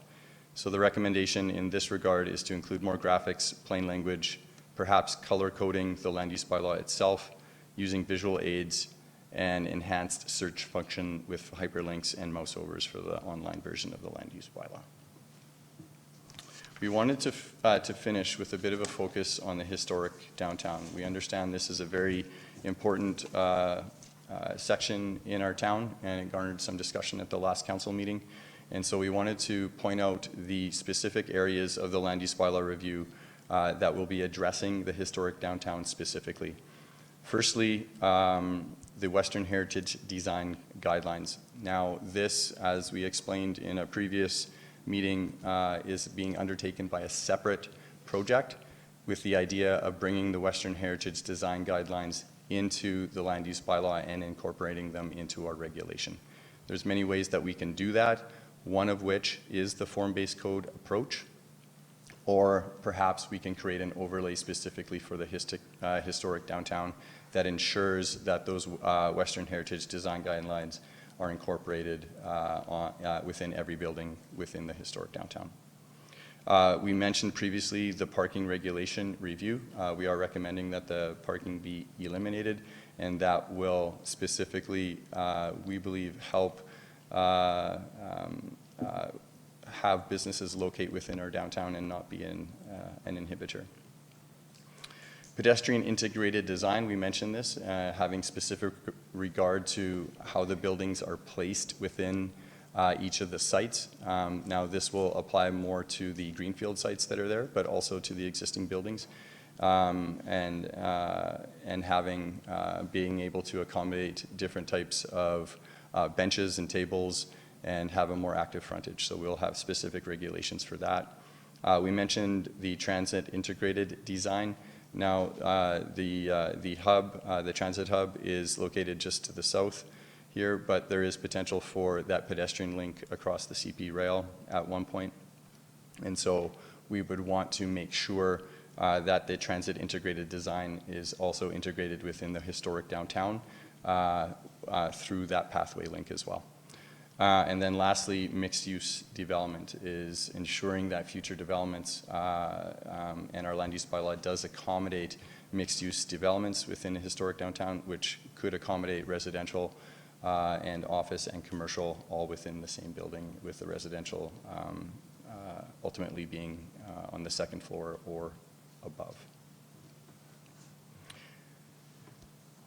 So the next phase, which is phase 4, this is where we will actually start to draft the land use bylaw. So up to this point, we've been doing a lot of preparation, we've been doing a lot of research and engagement. Now this is where we're actually going to start to draft what the land use bylaw is going to look like, but also the specific land use districts and the regulations.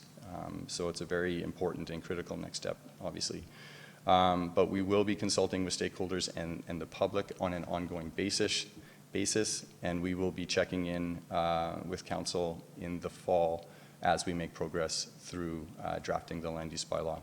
And I'll just note that we plan to do the land use bylaw in sections.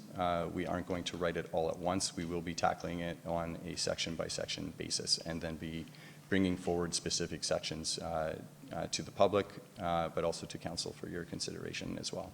Not for approval, but for feedback. Once we go through that process, we will be consolidating all of those sections together and make a complete land use bylaw. We will do further review and then be bringing that final review, which will become the proposed land use bylaw, in spring in 2020 for your consideration. That concludes our presentation, and we'd be happy to answer any of your questions. Okay, thank you. Lots of work going on there. Kudos to your department for the presentation tonight, but also all the work that's gone into this. You did answer one of my questions, which was how is this going to be coming back, and what point do you want feedback from council? Yeah. So maybe if you could just elaborate on that. Coming back in sections for feedback. Do you want feedback tonight? Tonight was an update. Oh, sorry. Yeah. Yeah. Sure. Just to be clear, yeah. So tonight, yeah, we are looking for feedback tonight on the approaches that we have presented to you, on the issues that were brought up through our engagement and on our focus areas. So absolutely, please provide us with feedback based on what you've seen tonight, but as well as our recommendations. This again is still at that higher level. We will be getting into the detail in this next phase 4. So when we see you next on that section by section, for example, we'll be bringing the residential section forward. We'll be bringing the commercial section and the non-residential section forward, and we'll be looking for feedback then too. Okay, yeah, great. Councillor Reid. Just to clarify, so option 1 would be that we just accept it for information. Option 2 would be that we accept it for information and provide administration with further direction, which I gather is what you're asking for in terms of feedback. Correct. Is that correct? Yeah. So, well, I think we can adopt it as, or accept as information and provide feedback. okay. Yeah. Okay. Unless we're going in a different direction than what's already undertaken. Okay, so is that option 1 or 2? Option 1. Okay, I'll move option 1 then. I would need more time to provide some direct feedback, but I have 2 questions. So, Riley, is a zero lot line development, does that result in a no driveway pairing? Through the mayor, to Councillor Reid, that's a very good question. In most instances, it all depends on the zero lot line product itself, whether it's a front attached garage or whether it does have rear lane access. If it, there are zero lot line developments that have the front attached garage with the front access. In those cases, it would then depend on the size of the lots themselves and the width of those lots. We would be encouraging driveway pairing in those situations, but ultimately the driveway pairing is more as a result of having that on-street parking presence if there's enough distance between the 2 driveways of the homes themselves. I guess the question really is, does zero lot line development create more problems in terms of street parking or less? Or parking, I guess, as a whole? Right. That really depends on the product. It definitely would not create less on-street parking if you had rear lane access with rear detached garages. And it also depends on the minimum widths of the lots themselves, and then ultimately the size of the homes that would be going on them. So zero lot line, essentially, you're building, your house is built right to the property line on one side, Right. and then you have a reduced setback on the other side. So the spacing between the two homes is reduced on the one side. Yeah. So that would then explain your comment, at least in terms of the recommendation that zero lot line there's some considerations to be taken in it. For sure. The second question I had was, under the section, townwide recommendation, issue, revise existing district and uses, the recommendation was a form-based zoning, and I'm just trying to get my head around that. Well, what it means, first of all, I'll ask that as a secondary question, but does this address Councillor McFadden's concern or the kind of motion that she withdrew at the last meeting? Is that what you're trying to get at here in terms of this form-based code overlay, and what exactly is that? Yeah, sure. So form-based code, I'll just kind of take it a step back. So form-based code is really an approach to how you regulate development and land use within your municipality. So first and foremost, it's an approach not unlike what our current land use bylaw is in that more conventional zoning, right? Where you're creating specific zones, you're listing the uses within them, you're listing the development regulations on where the buildings can be located and parking and that sort of thing. So form-based code kind of turns it on its head a little bit. It's more interested in what the building looks like. So the form of the building, the size, the scale, the architectural features, where it's located on the lot, of course, too. But that's the primary importance. In conventional zoning, the land use, how you're using that lot, whether it's residential and the type of residential or commercial and that sort of thing, that's what's paramount and that's what's important. And then the form is a little bit secondary. So they're almost kind of opposites of each other when you're thinking about built form and land use. So, sorry to belabor the point, but so the form base then would it be for a region, like you designate a district like the historic downtown and say this area has a form-based kind of overlay regulations and these are those regulations? Correct. Okay. Yeah, how the form-based code goes is they do more regions, correct. And okay. So within each region, you'd have very specific types of regulation that talks about what kind of form and what kind of buildings are acceptable within each of those regions. Okay. And yeah, so juxtaposed against the conventional so it's land use, right? Not unique to a lot, but it's unique to a region or an area. Or an area, correct. Okay. Thank you. Yeah. Great start. Okay. Councillor McFadden? Yeah, it'd be great to start. I want to really congratulate the team on both your thoroughness and your creativity and your forward-looking approach. So far, I'm very impressed. I did have a couple questions, and I'll send you a larger email later. Okay. On the historic downtown parking and the idea of, we have enough parking already, we could maybe waive that. Has there been given any thought? I've seen research done and where it's been done elsewhere, where you use the cash in lieu or the parking regulations and you trade it off with something else that you want, whether it would be height or density, or we exchanged it for greater Western heritage design work or arts and cultural investments in the area. Is there any thought to using the tool instead of just saying no parking requirements in this area, but to use it as a trade-off tool? Through the mayor to Councillor McFadden, that's a good question. And now the cash in lieu is used as a very specific tool to offset parking.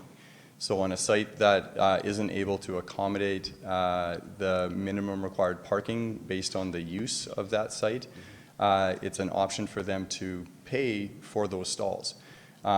We use that money and we put that money in the bank, so to speak, and it is used to provide parking in another way. So that project could be whether the town is going to buy a lot and provide street level parking or at grade parking, or perhaps build a parkade in the same kind of instance. but that money would need to be used for that specific purpose. So that's really what the cash in lieu is for. Yeah. Okay, so, but if you're gonna take the cash in lieu out, instead of saying having to provide cash, if you provide development in a different form that the municipality has identified, whether it's, instead of using that money that you would, not even all of the money, say 50% of the money you would have to use for parking, that you could then prove that you were going to invest it in a more intense Western Heritage design solution, Right. or something that's more reflective of what we're trying Right. to do in that unique space. Right. Yeah, that's an interesting concept. It's not one that I've contemplated, but it is something that we could definitely look into. Normally if you're offsetting parking and you're collecting the cash, but in this case you would actually be maybe reducing the parking, like the lieu would be in lieu of, hey, you're going to do extra Western Heritage design or something in that regard. Yeah, it's an interesting concept. I think we could look into that. Okay. And then the next one I also liked is the focus on accessibility, and I know that's something that administration municipality has looked at doing the rolling audits.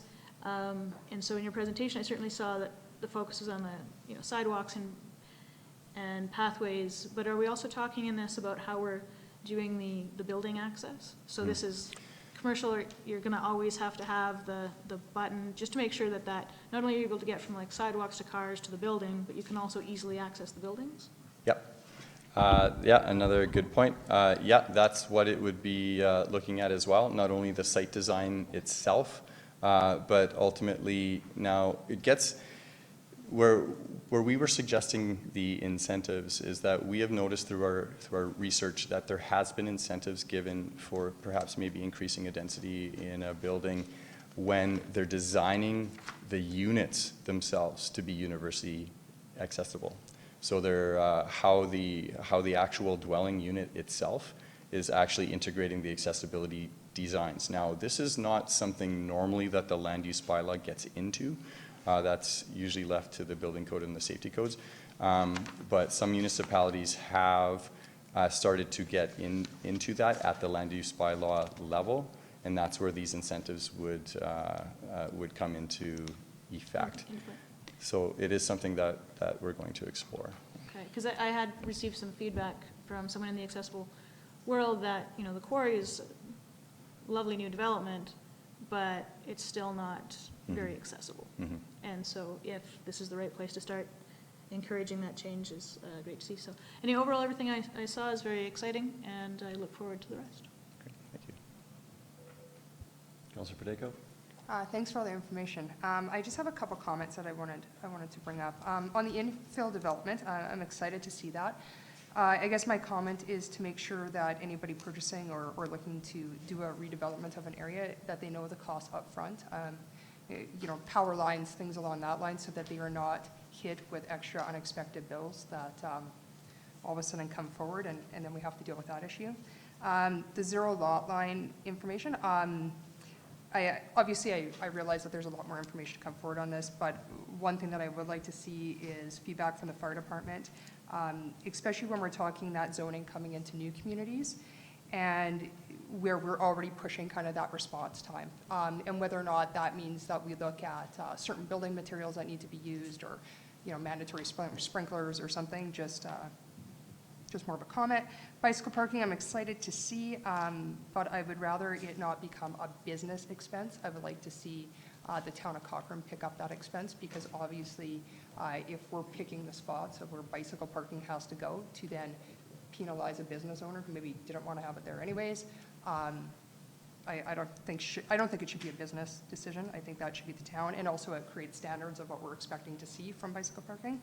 And landscaping, sightliness, I'm for.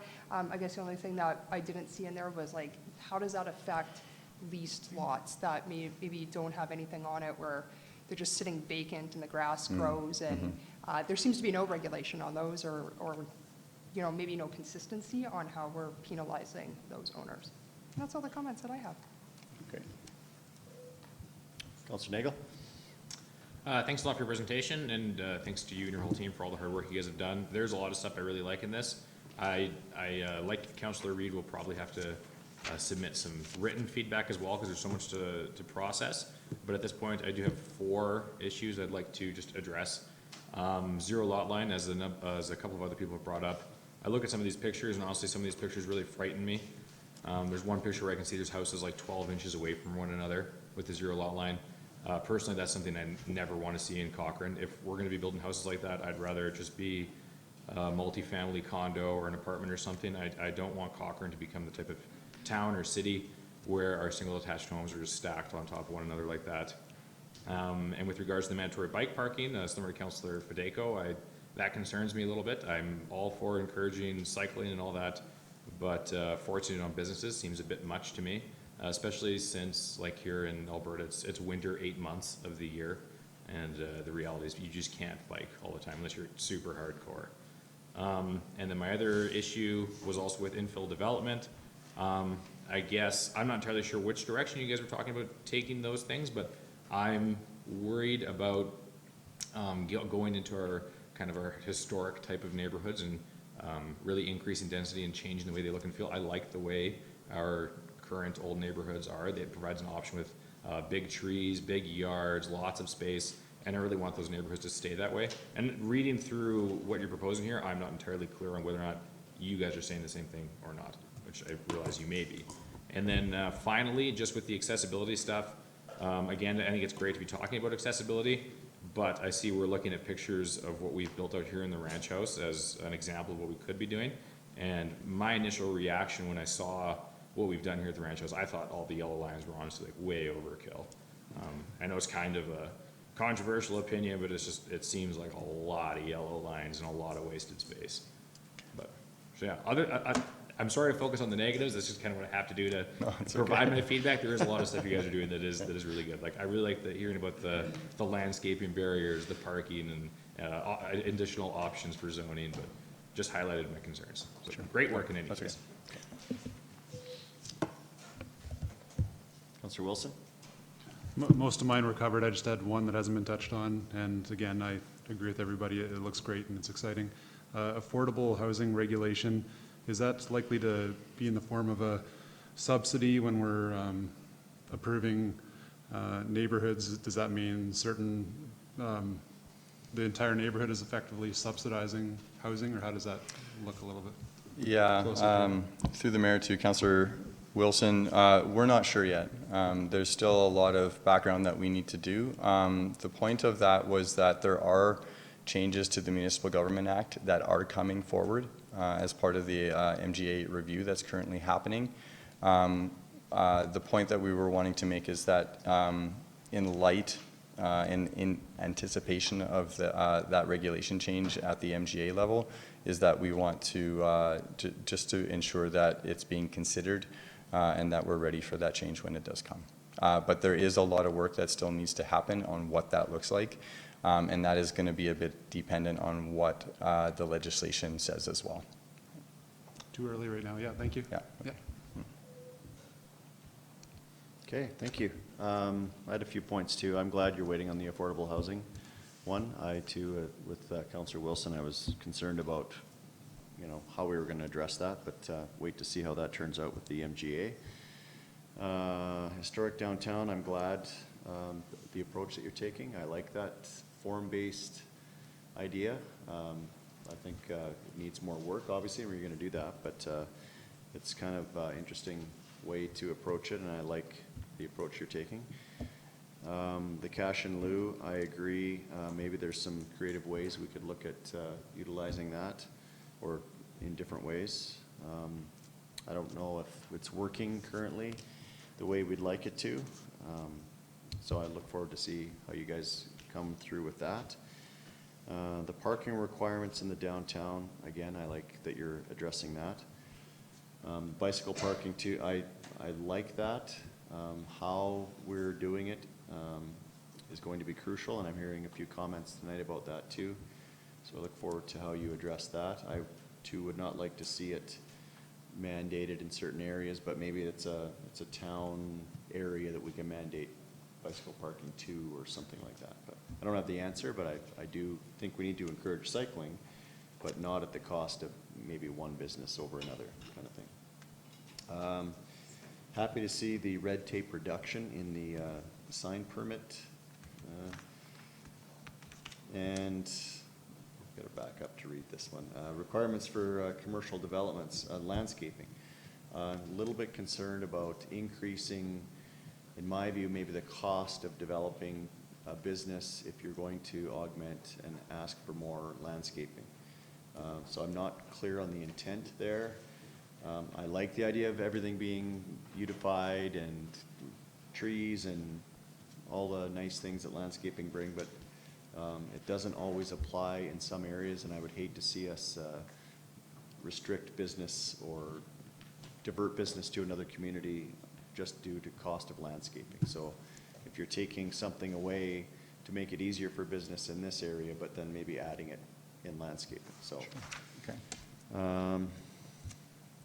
Pedestrian connections, I think we talked about that. The last one I talked about was the form base, so, yeah, good work is what, in a nutshell, I think, I like the approach. I like that the way you've kind of presented it tonight has been easier to follow. It's a huge document, and my concern is how are we going to adopt it? So look forward to how, and again, that's not till spring, but are we going to take it in chunks and adopt it, or are we going to, so we could have one meeting to adopt the land use bylaw, so. Right. I'm not sure how you're going to do that, but I look forward to how it's going to happen, so. Sure, yeah. Yeah, so any other comments on the land use bylaw? No?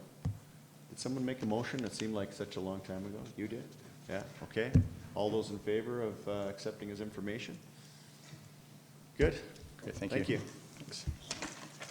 I would suggest we take a 2-minute break here, allow our next presentation to set up. I think it's going to be I don't know if it's on there already, but I need 2 minutes anyways. Thank you.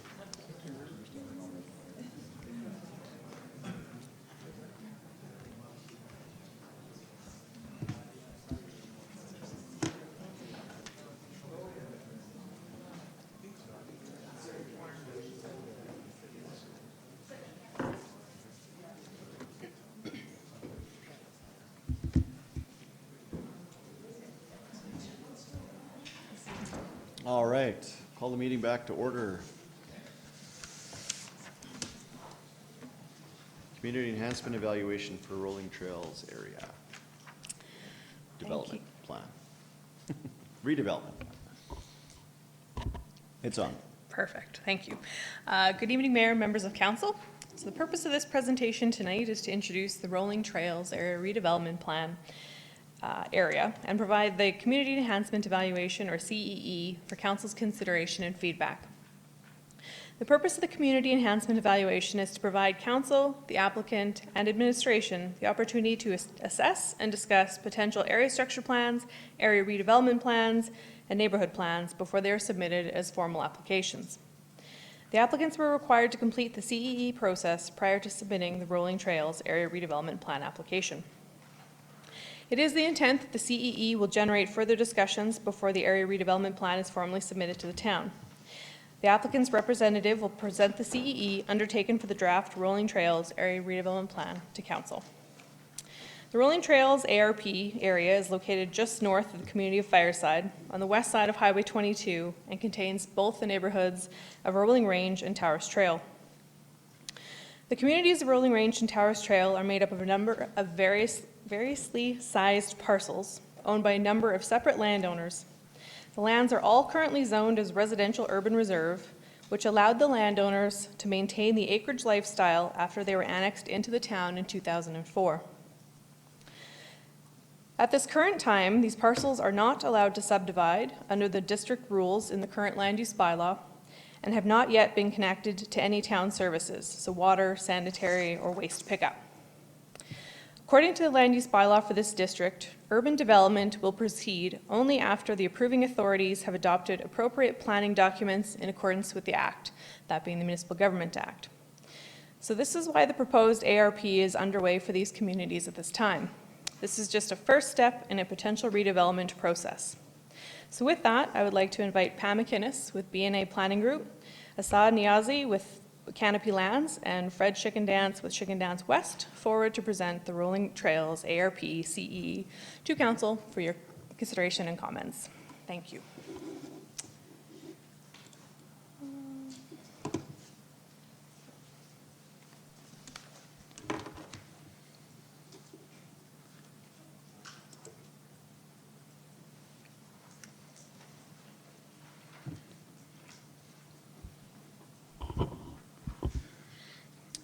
Good evening, Mayor Jeff Janang and honorable members of the council. My name is Esen Niazi. I am the president of Canopy Lands. We are leading the replanning of Rolling Range and Tower Trail communities. We are excited to be here today. For us, it represents 3 years of extensive collaborative efforts with the area landowners and Town of Cochrane administration. The backbone to Rolling Trails ARP is a core team of well-respected professionals. There will be 3 speakers today. I will be providing a high-level introduction about us, the project, our interest in Cochrane, while Pamela McInnes of BNA Planning Group will present on technical matters, followed by Fred Chickendance with closing remarks.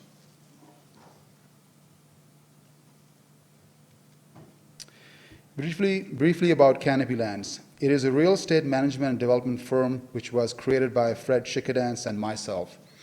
Fred is one of the owners of Chickendance Group, which has been in the real estate business since 1951. Some of you might remember Chickendance Group based on their involvement in various early communities in Town of Cochrane, which includes Bow Meadows, Bow Ridge, and West Terrace. And about me, I have 20 years of experience in land development industry. I have planned and developed various master plan communities in Calgary region. So Canopy team has combined 71 years of real estate expertise. The company has multiple projects in Cochrane region, and both Fred and I live in the area and has close ties to Town of Cochrane.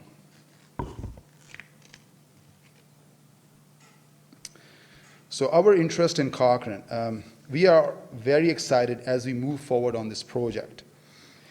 We see strong synergies in what council would like to see in the upcoming communities and what we envision.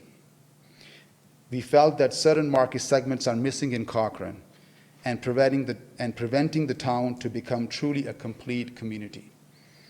55+ housing options, wider single-family lots, low-rise rental products are few land uses which we are thinking to fill up the gap in the market. We foresee the ARP a multi-generational community with a variety of interesting product offerings and a strong presence of senior living.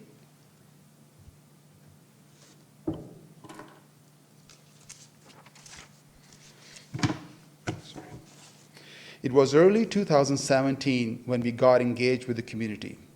Collaborative engagement and sensitivity around impacts to the residents was important to us.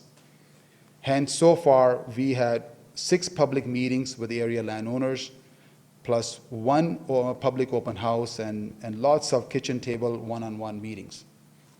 And this slide shows kind of approximately the dates when these meetings happen and just highlights the number of meetings we had. Just a quick status of the community support. The pie graph shows the status of at the present moment. There are 36 landowners, which includes Town of Cochrane's own 2 parcels. So far, out of 36, 29 landowners have shown support for the planning. 6 non-supporters supportive, and one owner was recently sold their property, and we have not yet engaged with the new owners. Now, mind you, like this is based on my 3 years engagement with the community. The 29 kind of is a fluid number. Sometimes it becomes 26, sometimes it becomes 29. So it's a little bit of fluid as we go through the planning. Our commitment. From the start, we have committed ourselves to the following guidelines. All wins in the planning process, and no one is left behind. It is important to us that economically, no one should be negatively impacted from the plan we propose.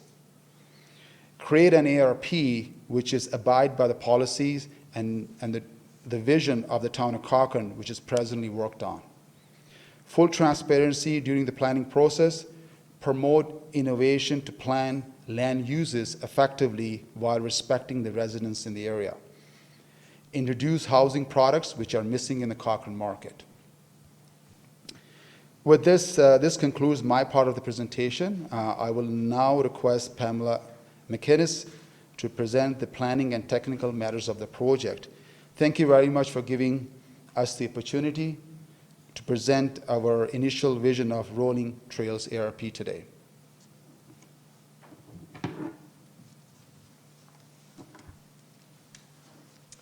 Good evening, Mayor and Council. Thank you for allowing us to present here. I'll just continue on from where Assad left off. So, as Candace mentioned, that the two communities were annexed in 2004.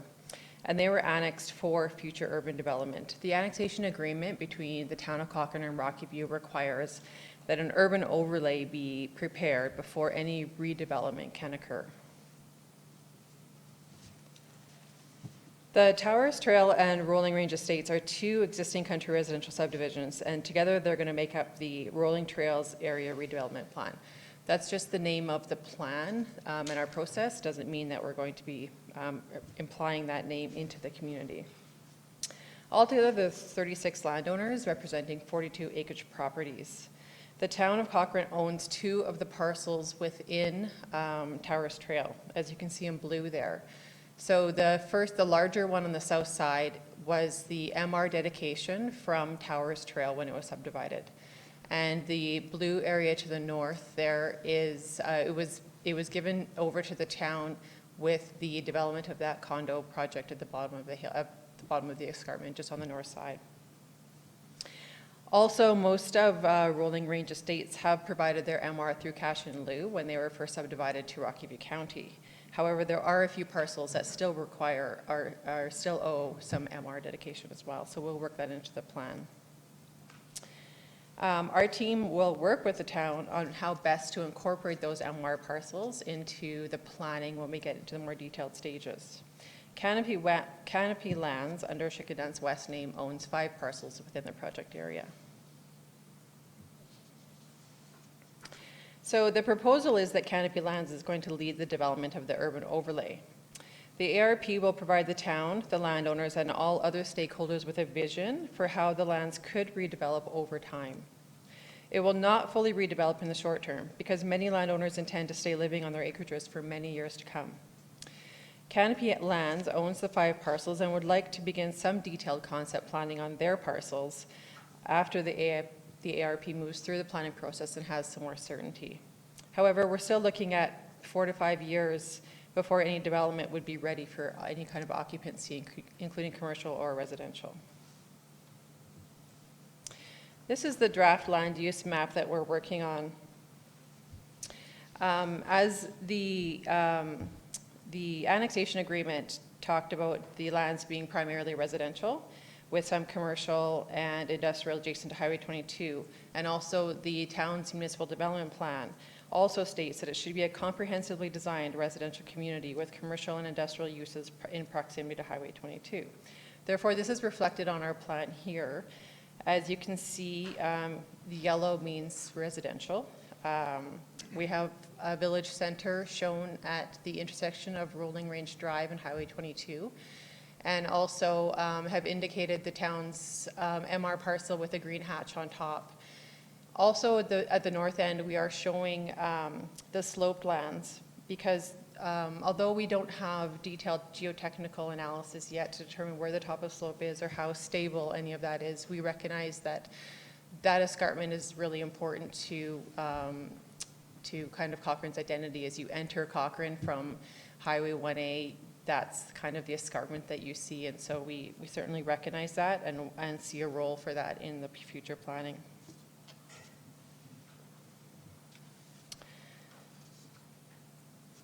sorry. We are also quickly, we're showing the high-level transportation network as well. And so we acknowledge that there needs to be some intersection improvements at the intersection with Rolling Range Drive and Highway 22. And then also there are some additional access points into the community from the south, which would be on Long Towers Trail, and ultimately there's a connection from Fireside as well, which was intended in the Fireside neighborhood plan to one day be opened as full access. So while we recognize we're at an ARP stage, and really an ARP gets into about as much detail as the map we just saw, we wanted to show you a little bit of the vision, because the vision drives the ARP. Even though we don't go to that detail in the ARP, we go to it internally as a project team because it helps guide our policies as we move forward. So we've done a little bit of conceptual sketching on Canopy's lands only. So here's a little bit of what we've been looking at. And the village center, highlighted in the circle there, is one of the first areas that Canopy Lands would like to bring forward. So Canopy Lands is envisioning around 20 acres of mixed retail, office, and perhaps light industrial.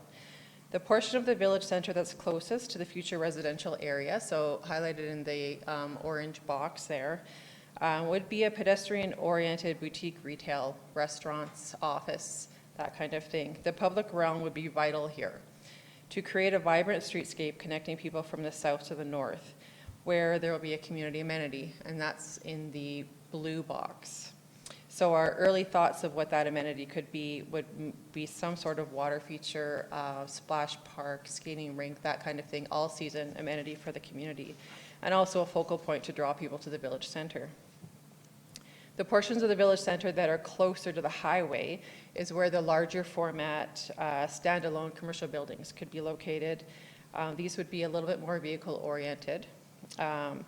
They could be in the form of office, light industrial warehouse. Canopy is also considering an upscale hotel and conference center here. And there was consideration of potentially a medical center with a drugstore that would be in synergy with some of the seniors housing they're envisioning as well.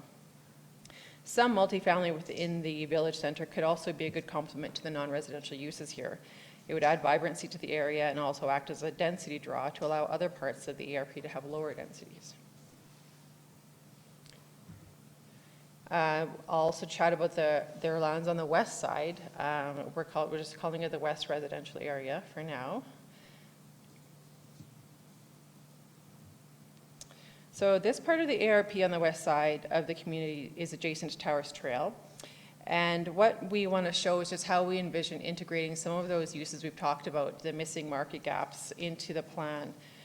This area is about 30 acres of land, and it could develop into a mix of seniors villas, large lot, single family, and we're also showing a community barn and park.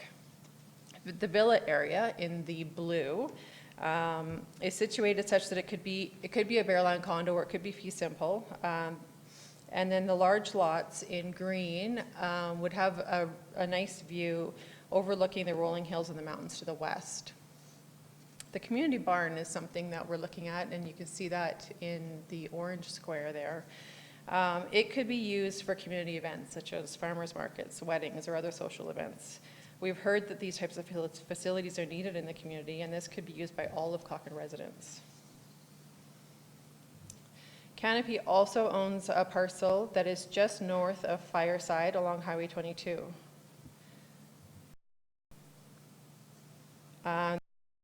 These lands, Canopy sees an opportunity to address both seniors housing and some high-end rental housing, perhaps for younger renters or families.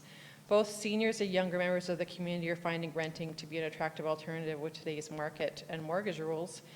Rental properties are an important part of the housing market, especially as municipalities get larger.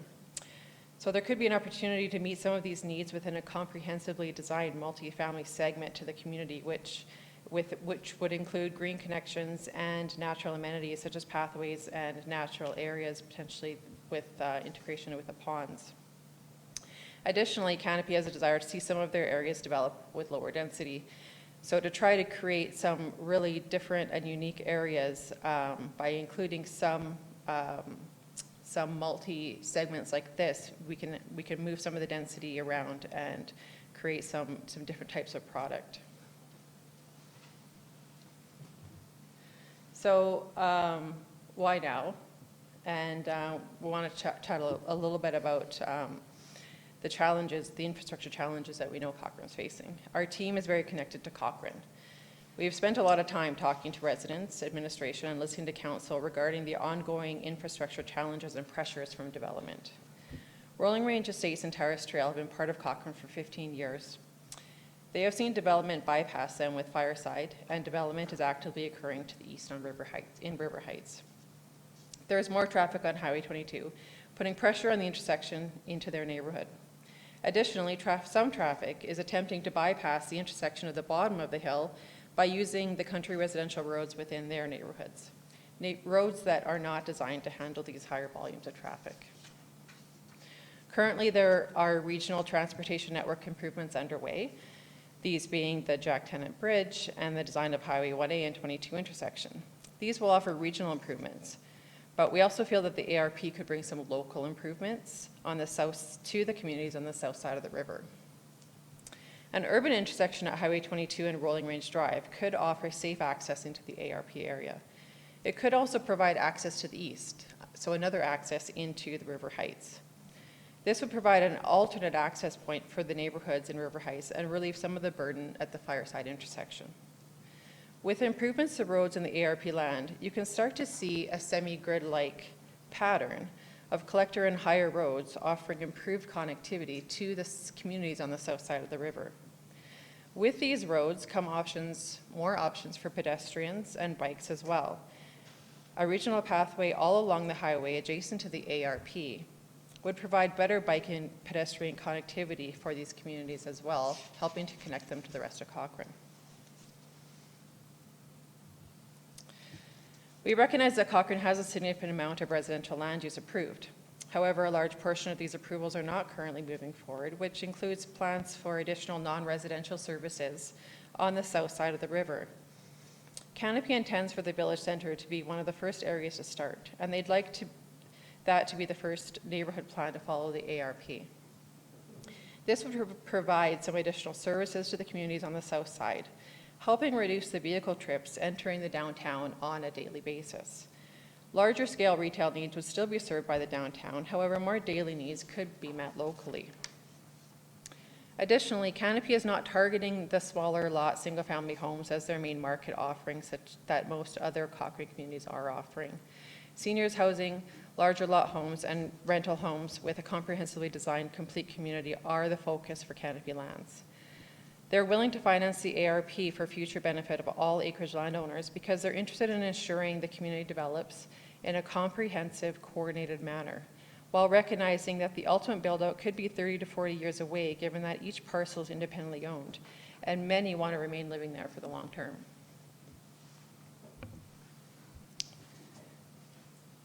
So we've taken a look at Cochrane's vision that's in a draft form right now, and there's 5 elements to Cochrane's vision: identity, vibrant economy, connectivity, livability, and open space and natural areas. There's some measurables and indicators associated with each of those, and we've gone into looking at how our ARP could respond to those, and where we want to create something that's a little bit more organically derived than some of the existing communities that are out there. We want to really focus on the pedestrian realm. Different types of streetscapes, different types of road standards we'd like to look at where pedestrians are put first. Because this area is going to develop in small segments at a time, then we can really focus on some of these details and celebrate and capitalize on a lot of the views and vistas that are inherent to this land. As far as our timeline, by starting now, we are 4 to 5 years away from anything being occupied as far as commercial buildings or houses. Ahead of us, we have a 1 to 2 year ARP process. Then would be a neighborhood plan process, followed by land use approvals, construction drawing approvals, and ultimately construction.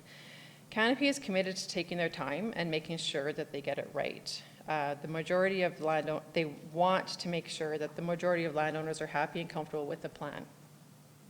They've been talking with the landowners for over 2 years now, just to get this conversation, just to get here tonight, and their actions show that they're not in a rush, trying to rush this process. I know that Assad touched on this as well, and so this just provides an overview of the engagement that we've completed to date. Once B&A became involved in early 2019, we worked with Canopy to develop a larger outreach. Canopy had been meeting with landowners for a couple of years, and we started to look at how we can engage the broader public as well. In May 2019, we held 2 additional landowner sessions to initiate the ARP process and to educate the landowners on what the ARP process was. Then we launched a website also in May.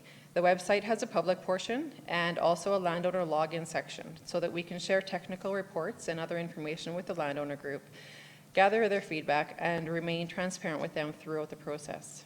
In June, we held a public open house to gather public feedback, and we've also outreached to the Bike Cochrane Society to incorporate their ideas at an early stage, the Cochrane Society for Housing Options, and we've had ongoing conversations with Alberta Transportation.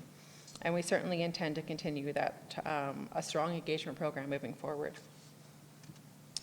So with that, I'll just let Fred hop up to conclude the presentation.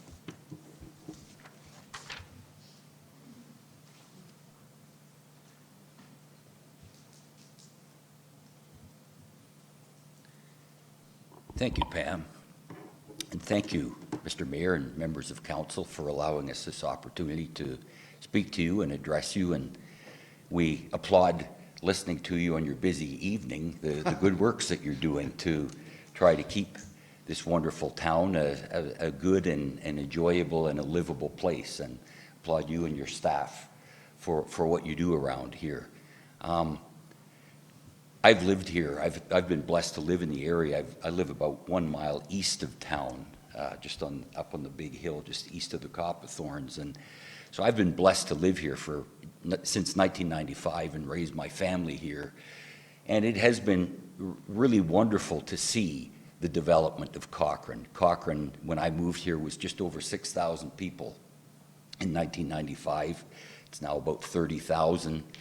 The whole area, it's not just Cochrane. Calgary at the time was, I think, about 825,000. It's 1.3 million.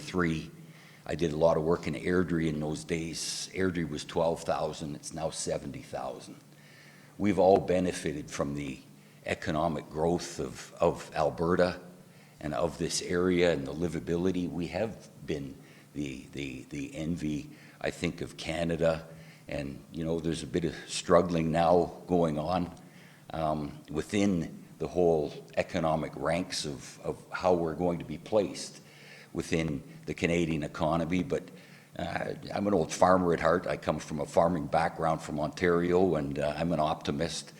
Alberta's going to be fine, and Calgary's going to do just fine, and so is Cochrane. It's a great place, and again, I applaud you for the works that you continue to do and what the previous councils have done to make this an enjoyable place. And it really is. It's a unique place in an urban atmosphere where it has been able to keep so much uniqueness, sense of place, a town. So again, I thank you that and applaud you for that. I just wanted to make a couple of comments. I think Pam and Assad have addressed the technical issues.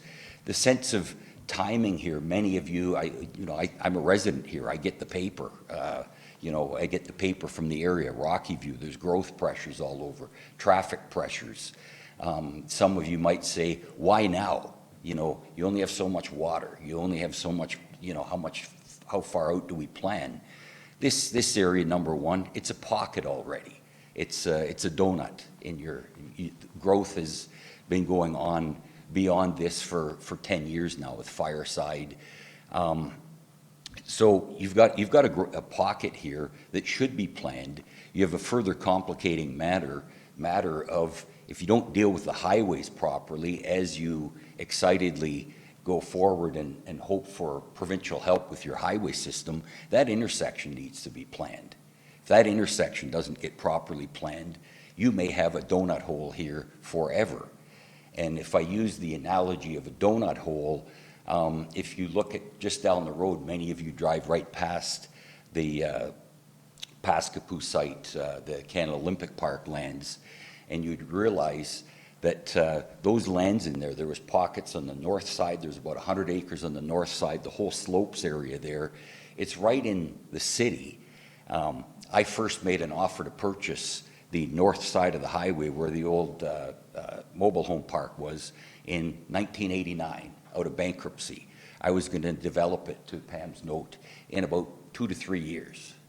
That site is just now being developed 30 years later. They had intersection problems with the city, how to access, until the intersections were built. That sat there for 30 years, languished, not to anyone's real benefit, but it took a long time. These things don't happen just on their own. In this area, it won't happen if just a couple of landowners want to do it in 5 years or in 10 years. It requires a huge consolidated effort because you've got to plan it properly.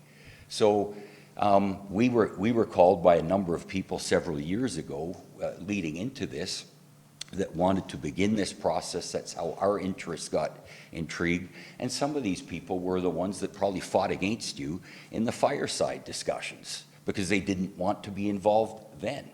I don't know if any of you were on council at that time. I think, Mr. Mayor, you may have been. But these things don't just happen sporadically when people want to exit. So there is a time now where there are many people that are interested in dealing with this area. So we believe we have dealt with it sympathetically and as best we could, again, with the underlying promise that we will not negatively financially impact your lands. We've been blunt with them about lifestyle, this, that. It's rural converting to a town. We can't promise you anything there, but we do promise to work with you to ensure that you will not be financially negatively impacted. So that I wanted to make sure it was clear. I like to believe that we've treated them the way I would like to be treated. I understand these things. I live in an area just east of town. There's stuff going on all over the place. From my lifestyle perspective, I'd rather not see another house, but I understand it's going to happen, and it's going to happen for the same reasons that you folks live here. This is an enjoyable area. There's jobs, there's futures for our children, and that is, if we are blessed, it will continue. So I just wanted to address that. And just one small little point. Again, I love the work that you're doing on your land use bylaw. One of my major critiques as a lifelong real estate guy, and again, I can only reiterate, I'm a real estate guy. I'm not a speculator. I'm not a syndicator. Myself and my family have been in the real estate business since 1951. We're land people. We build, we develop, we finance. That's what we do. We do it in several areas of Canada and in the United States. So we are very attuned to land, and we realize that in the land business, for successful towns, you need successful businesses, you need to have successful owner-occupants, you have to build value.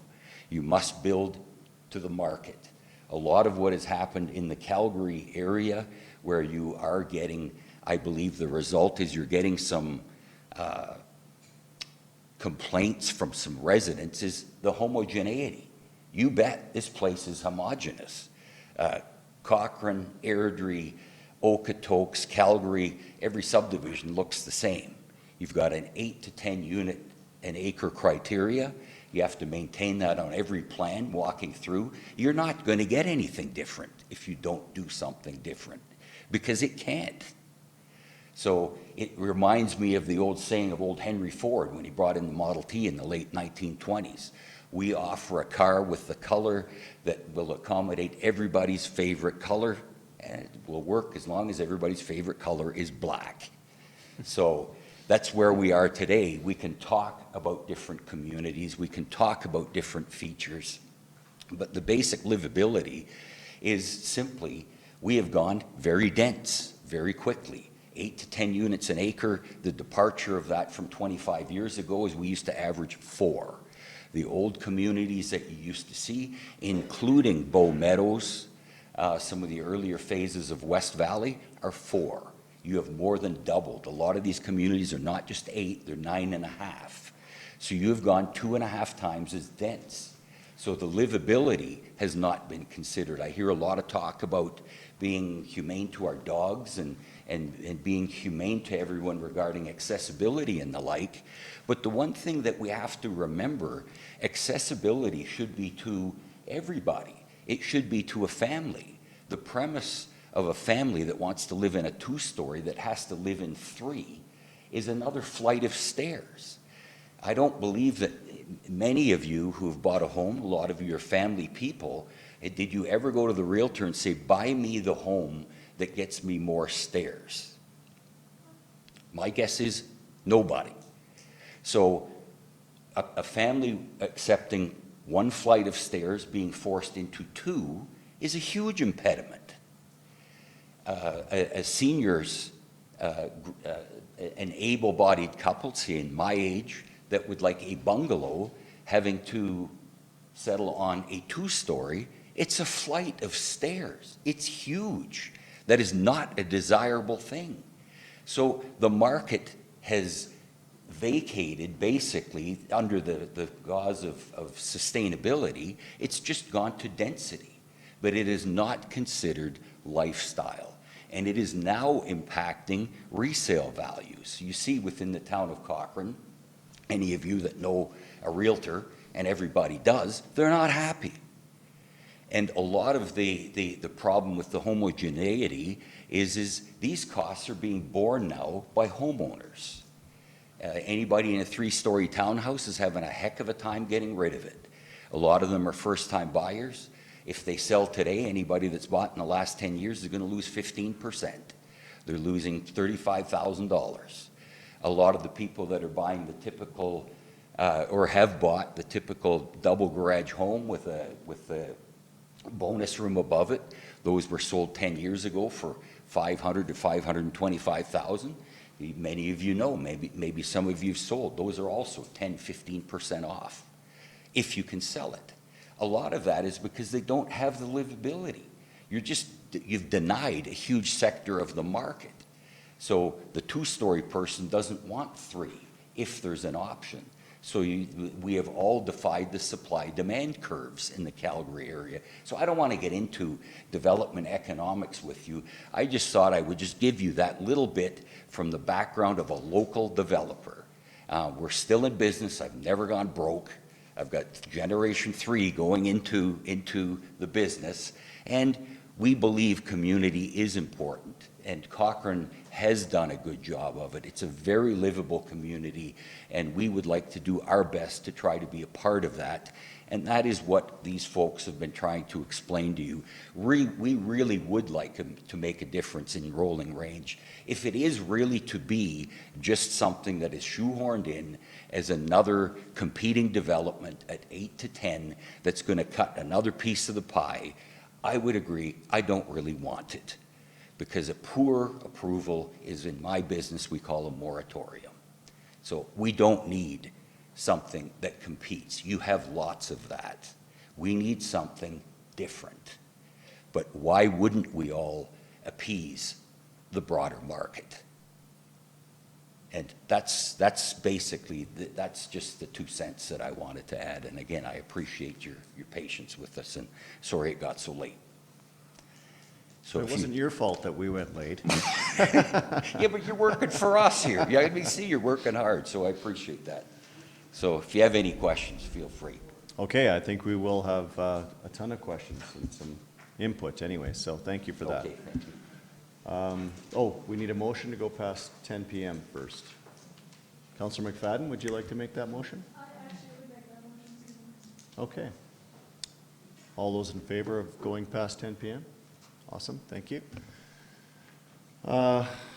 Any comments, questions, concerns? Councillor Nagel, you're up first. I would just say to the gentleman who just gave the monologue, you are definitely speaking my language on the density topic. So if you guys could propose something that does go back to the more traditional style of housing and isn't all about urbanization and densification, I would be all in favor of that. That's my comment.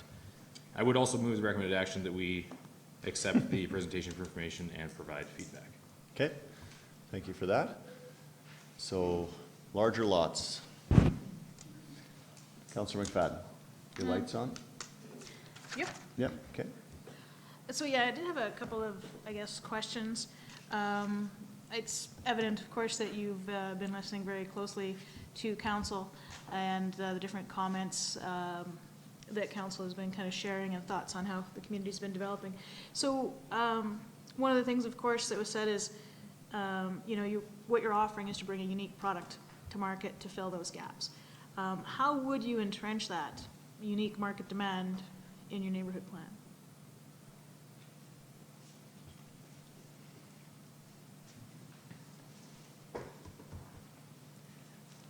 Through the mayor to Councillor McFadden, that would have to come out in our policies in some way. Like and the challenge, it will be a challenging ARP to write. I'm not denying that because we have so many landowners in here and, you know, there will be a lot of interest to maintain.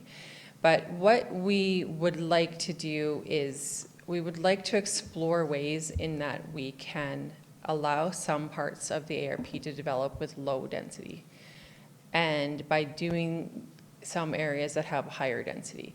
And so if we are able to make that work, then that will enable us to do these larger lot subdivisions and some of these villas and bungalow product and that kind of thing that are going to result in low density. And once we kind of establish how we can manage a bit of a density transfer potentially throughout the ARP, then we can start to see some of that planning fall out. Okay. And then also one of the things that was highlighted as one of the potential benefits would be the contribution to the traffic management solution. Where are you at in getting buy-in from Alberta Transportation? Your proposed intersection on the northern piece is kind of on that slope, and I've always understood that's very problematical from a safety perspective to ever see that developed as an intersection. Yeah, Asad, do you want to speak there or do you want me to? Through the mayor to Councillor McFadden, we are just very close to start our transportation impact assessment, and within that we have a scope which covers that piece as well. That how we're going to deal with it. It is something we had a few discussion about it, but I think the transportation engineers needs to work on it to fully understand and what could be the solution there. Now, one point which we have talked about just among the team is that could be maybe stay as the way it is and then becomes an emergency access in the future down the road. But I think we just need to have the transportation guys to do some more work on it to find to come up with the right sort of a couple of options. And so one of the comments that made that is very interesting, of course, is that you're proposing to fill the gaps and provide something new and different and a housing style that looks different. A lot of the housing product in Cochrane is the same housing product you find in Airdrie, Okotoks, etc. How would you Are you committed to a different housing style and design? And how, again, would you entrench that so that it's actually guaranteed in your project delivery?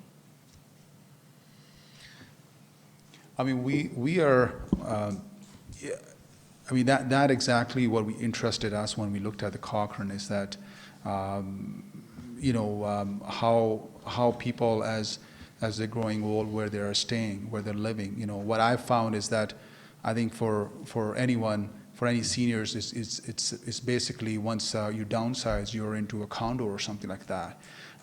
We are involved in Cochrane North, which is just north of Cochrane in Montana area, and there we are also doing. Our plan is to do about 100 bungalows. That's part of the Cochrane North project. And what we see a same kind of demand in Rocky View as well, where people cannot manage big acreages or ranches, and they want to downsize, but they still want to live in the same community. They still want to go to Lions Club, same Lions Club, and we see that demand, and that's the reason we did there. There's still work needs to be done here.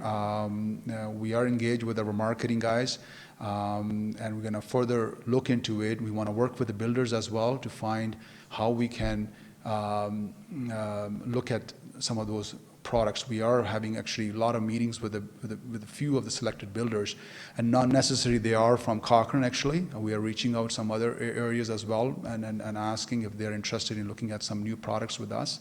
But I think that's we see a market. We want to work more to understand the product type to fit into those ideas. Okay. And sorry, then 2 more questions. I'll just ask them at the same time. One is, again, Towers Trail would be on the west side. What percentage of the redevelopment would you be paying for on that side of it? Because it's definitely one of those roads that is going to need an upgrade at some point, but that upgrade would be driven by necessity if that was redevelopment on your piece. And then secondly, the properties that you're looking at have a high density of wetlands, which is certainly something that's important to a lot of our residents. So if you could answer those 2 questions. So I'll tackle the second one first. We are actually right at this, and this week and last week we were working on doing the biophysical inventory assessment. So we are working on understanding what kind of wetlands we have, what kind of vegetation and all that stuff. So we're working through right now. And based on the classification of the wetlands, we're going to work through it and see how we can incorporate them in the neighborhood plans. There are one wetland which Alberta Transportation has told us that is a Crown claim, so it's going to stay pretty much the way it is. The other ones we're going to work with it and incorporate, but that's where we are going through at this moment. We see water bodies in the area, but the professionals have to recognize and put a classification against those wetlands for us to understand what needs to be done with it. Sorry, I'm forgetting. Do you mind please repeat the first question again? How much would you be contributing to the Towers Trail upgrade? Assuming that you would need one for this development. How much you contributing?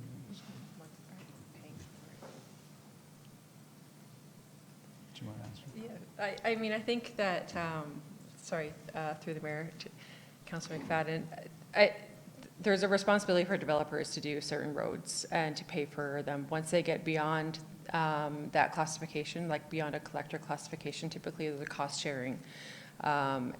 So once we do our TIA to determine what kind of traffic volumes we'll be looking at along Towers Trail, it'll help us understand the scope of what that upgrade looks like. And then we would work with administration to determine whether it's a developer funded, if it's a collector road, if it's a primary collector road, then it's a developer funded type of road. Beyond that, if it had to be an arterial, which I really can't see it being an arterial, but then it would be a little bit of a different conversation. We also have to explore, because it currently does connect down all the way down the hill, and I think that's what Assad was touching on with the emergency access. We have to provide connectivity to residents who are, still using that road as their primary access. But we need to look at maybe some ideas and some solutions on how to help negate some traffic cutting and that kind of thing that's happening currently. Okay, thank you very much. So just, if I could, just to be clear that road is part of the development? Correct. Yeah, okay, good question. Councillor Fedeko, sorry. Thanks for the presentation. I like Councillor McFadden. I'm happy to see you kind of address some of the issues that I think and the gaps that we see in Cochrane when it comes to housing. The one thing I wasn't quite sure of, what is the estimate, and I know this is a rough stage, but what is kind of the rough estimate of population are you thinking is going to be in this area? In full build out, kind of an idea. And I know it's going to be rough, but. Sorry, land use. Yeah, it really does come down to what kind of land uses and ultimately what our densities are. So if we are looking at 8 UPA, which is what we are mandated to consider, then it's just times 8 over the developable area, which would be the net residential area. You know, if we can somehow manage to have slightly lower density, Canopy's certainly interested in trying to determine ways that maybe that could work. But at this point in time, we are mandated to provide 8 units per acre as per the MDP. I'm not sure what that equates to, though, like from a number, like from developable area? Like, I think we even have that developable area yet, is what's. Yeah, we don't quite have our net residential developable area yet. There's slopes, there's wetlands, so until we understand the areas that are going to come out based on our environmental assessments, it could fluctuate, and we're extremely nervous to put numbers out there, because if we don't, you know, if we did end up higher than that, then we don't want to mislead anybody. And ultimately, if I could, it's up to council to determine how many people would end up living there. I was just kind of looking at the plan that you kind of presented more from that idea as to what that would kind of roughly look like. Like, I realize there's no firm plan in place, but. Yeah, I can just, I mean, through the chair to Councillor Fedeco, the high-level calculation what we have done with some assumption of the slope and undevelopable area, I think is about 6,000 population in this area. Okay, thank you. That definitely helps. And then from your public engagement, what kind of concerns did you hear from the residents or from people that attended those? What were some of the real striking comments that you heard, maybe? The open house or the... through the chair to Councillor Fedeco. So up till, so there's, I think in the presentation we had about 6 public meetings, and those 6 public meetings were just with the landowners in the area, Rolling Range and Tower Trail. So in those meetings, it was interesting because the landowners in the area, they had economic interest there too, right? I mean, they were all, what we found that most of them are in passing 65 or something, and they were thinking that, okay, what I'm doing with my parcel now, I want to downsize, and this is what I have, and you know, this is my life savings. So there was a lot of questions about economics there for us, actually, to how this whole thing is going to pan out. I support the planning, but I want to understand how this is all going to work out. So that was one of most of the questions around the financials was quite a bit there. Now there was a few landowners who had a concern about you know, the deer and some of the natural things, how we're going to preserve that. And I said we have to work through the technical analysis to understand what are the open spaces that will be preserved. So there was a question about some natural features. There was a question about economics. There was also some concern about Highway 22 as well, and the Rolling Range intersection as well, how that's going to be tackled. And there was and the people who were and there was also an interest about state product as compared to a very tight, you know, high density product. That was also one of the things which we heard. So that's about the meetings up till the meetings with the landowners. Then with the open house, we heard more about transportation, that Highway 22 and Rolling Range Drive, how that's going to be tackled. There was a concern about tractor trailers coming up or applying brakes and, you know, that kind of a thing. I mean, and I'm trying to think. I'm forgetting if there was any other comments which was raised, but that's pretty much what we heard. Okay, thank you. Councillor Flowers? Hi. You mentioned the idea of a hotel and conference center, which I think Cochrane could really use. Do you have any more details about what you were thinking and how it would fit with the rest of the community?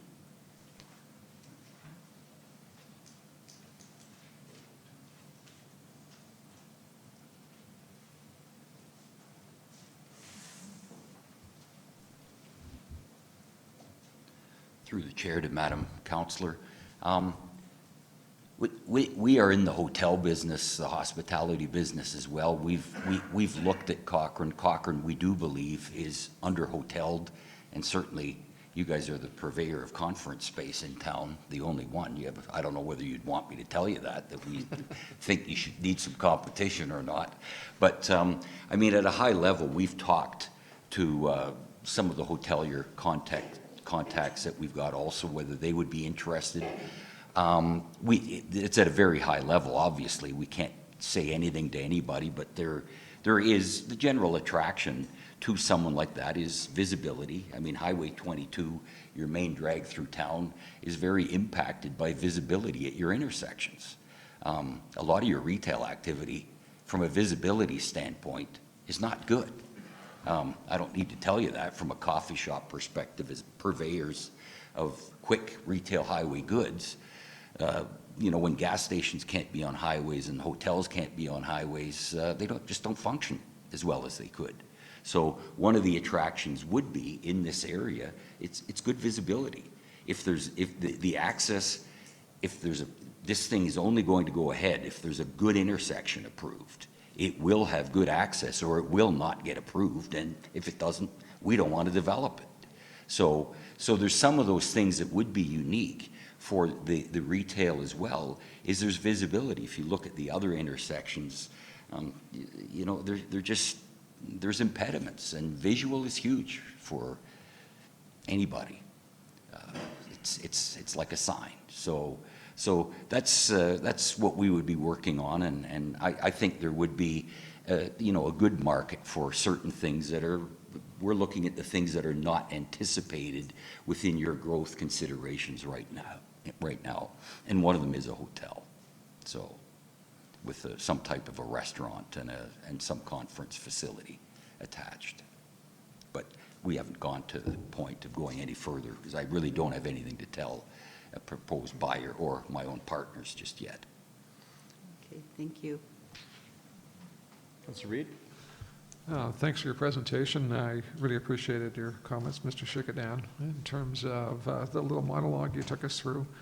I think there really is, and I've said it before, that a real need for a variety of housing, particularly larger lots for bungalows with seniors. In fact, we have several friends who live out of Montera and would have chosen to live in town if those options had been here. And in fact, there are several out there who are anxious to get out of Montera because of the water problems out there and would love to be able to move into town.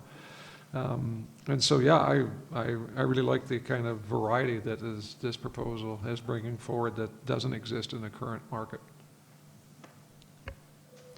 Through the chair, if I could just add one further point, I don't want to alarm either that, like, we're not looking at super low density. I know certain of you would like maybe to have a little bit of a thing and say, let's go back to 4 or 5. We're not asking for that. I think what we're talking about is we would like to address in the areas where it counts. Certainly, a bigger lot needs to be a bigger lot. You know, you can do whatever you want with all of these unique features. A car's a car, and these cars and trucks and SUVs are not getting any smaller. Alberta loves big ones, and these dinky garages of today do not accommodate 2 of them. They just don't.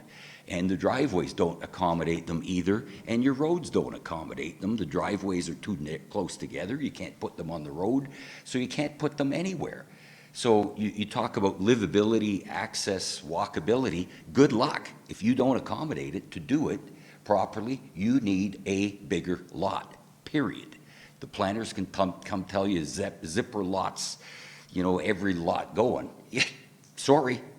If everybody's going to smart car, right in. But, you know, with today's lifestyle in Cochrane, it is not going to happen. It's cold, big vehicles, trucks. the jobs that they've got, it's not going to happen. So you not only have proper double garages, a lot of people want triple garages. They have a lot of stuff. So that's part of it, is what plugs up the subdivisions, and it's like that all over the whole area. But if I could just demonstrate one other thing, when we talk density, I'm not trying to criticize either. There's nothing wrong with high density, with say 4-story apartments or 3-story townhomes. They are suffering from resale deficiency. Any of you or your children that have them, you know, they're not liking the advice of just go buy real estate right now. It's been a terrible move in the last 10 years because it's saturated. The problem with it is the cycling of that type of product. A 3-story townhome or a small starter apartment has a livability cycle, what we would call in our industry, of 3 years. When the market's hot, you sell it. When demand is less than or greater than supply, it's no problem. The way it is right now, you can't sell it because they suffer from livability. So you cannot carry through these market cycles paying a realtor a full commission every time, paying your taxes, paying your mortgage off, and sticking a few bucks in your pocket. It cannot happen. In the United States, we do a lot of work in the United States. They learned a harsh lesson in 2007. Their market crashed. Real estate crashed. You don't hear much about it here. We heard lots of it because we're involved in it. We got hurt big time too. The recovery of that has been the types of units that have a shortened lifestyle cycle or livability cycle, say 3-4 years and less, have all become rental. It works great. There's not a problem with 3-story units and skinny houses. They need to be in the hands of landlords. So when you are faced with these inevitabilities, if your children are going to suffer all of their equity loss of $35,000 or $40,000, you will encourage them to spend, instead of $1,400 for good rental accommodations, they'll spend $1,800. They will, I can guarantee you, because it's not a good compromise to lose all your equity because the livability cycle will not compensate you. Like, that's what's going on. That is mainstream America. That's why America today builds 1/2 of the per capita for sale product of Canada. They're no poorer than we are. They have realized, and they got a big kick in the chops in 2007, they lost a tremendous amount of equity and many banks went broke. Some of these adjustments, they're happening in Canada. This is an adjustment in the oil and gas industry. They're paying less salaries. There's less jobs. There's going to be continued thumping around about environmental issues. The cost of extracting is going to get higher. We're going to have to live maybe a little more, better suited to our realities. And so these things of just, as soon as you graduate, tell your kid to go buy a house or a condo because it's a guaranteed moneymaker, not so much. I stand here and tell you today, not so much. So, but these things, they will be accommodated. Again, if I speak to the last 10 years, and I'm not quite sure why, the city of Airdrie has put on probably double the intentional rental accommodation as the city of Calgary have built in. They've built about 3,000 units in the last 10 years. They have built purpose-built rental, wood frame, 4-story. They have built purpose-built townhouses, skinny 3-story stuff. They've done a good job of it. They're renting out, they're full at those prices. I don't know what they've done relative to the affordability clauses and the like. You just talked about it, as a town and as a staff, of how to encourage affordability. These are the things that you can do, because there's people like me and the others in the real estate community. We've had dropping cap rates. Our rates of return on our investment properties are dinky. They've gotten smaller. They will welcome building apartments. That's what the consumer is going to be faced with. And I think it fits in well with the life cycle. There's nothing wrong with that thing as long as you can accommodate those people for 3 years in it and not try and stretch 3 to 6 while they're killing themselves with their kids falling down the stairs. It just, like, it's not rocket science. It didn't work in any city in America either. So these things are, they're going to change. But, so all I'm saying is the overall density mix, where you don't want the cars and where they're problematic, that's where you want to solve it. You'll solve a lot of it with a bigger lot. I don't think your multifamily projects are as big of a problem with your car parking.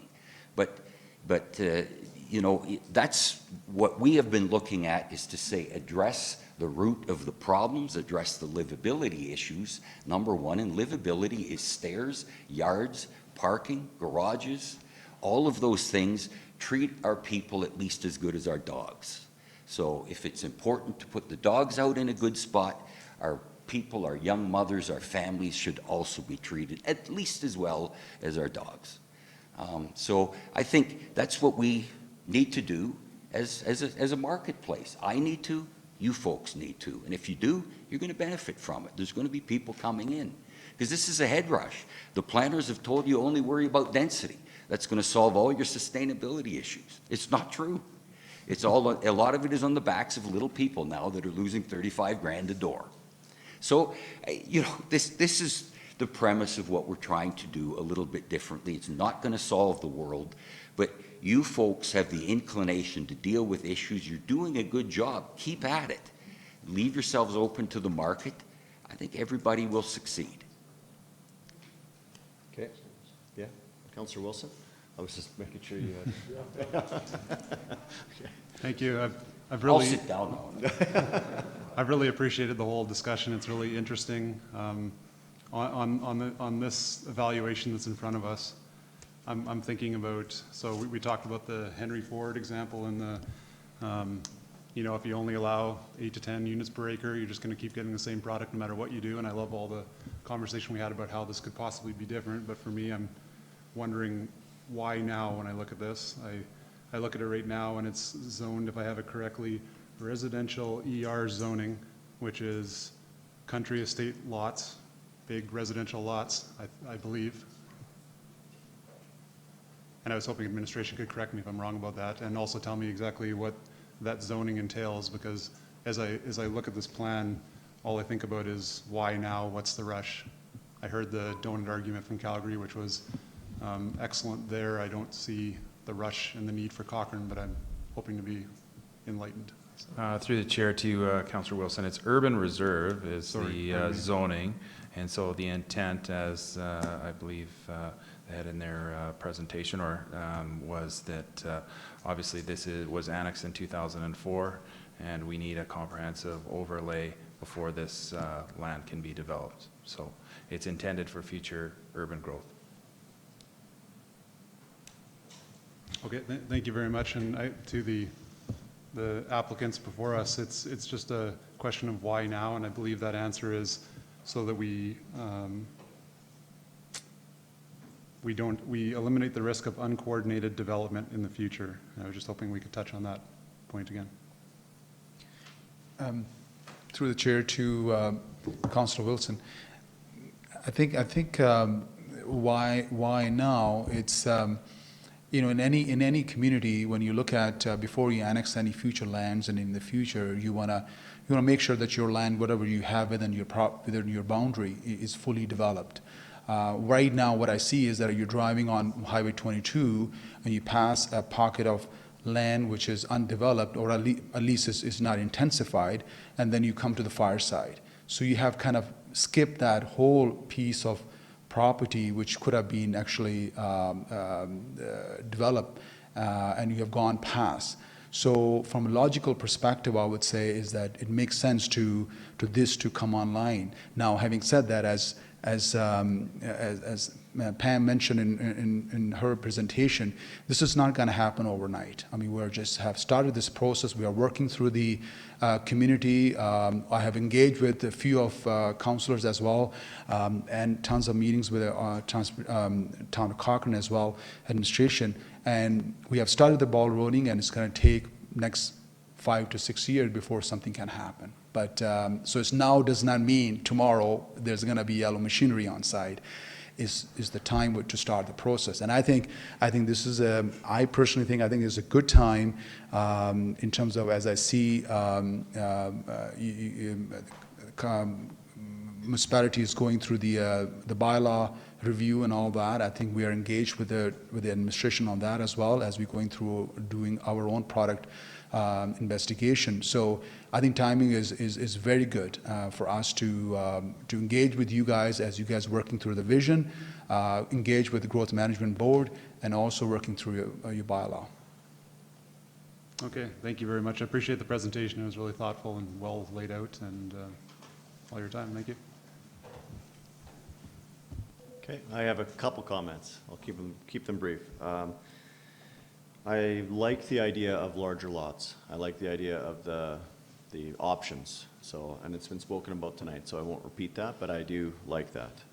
And the density thing, I think we can work together on how we can achieve that lower density that we're all looking for. Village center, I like that idea as well. The one thing I didn't hear you talk about is park and open space. So anything that came back, I would like to see. That was one of our defining aspirations in the vision draft. That so how is that going to be integrated into that? The why now? I think Councillor Wilson's asking a good question. I get further to the why now is I like the fact that you're doing a comprehensive piece, and I have a question on how many acres that whole section is, that big long line down to, is it George Fox Trail is where it ends? All the way to the end of Fireside? Yes, yes. And the total area is about, to be exact, is 358 acres. Okay. All right, thank you. And yeah, so I like that and I didn't miss the fact that you're taking on the responsibility of planning the entire area, even though, it would be the landowner's responsibility to maybe pitch in. So I think that's a grand move on your part. I do think that it should be a master plan area, not piecemealed just for the areas that maybe you own already. So I like that. Connection of Fireside is something you've identified, but I think is important too. And obviously it all hinges around, and I heard that too, around the 22 approval of an intersection there. So I'm very interested to see how that turns out. I know you have a lot of work to do with Alberta Transportation and can't answer that tonight, but obviously, connectivity is, again, another one of our aspirations, but also something we've heard in the community over and over again about another access or egress from communities. So this would be almost creating another one of those potentially. So I'm interested to see how you address that. 22, I've talked about. The things that stood out for me: lifestyle, something different, seniors housing, larger lots, and rentals. So I'll leave it at that. Unless anybody has anything else they want to add further. I think we're done, and we'll vote on the motion to accept as information. All those in favor? It's carried. Thank you for your presentation tonight. All right.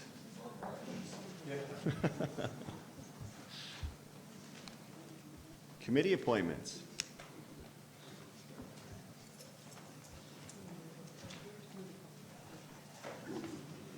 You said 300 acres. Okay.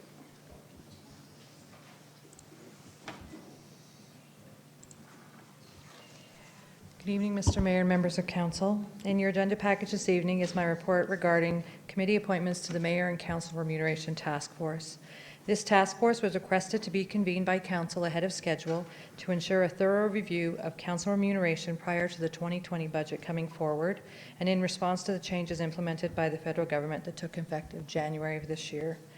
The Mayor and Council Remuneration Task Force terms of reference calls for 4 public at-large appointments, and despite extensive advertising that started in April of this year, we are only now able to bring you recommendations from the selection panel.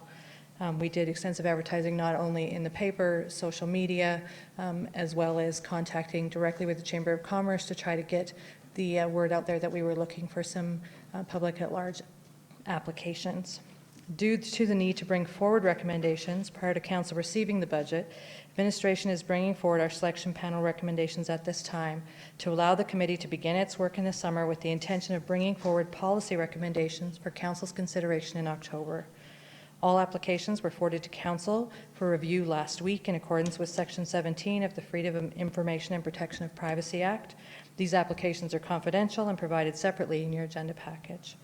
Prior to voting on the committee appointments, Council may wish to consider going in camera to review the applicant's qualifications and the selection panel recommendations. And I'm happy to answer any questions you might have.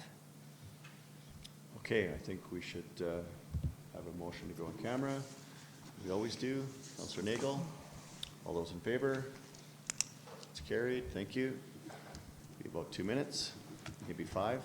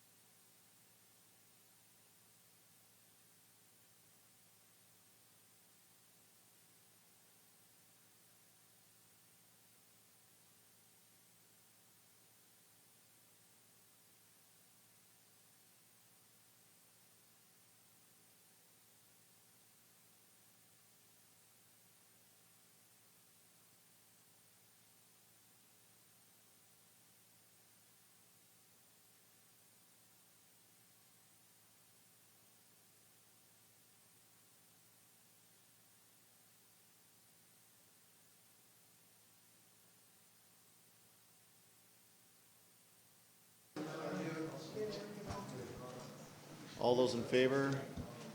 It's carried, thank you. Now we're gonna vote.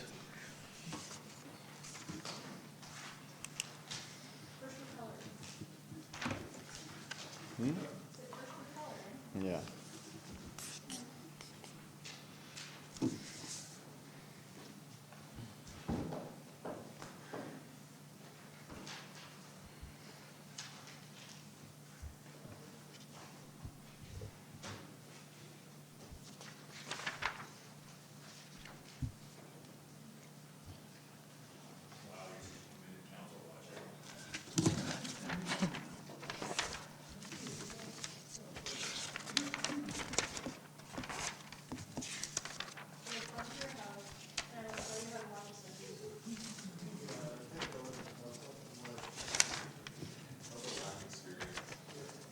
It's way more riveting.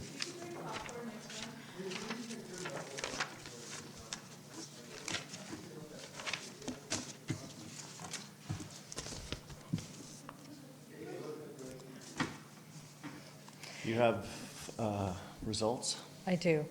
So if I will need a motion from council to appoint Louis Arsenal, Ben Clark, Marla Kerr, and Chris Conants to the Mayor and Council Remuneration Task Force, effective today for a term to expire upon the recommendations coming forward to council no later than December 31st, 2019. Okay, don't everybody put their light on at once. All right, Councillor Nagel for the 4 names just listed. All those in favor? It's carried. Thank you. Thank you. Annexation agreement. Funding. Good evening, Mayor and Council. I'll be brief. You are quite familiar with that the annexation was approved by the province, so we do have the titles of the property. They are within our boundary now as part of the agreement that Mayor Janung, Councillor Flowers, and Councillor Reed negotiated. Was a payment of $80,000 to Rocky View County. You'll see in the order in council that is included in the package, we have to pay that by September 30th. So I'm just requesting that council direct administration to provide Rocky View County those funds in accordance with the annexation agreement funded from the tax stabilization reserve.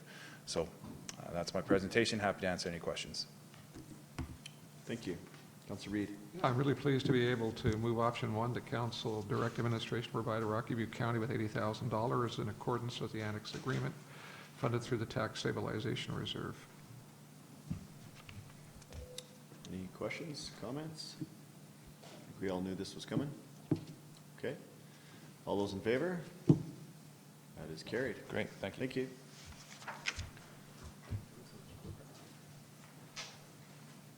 Yeah.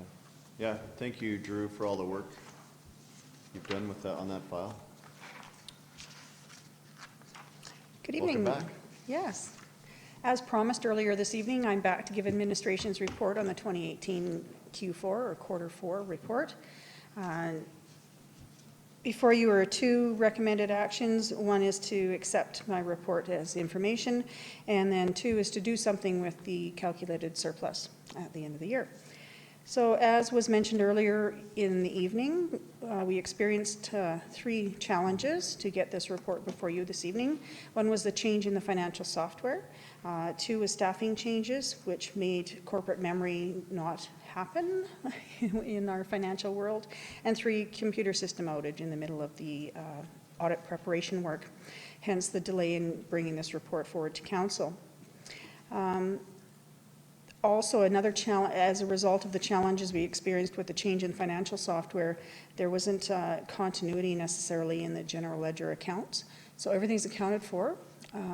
It just may not be in the department that was anticipated at budget time. That accounted for some of the variances, and especially in the capital projects. There wasn't consistent wording and there wasn't a continuity for the capital projects. However, working with the different managers, we were able to pull together the reports that you see before you this evening. The reports that are before you are 2 of them. One of them is the operating report and one of them is the capital report. In the operating report, it provides you details on the operations, the budgeted revenues and expenditures, the net costs by department. In your written administrative report, it does give you details when I'm looking at variances by department that seem to be more significant and provide you the information for the reasons why. Another part of this report is the capital, where it breaks down each project, and those include all the projects that carried over from previous years, as well as the projects that were new for 2018. 18 projects were completed and the rest of them are well in progress, which is not abnormal, as many of those projects are multi-year projects. To give you a reason why the surplus we have administratively is $90,530 for council's consideration to transfer into the reserve is different than the 31 million that was reported in the financial statements, or 2 million if you look at another number. There are a number of things that are reported in the audited financial statements that aren't recorded or reported in the same way from administration. Our report is based on how we budget, and how we budget doesn't include things, or when we budget budget for reserve transfers in and out. We budget for the principal component of debenture payments. That's not accounted for as an expense in the financial statements. We don't budget for amortization. We don't budget for gains and losses on the disposals of tangible capital assets. The financial statement you saw consolidates the library's financial statements with the town of Cochrane's financial statements. We don't budget for the library. They do so for themselves. And we also don't budget for contributed assets. So all of that to say that our calculation of the surplus for consideration is using all of that way that we budget to come up with that number, which results in $90,530, for which administration is recommending that we follow our policy and transfer that to the facility life cycling capital reserve. And that concludes my presentation. I'd welcome any questions. Okay, thank you. Council, any questions? Councillor Reid? Yeah, just what percentage of the overall budget is 90,000 in terms of that surplus savings? Less than 0.5%. Right. Yeah. Very minuscule. And considering that municipalities can't budget a deficit, that's more than reasonable surplus. Okay, and then if I supplement the question, so all these over expenditures in salary, wages, and benefits, are they being incorporated in the budget for the following year? So a lot of there's not necessarily a lot of overages in salaries, wages, and benefits. It's in certain departments, and those were taken into consideration at the time of preparing the 2019, 2020, and 2021 budgets, as it's analyzed by position. Okay, so for example, just to pick one example, the fire department, right? So they're $100,000 over budget. Yeah, they were for 2018, yes. And so, pardon me. I was going to say, the question was, is that being anticipated in terms of moving into next year's budget? Yes. So there's an additional $100,000 in that budget? There was adjustments made when we approved the 2019 budget to take into consideration the trend in the hours that were needed in the fire department. And that continues to happen every year when we budget. So as we starting into this cycle to relook at 2020 and prepare the next 2 years as well, right, that we take a look at the actual usage of hours and take that into consideration and make the budget recommendations based on actuals from the past. So again, just to belabor the point, so in addition to the increase that we gave the budget, or the fire department last year, and I think it was, I don't know, it was 4 new people. So in addition to the 4 new people we've given them, they've also spent over $100,000 more than what we allocated. Is that, am I understanding this correctly?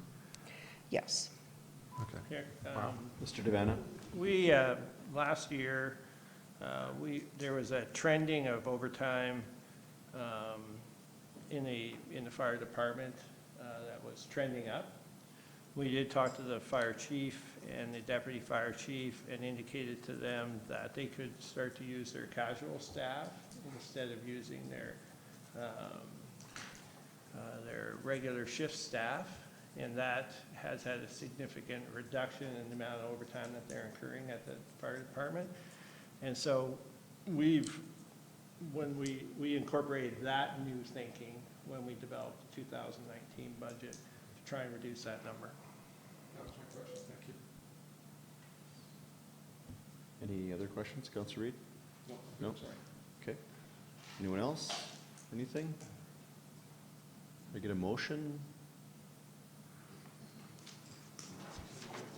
Councillor Reid, do you want to make the motion to accept his information? I'll accept option 1.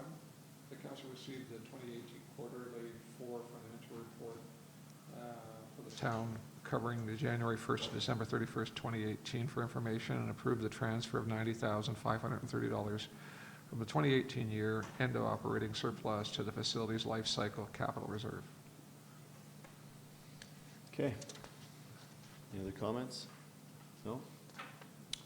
Other than what's been said already, I like the fact that we've are that close with our budgeting. So with all of the ups and downs and trends and things that are going on and the audited financial statements, I think it's a good job to come in that close and not be on the other side of this and have to find something, so, or cut something or take a service away. So good job. Thank you. All those in favor? Carried. Thank you. Notices of motion. Councillor Federico. You have one. No, we did it all in one. Yeah. Sorry, if that wasn't clear. All right. At the last council meeting, I did bring forward the following notice of motion with the recent concern brought forward regarding bees and beekeeping. I would like administration to draft a bylaw in which both beekeepers and adjacent property owners can live in harmony together without having any provisions in place. Neighboring homeowners to a beekeeper have no basis unless provincial to bring forth a complaint or concern, as there is no municipal bylaw regarding setbacks and criteria within our town borders.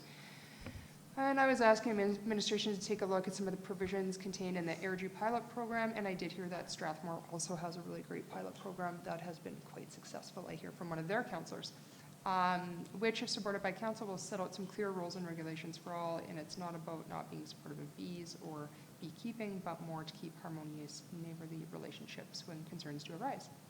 And there are a couple things that I was looking at, was just setbacks, consent, anaphylactic concerns, adequate water supply, and anything else that administration feels would be beneficial to both parties. And I do see that administration's looking at kind of analyzing this maybe over the winter and to bring forward for spring of 2020, which I think is ideal. It wasn't about trying to condense it all now and get it passed quickly. It's more about taking that time, but coming up with an effective set of rules that I think are just benefiting for both the homeowner as well as beekeepers. Okay. Comments? Questions? Councillor Reid? Just to clarify, so administration is in support of this in terms of their workload and preparation for spring of 2020? Okay. Thank you. Councillor Flowers? I just think it's a really good idea. We're going to hear more and more about bees and people wanting to support the development, so if we get some rules in place, I think it'll help us as we proceed.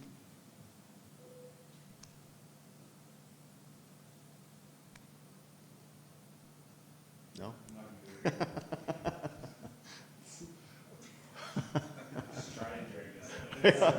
I'm not, I just, okay, if nobody wants anything to add, okay. Yeah, all right, I won't weigh into it either. I look forward to what comes back, I guess, if that's the way it goes. I'm glad that you put the timeline on it that you did to allow for some time to administration to work on it. Obviously, we've got a lot on the plate, so I just appreciate your question, Councillor Reid, about workload and that. So I guess without any further ado, all those in favor of Councillor Federico's motion for bees? I'm not reading the whole thing. You whizzed through that so fast, I didn't even know what you said. You could have said bees and something else, but yeah. Okay, all those in favor? That is carried. Thank you. Is there any other notices of motion before I always move on and someone's got one? Not tonight. Okay. I won't give a big long mayor's report other than enjoy your summer. We do have a strategic session, I believe, next Monday. But enjoy the break and take some time with your families and your friends and enjoy our community or getting away. And I'd be happy to connect with any of you over the summer on anything that you want to work on in the fall. So that's my report. I have lots to talk about, but I'm holding back, so. Yes. So is there anyone else that would like to give a report tonight? No? Okay. Terminated.